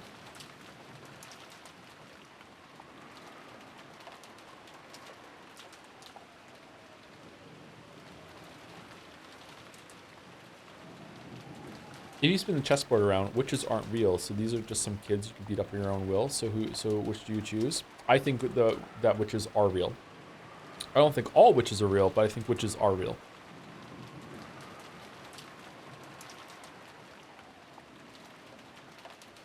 Anyway, let's continue. I think we're only going to be doing one more scene.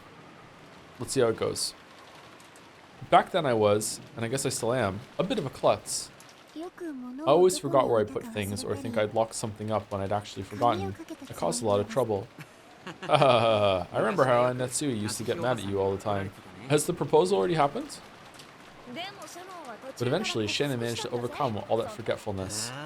Oh, and how'd you do that? I made up another person that just cleans up after me. It wasn't anything big, but I got into the habit of writing things down. I'd write down wherever I put something important. For things that happened often, I made a checklist and always made sure to check it. So, did you see Beatrice or didn't you? Oh, I didn't see her directly, but, well, some very strange things did happen. She was talking about a certain summer night. Shannon had been doing the nightly rounds. From her perspective, it was a ghost story. From the witch's perspective, it was just a story of a little summer's night prank. From Erica's perspective, a waste of fucking time.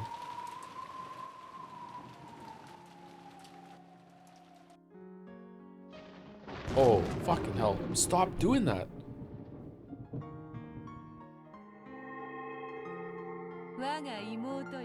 Little sister, do you understand the anti-magic toxin that humans possess? Is it bad for your eyes to go through that?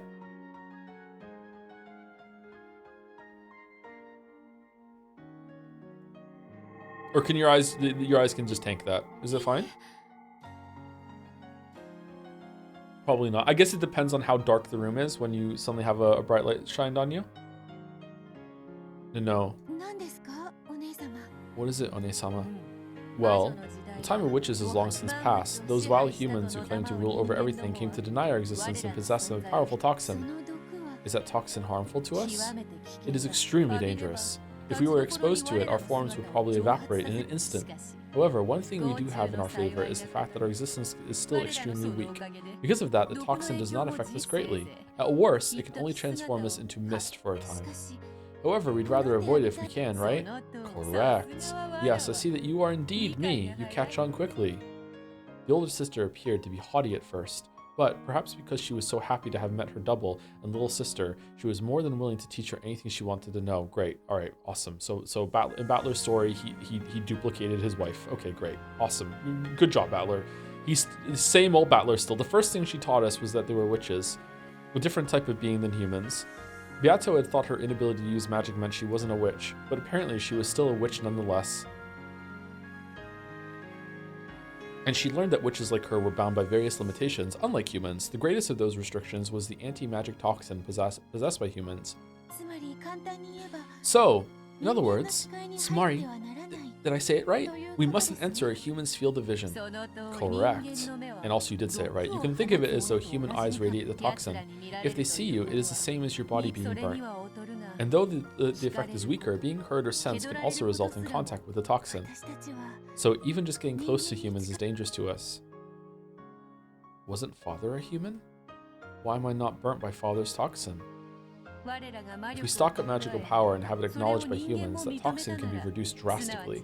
In other words, Sumari, by having our existence acknowledged by humans, we make them lose their toxin, making it possible for us to appear before them once more. I see. Simply put, as we are now, we can only exist when humans aren't around. We are still very lacking in magical power, which makes us inferior to even a stray cat hiding from humans in the shadows. Also, you could have said Sumari there instead of simply put. The main goal of the older sister was to gain a large supply of magical power and be revived as a great witch strong enough to have no fear of the anti-magic toxin. For that purpose, she had wandered around the mansion night after night, striving to regain her magical power and reduce the anti-magic power of the humans. The powerful previous Beatrice, whom she had read about in Featherine's library, had appeared openly in front of humans and had even toyed with them at will. According to her big sister, such a level of power was most impressive. To think that a witch could appear openly before humans and use magic at will. A witch like that would be so great that even I can hardly imagine it. Is that what we will eventually become? Yes. She was like a witch from a picture book, appearing openly before the humans of the mansion and summoning magic and underlings at will. How inspiring. If that is our future, it means that all of our hard work will have been worth the effort. That's right. Anyway, Onisama, how is that goal connected to going around and locking windows like this?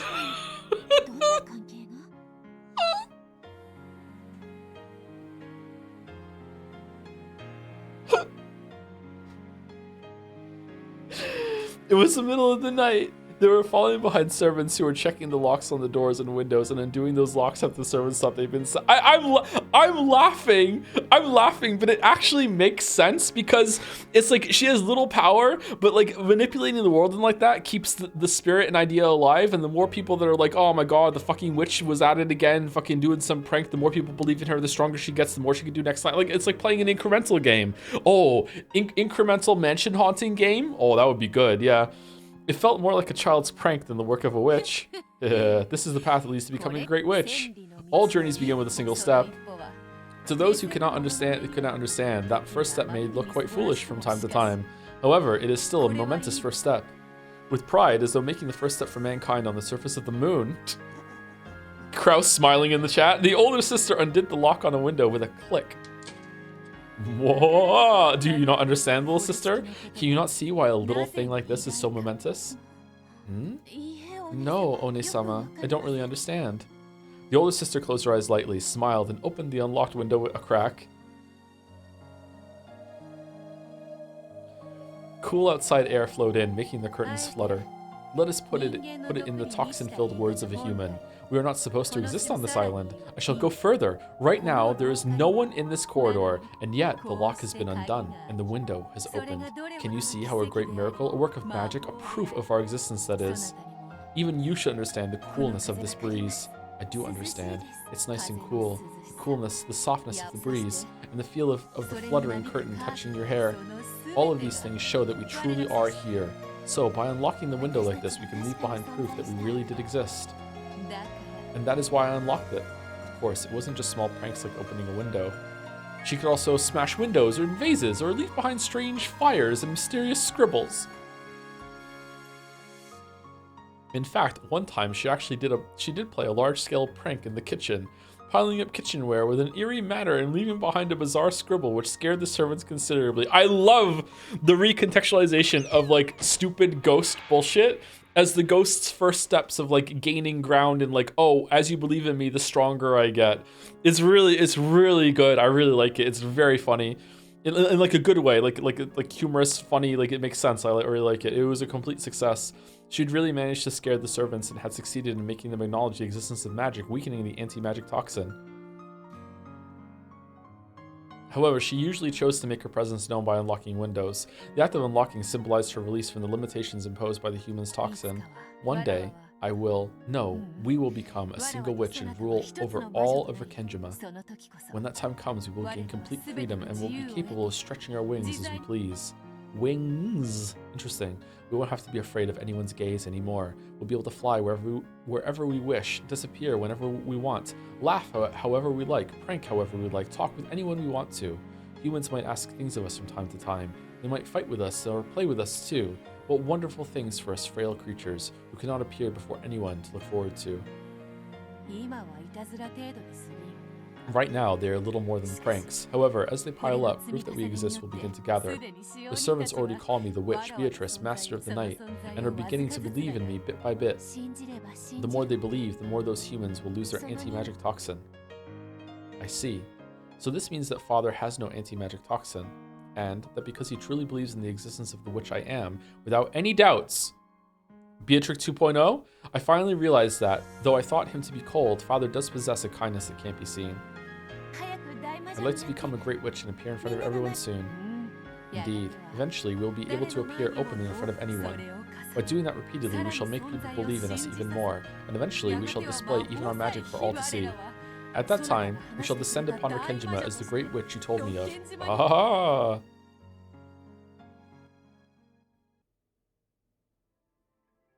The logic of the witch side is quite interesting. It keeps me entertained. It does sound credible in a way. When humans are frightened to hear that they've entered a ghost hotspot, they're likely to start yelling, "Ghost! Ghost!" at the drop of a hat. It's true, actually. That's right.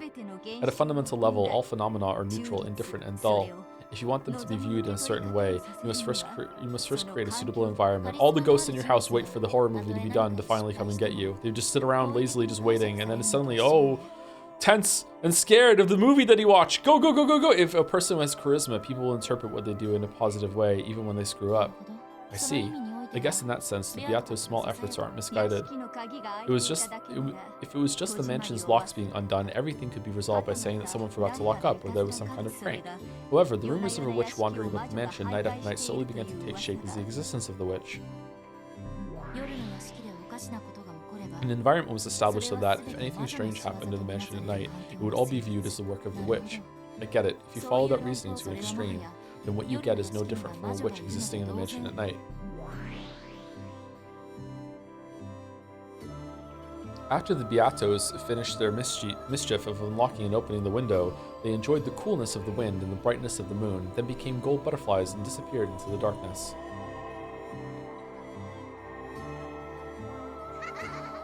There was no way of knowing whether the window they had opened had actually been opened by them. The servants might have forgotten to lock up, or one of the family might have opened it after the servants had locked up and forgotten to shut it again, or maybe someone had played a prank.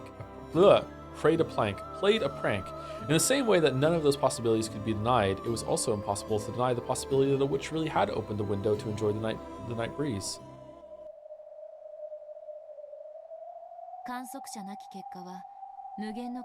A result without an observer can possess an endless number of ways in which it might have occurred. Humans who can't grasp anything more than a single possibility are unable to imagine anything. However, people who believe in the possibility of a witch can imagine that it was a witch's prank. When that happens, the scene of the Beatrice's prank that we have just seen is etched into the fragments as a fact. How is Beato formed? How is Beato formed? How witch get magic? They need to do away insane detective. Who killed their magic because these beatos can't fit back? It was on the news this morning. Erica in awe who had killed her beato. They are taking the beato back to Rekenjima, to Lady to rest. My pariah with the battler who lost his beato. I am truly sorry for your lots. Thank you, Damek. However, people who believe I read this tonight as a fact. If you don't know what I did, just Google how is Babby formed.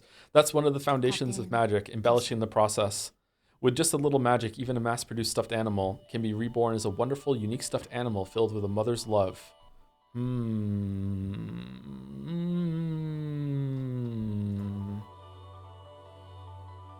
If you doubt it, it'll be burnt by the anti-magic toxin. If you believe it, that magic will become the truth. Not all magic is bad. Maria Oni-chan was right.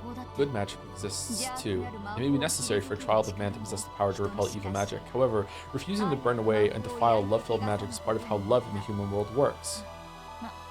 Well, good magic is the only kind I can forgive. For all other kinds, the best remedy is to deny them and burn them away. So I don't know how many different kinds of magic there are going to be at the end of this, but there's definitely magic as like a coping mechanism. There's also magic in just the general like magical thinking that everyone does, even if they don't admit it. There's also like magic in thinking the best of someone or having the best intentions.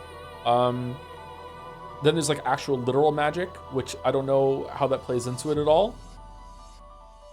And love also, like love without love it can't be seen as a different way too. There's also like an interpretation, or sometimes it feels like it's kind of saying that some amount of magical thinking is only human. And if you don't have it, like, are you human? You're just like Erica at that point. Although Erica has some magical thinking too, so maybe not. I don't know.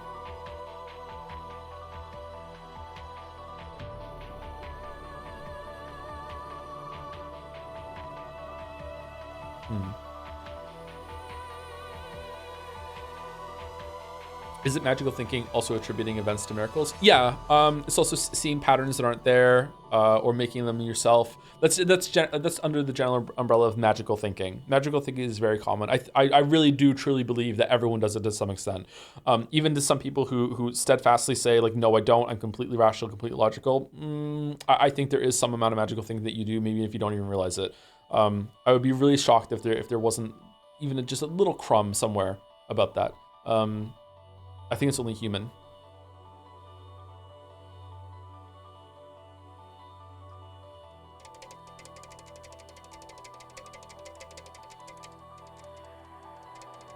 I don't know how explicit the VN is going to be in differentiating those different kinds, or if it is going to at all.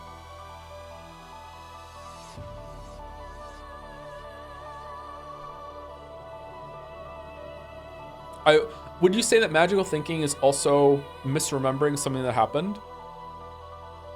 Like assuming that someone felt something the same way, like assuming that your childhood went a certain way, remembering that, you know, this is the events that made who I am, but really it happened a different way in actuality. Ties into like our memory is all fallible. Like every single time you access a memory, it's a little different in your mind until like when you get to as old as I am, you kind of have an existential crisis every single time that you think back to how your childhood was, because you're probably not even remembering it properly. But those events made you who you were. So how does that work? That's copium? Maybe.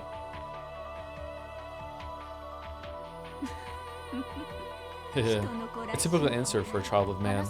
Getting back to the point, knowing this much, I guess this means that the ghost Beatrice, who is called the ruler of Rekenjima's night, doesn't really exist. It's nothing more than a general term for any inexplicable occurrences that take place in the mansion after dark.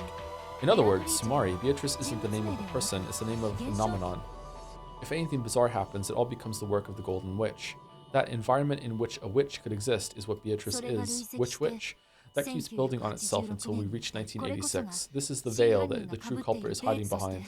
And the person hiding behind it is, without a doubt, a human. And it could be me, because I was 1 year old.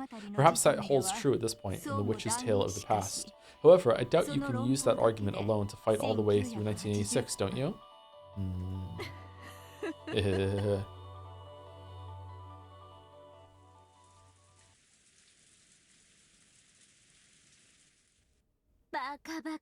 Ridiculous. Wasn't that obviously because someone forgot to lock up? Well, you may say that, but this isn't just something that happened once or twice. Because I did it way more times than someone did it. In other words, Samari, you're a klutz, a fool, and a moron of a servant who forgot to check not just once or twice, but many times over. Shannon isn't the only one. That same window was always opened, even when other servants did the rounds. Yeah, Mom even asked me if I'd ever left the window open in the hall at night. I had absolutely nothing to do with it, but she still got pissed. Sheesh. I'm sure Beatrice wanted to gaze at the moon. Ooh. It is a bit creepy to have that happen over and over at the same window. And that time when the kitchenware was piled up in the kitchen with a creepy magic circle scribbled there sounds even more freaky. Yes, they said it was an eerie magic circle drawn with something like blood. Ever since then, people have been scared to patrol the kitchen. About the case of the eerie magic circle in the kitchen. Who witnessed that? Are you gonna go in and look at the magic circle but not look at the broken dishes? You fucking idiot. Sorry, I'm cool. I'm so cool. I'm so over it. Episode 5 was so good. Well, it wasn't me. I think I heard about it from a servant kid who quit. I wasn't on duty that day. So it's basically like this. Just like those exaggerated stories you hear about haunted locations all over the world, you servants like to have a little fun telling ghost stories about the nighttime mansion, right? You talk as though the witch exists and infect others with that belief. So all of the eerie things that are supposedly done by Beatrice are baseless rumors, which are either the result of coincidence or an accident or something that someone fabricated for fun. Is that what you're trying to say? Exactly. Of course, there's no way Beatrice exists. Ooh, Beatrice exists. I'm glad you understand so well, Bandle-san. There's probably some person by that name, or else multiple persons of a fixed or unfixed number, who do things and attribute it to that name. However, this delusion of a golden witch Beatrice that we're all thinking of is completely impossible. Ooh, ooh, ooh, ooh, Beatrice exists. I've met her. Oh, could you tell me about that in detail? You met Beatrice? And did she show you magic or something? Ooh, I see her all the time. Every time I come to Rikenjima, and she always shows me fun magic. Denying the existence of the witch would always have the immediate effect of infuriating Maria. However, Erica, who didn't know this trick to avoiding Maria's fury, plunged into it head on. But no matter how Maria tried to sell the idea of Beatrice's existence, she stood no chance of defeating the ruthlessly intelligent Erica in an argument. George and Jessica hardly tried to calm Maria down, but there could be no quelling her anger at this point. Good. So, she shows you magic? Could you explain in detail what kind of magic? She would always use magic to give me candy as a present. Beato can create candy with magic. Are you sure she didn't just take it out of her pocket? No, she didn't. It was magic. It was incredible. Tons of candies poured out of an empty cup. Wow, that's some awesome magic. That's right, that really would be magic. Yeah, it was magic. It really was empty. I checked inside it myself. What do you mean you checked inside it? Give it a rest, Erica-san. She's just a kid. Come to think of it, Erica-sama, would you like some more tea? Yeah! No, thank you. I'm having a seriously intellectual discussion over here. Oh, you outsiders can stay out of this. You have to tell me in more detail, Maria-san. What do you mean when you say that you checked inside it? It's me talking to chat. Fortunately... Sorry. Fortunately, we have right here with us a teacup that's just been overturned and emptied. Come on, be my guest and reenact what happened then, okay? Let's see it, if you would. Let's see it. After holding the cup of black tea, which she had just overturned that was still dripping, upside down and over the table, Erica slammed it down hard and slid it over to Maria. Erica's eyes glowed repulsively like those of a snake about to snap up a frog. That hurts. Oh yeah, I'm making fun of myself! And did you think Erica's the hero in this scene? This is stupid. She needs to back down. Those eyes were ice cold and had madness in them and that made one want to avert their gaze. On the other hand, Maria was glaring furiously, her whole body shaking uncontrollably in the greatest expression of anger that a human can manage. Wow. The look on her face was frightening, not at all what you expect from a 9-year-old girl. Stop it, both of you. Ooh. Okay. You just took the empty cup, and then she did this. She put it upside down on the table. Yeah. And then what? Did she lift it up right away and candy slowed out? Incredible. That really would be magic, right? It would be. Gatler and the others tried to get between the two and calm them down, but it was of no use. They violently pushed aside the others, and glaring at each other from from so close that their foreheads banged together. They repeatedly slammed the upside-down cup on the table. The sound of their foreheads banging together and the cup being slapped down shattered the barrier between reality and illusion. What do you mean? Oh. What are we doing? It is magic, it is magic. Beato used magic to make candies appear. And then why don't you reproduce it for us? Founder of Mariage Sorcière Maria, the Witch of Origins. Lady Erica, this opponent is not worth your time. Here's Mouse. This battle is not worth fighting. Shut up, murder doll. Okay, how do you claim that the overturned cup was filled with candies? Just turning the cup over won't make candies come out. Because you have to use magic. Beato can use magic because she's a witch.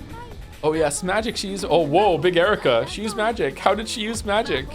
Did she swing a magic wand and tap the cup to make candies pour out? Giggle. No, that can't be it, right?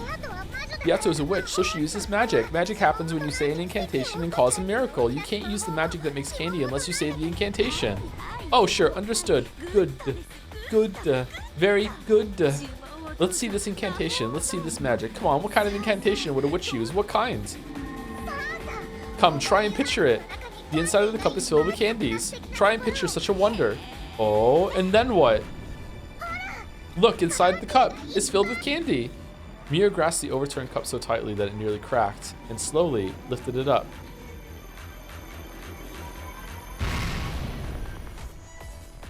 Then, from the inside, several cute candies poured out. Maria looked at Erica with a full smile as if to say, that showed you. Good. Delana are watching Erica argue with the 9-year-old, knowing she will have to submit a 400-page report on this to the Inquisition due by this evening before she clocks out.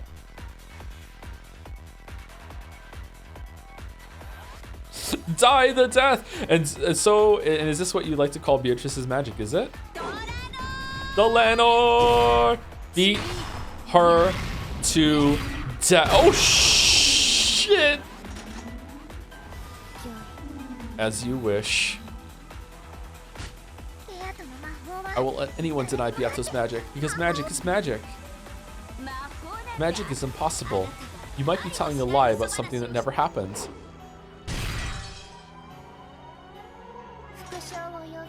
Repetition demanded. Failure to respond will be a violation of Nox's 7th. What's that one again? Ha, I'll respond. This is the truth. This is the story of something that really happened. This wouldn't have anything to do with a trick in the actual cup or table, making this just a sleight of hand, right? That would be against the rules, wouldn't it? Hidden devices and tricks are in violation of Nox's 3rd. However, if and only if foreshadowing has been presented, these are permitted by Nox's 8th. Nox's 3rd prohibits hidden doors and devices that have no clues pointing towards them.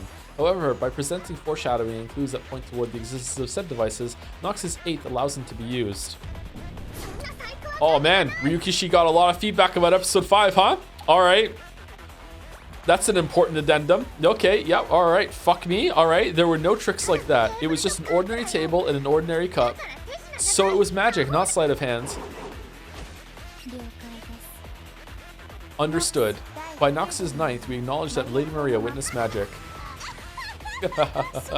That's right. With the 9th at least, observers are always allowed to speak their personal opinions. Otherwise, mysteries where the culprit is seen dressed up as a woman and it's written, I saw a woman, would all be disqualified.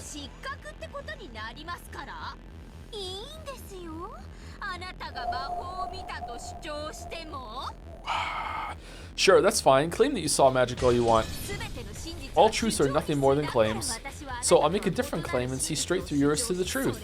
That's the detective's duty and where we shine the most. There's nothing to see through. This is magic. Since it is magic, only witches can use it, right? That's right, only witches can use it. So if a human like me could use it too, that would mean it isn't magic, right?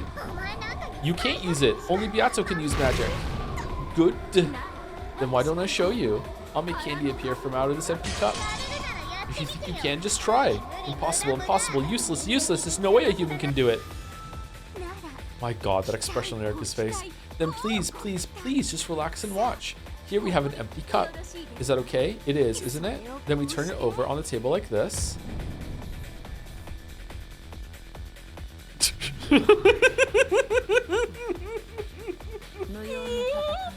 Let it be known that this fight has no purpose. Okay, can you say the incantation for creating candies? In fact, why don't we say it together? Come on, come, try and picture it. The inside of the cup is filled with candy. Try and picture such a wonder.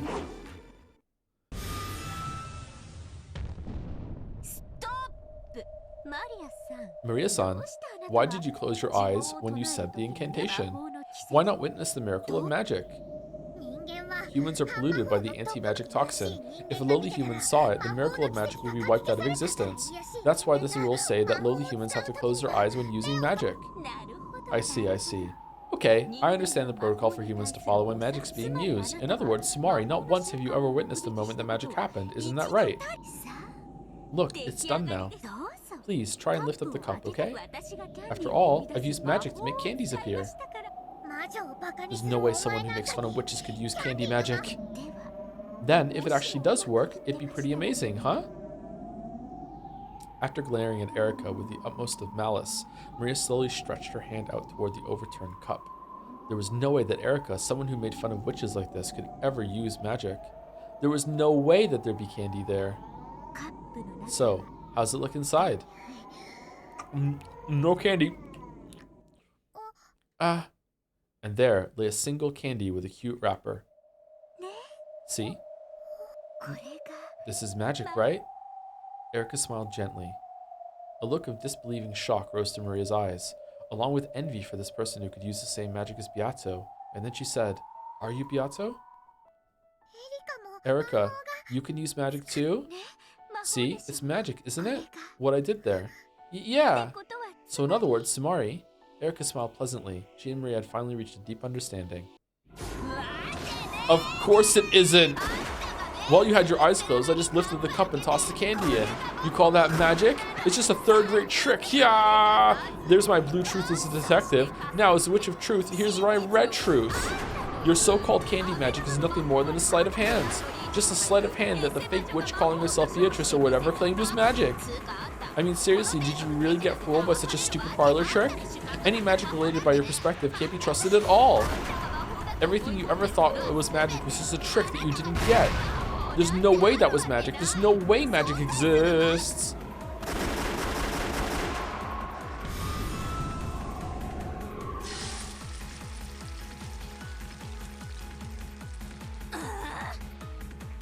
Yep, good stream, Joe. You sure showed him. Good job, huh? It might have been sleight of hand when you put the candy in this cup, but that doesn't prove that Beato's magic was also sleight. It's already been said in red. Shut the fuck up, Sakutaro. Uryu! However, you can't prove that only magic could have done it. You rotten stuffed animal.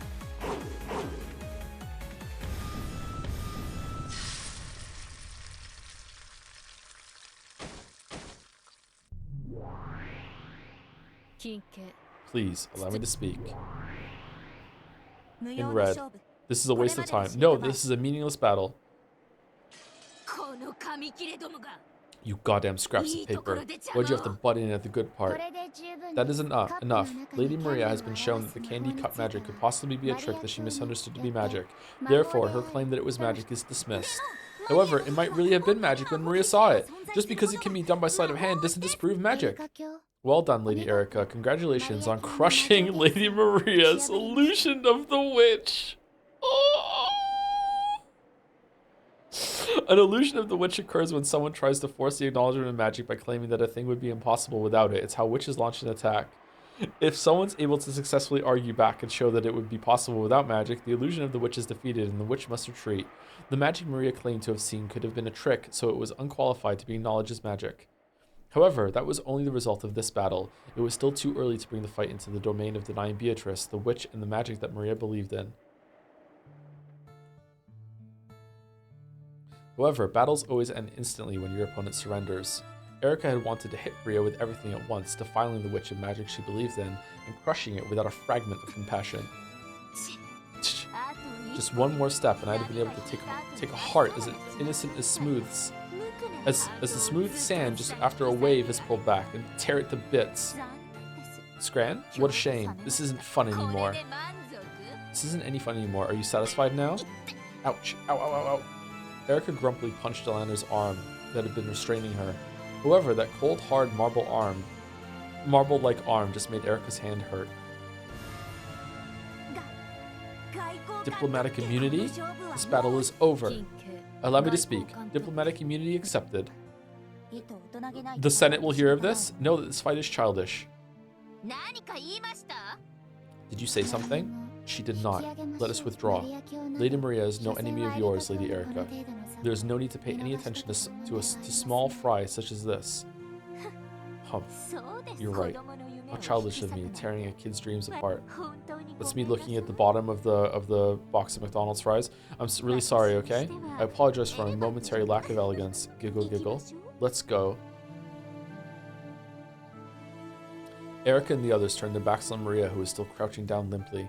However, as detectives in famous mysteries have always done in the past, Erica clapped her hands, stopped, and turned around. Oh, that's right. This is the level of reasoning possible by Further Erica. What do you think? What do you think? Simply by the existence of the overturned cup, this level of reasoning was possible for Furuto Erica. What do you think, everyone? Erica's merciless words gouged themselves into Maria's heart once more. Cackle, cackle, cackle, cackle, cackle. Erica left, leaving an evil laugh behind her. After bowing to Maria and Sakataro, Delander left too. Gertrude and Cornelia followed suit. After that, only Maria and Sakataro were left in the lonely golden land.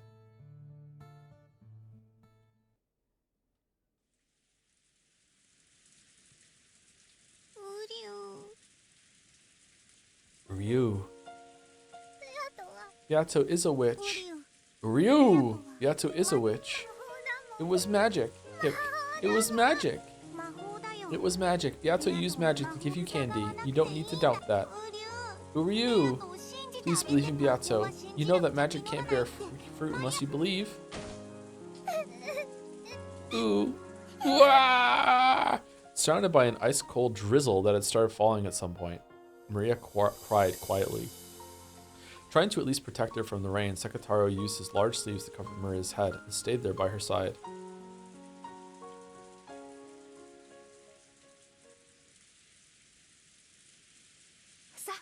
Okay, let's go, Maria. Let's play cards together in the room upstairs. Erica-san, as an adult, I can't say I was very impressed by that conversation just now.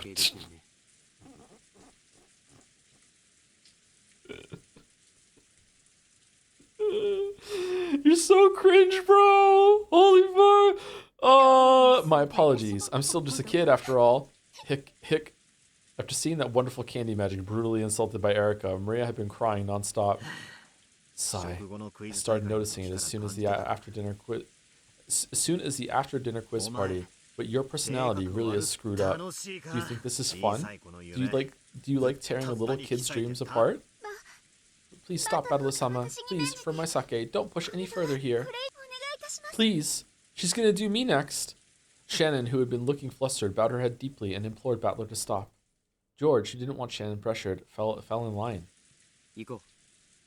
Let's go. Let's spend this year in the cousin room again. We can watch TV and play cards. I've heard that Erica-san has her own room. Shannon, please guide her there. Oh, no need to bother yet. I'll relax down here for a little while longer. I want to savor it a bit. What the hell are you trying to savor? Humph. No, she's gonna put her swimsuit on and go fucking duct taping the windows again. Battler and the others could no longer hide their irritation. They had no obligation to entertain their uninvited guests any further than this.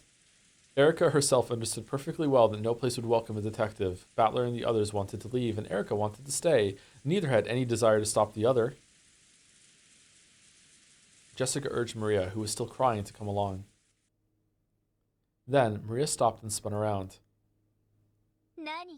Got a problem?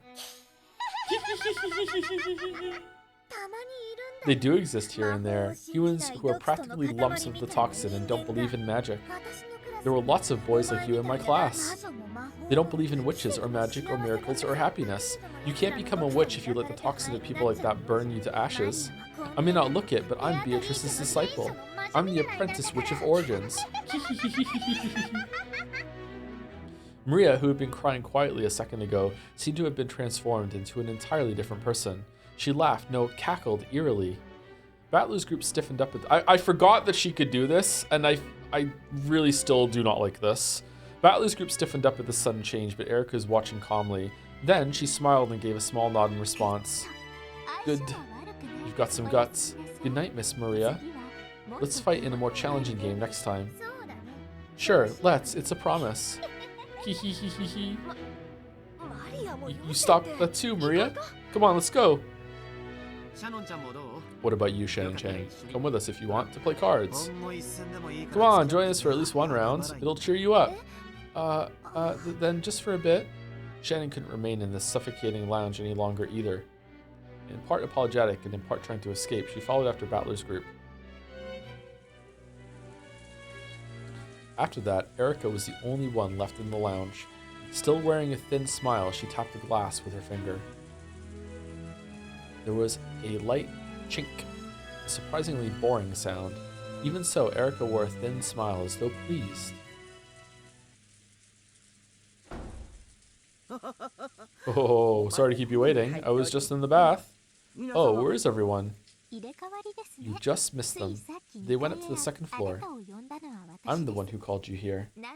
I've heard that you know a lot about the story of Akujikishima and the tale of the Witch of the Forest. Yes, well, it is a trivial story, but I don't mind in the slightest if it's trivial. Would you like a drink to follow your bath? Even I like to be helpful every now and then. Erica stood up, opened the refrigerator behind the counter, and put ice into the ice pail.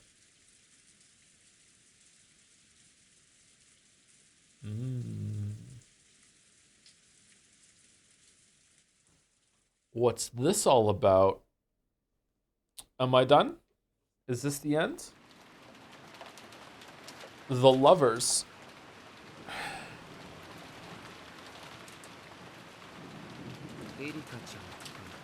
End of chapter. Also mandatory viewing for this chapter. What's this?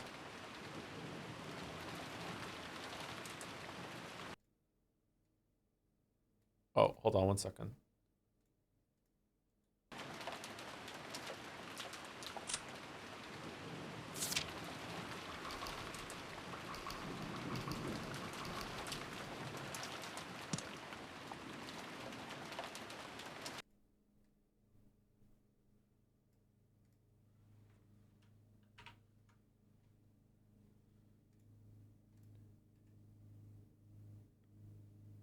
Are you with me?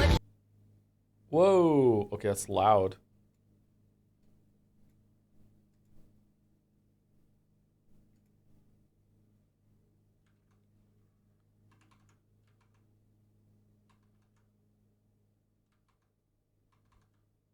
Okay, is this too loud? Let me know. I'm gonna play it again for a second. Are you with me? But you're Don't wrong. argue with me. But you're wrong. That's Okay, is it too loud?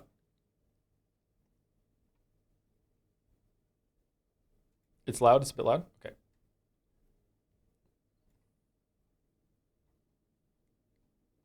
I know you guys can see it. Give me a second.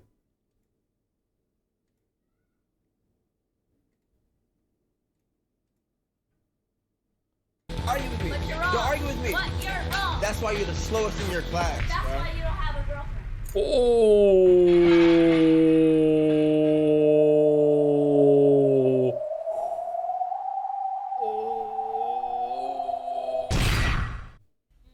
I'm about to end your whole career. You know Santa Claus is a real, right? What? Right. What? Exactly. Why would you say that? No, because she had it coming. Why would you talk She like had it that? coming. No, don't call mom now.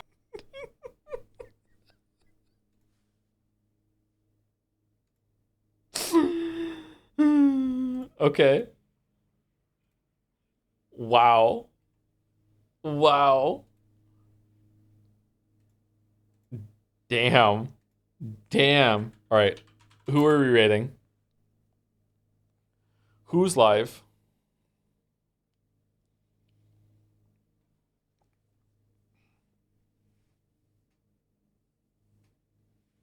Jelly's live on Breakdown. We can rate Jelly. Jelly, can you link me Jelly's name? Because it's changed, I think, twice. No, has it? Only once? There's an L that was an I. That's why I'm getting confused. Okay. Okay, it is Jelly Channel TTV. All right, there you go.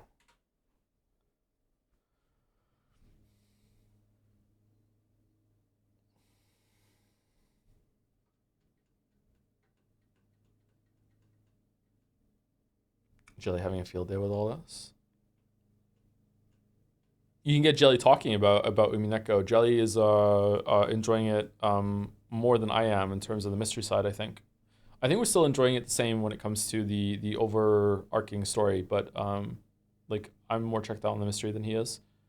The murder mysteries. Thank you, Kazek, for the resub. I only watched the first few Umineko streams. Does Joe hate the game yet? I do not hate the game yet. No, not yet.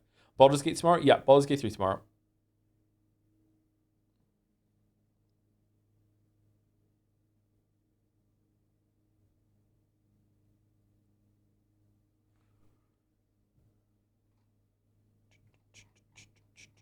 Game. It is a game. Do. Thank you, Kazek, again. Yeah, I'm looking forward to more Baldur's Gate 3 tomorrow, although I am feeling really overwhelmed with where we are. I don't know what we're going to do about that. Oh, man.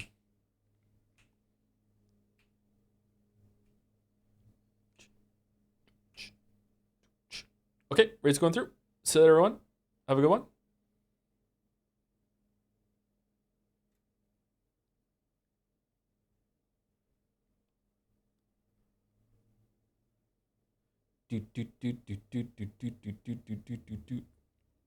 Rating with a party of 1,372. It was almost the gamer number. Almost. Anyway, stick around. See you later. Hope you have a good rest of your night.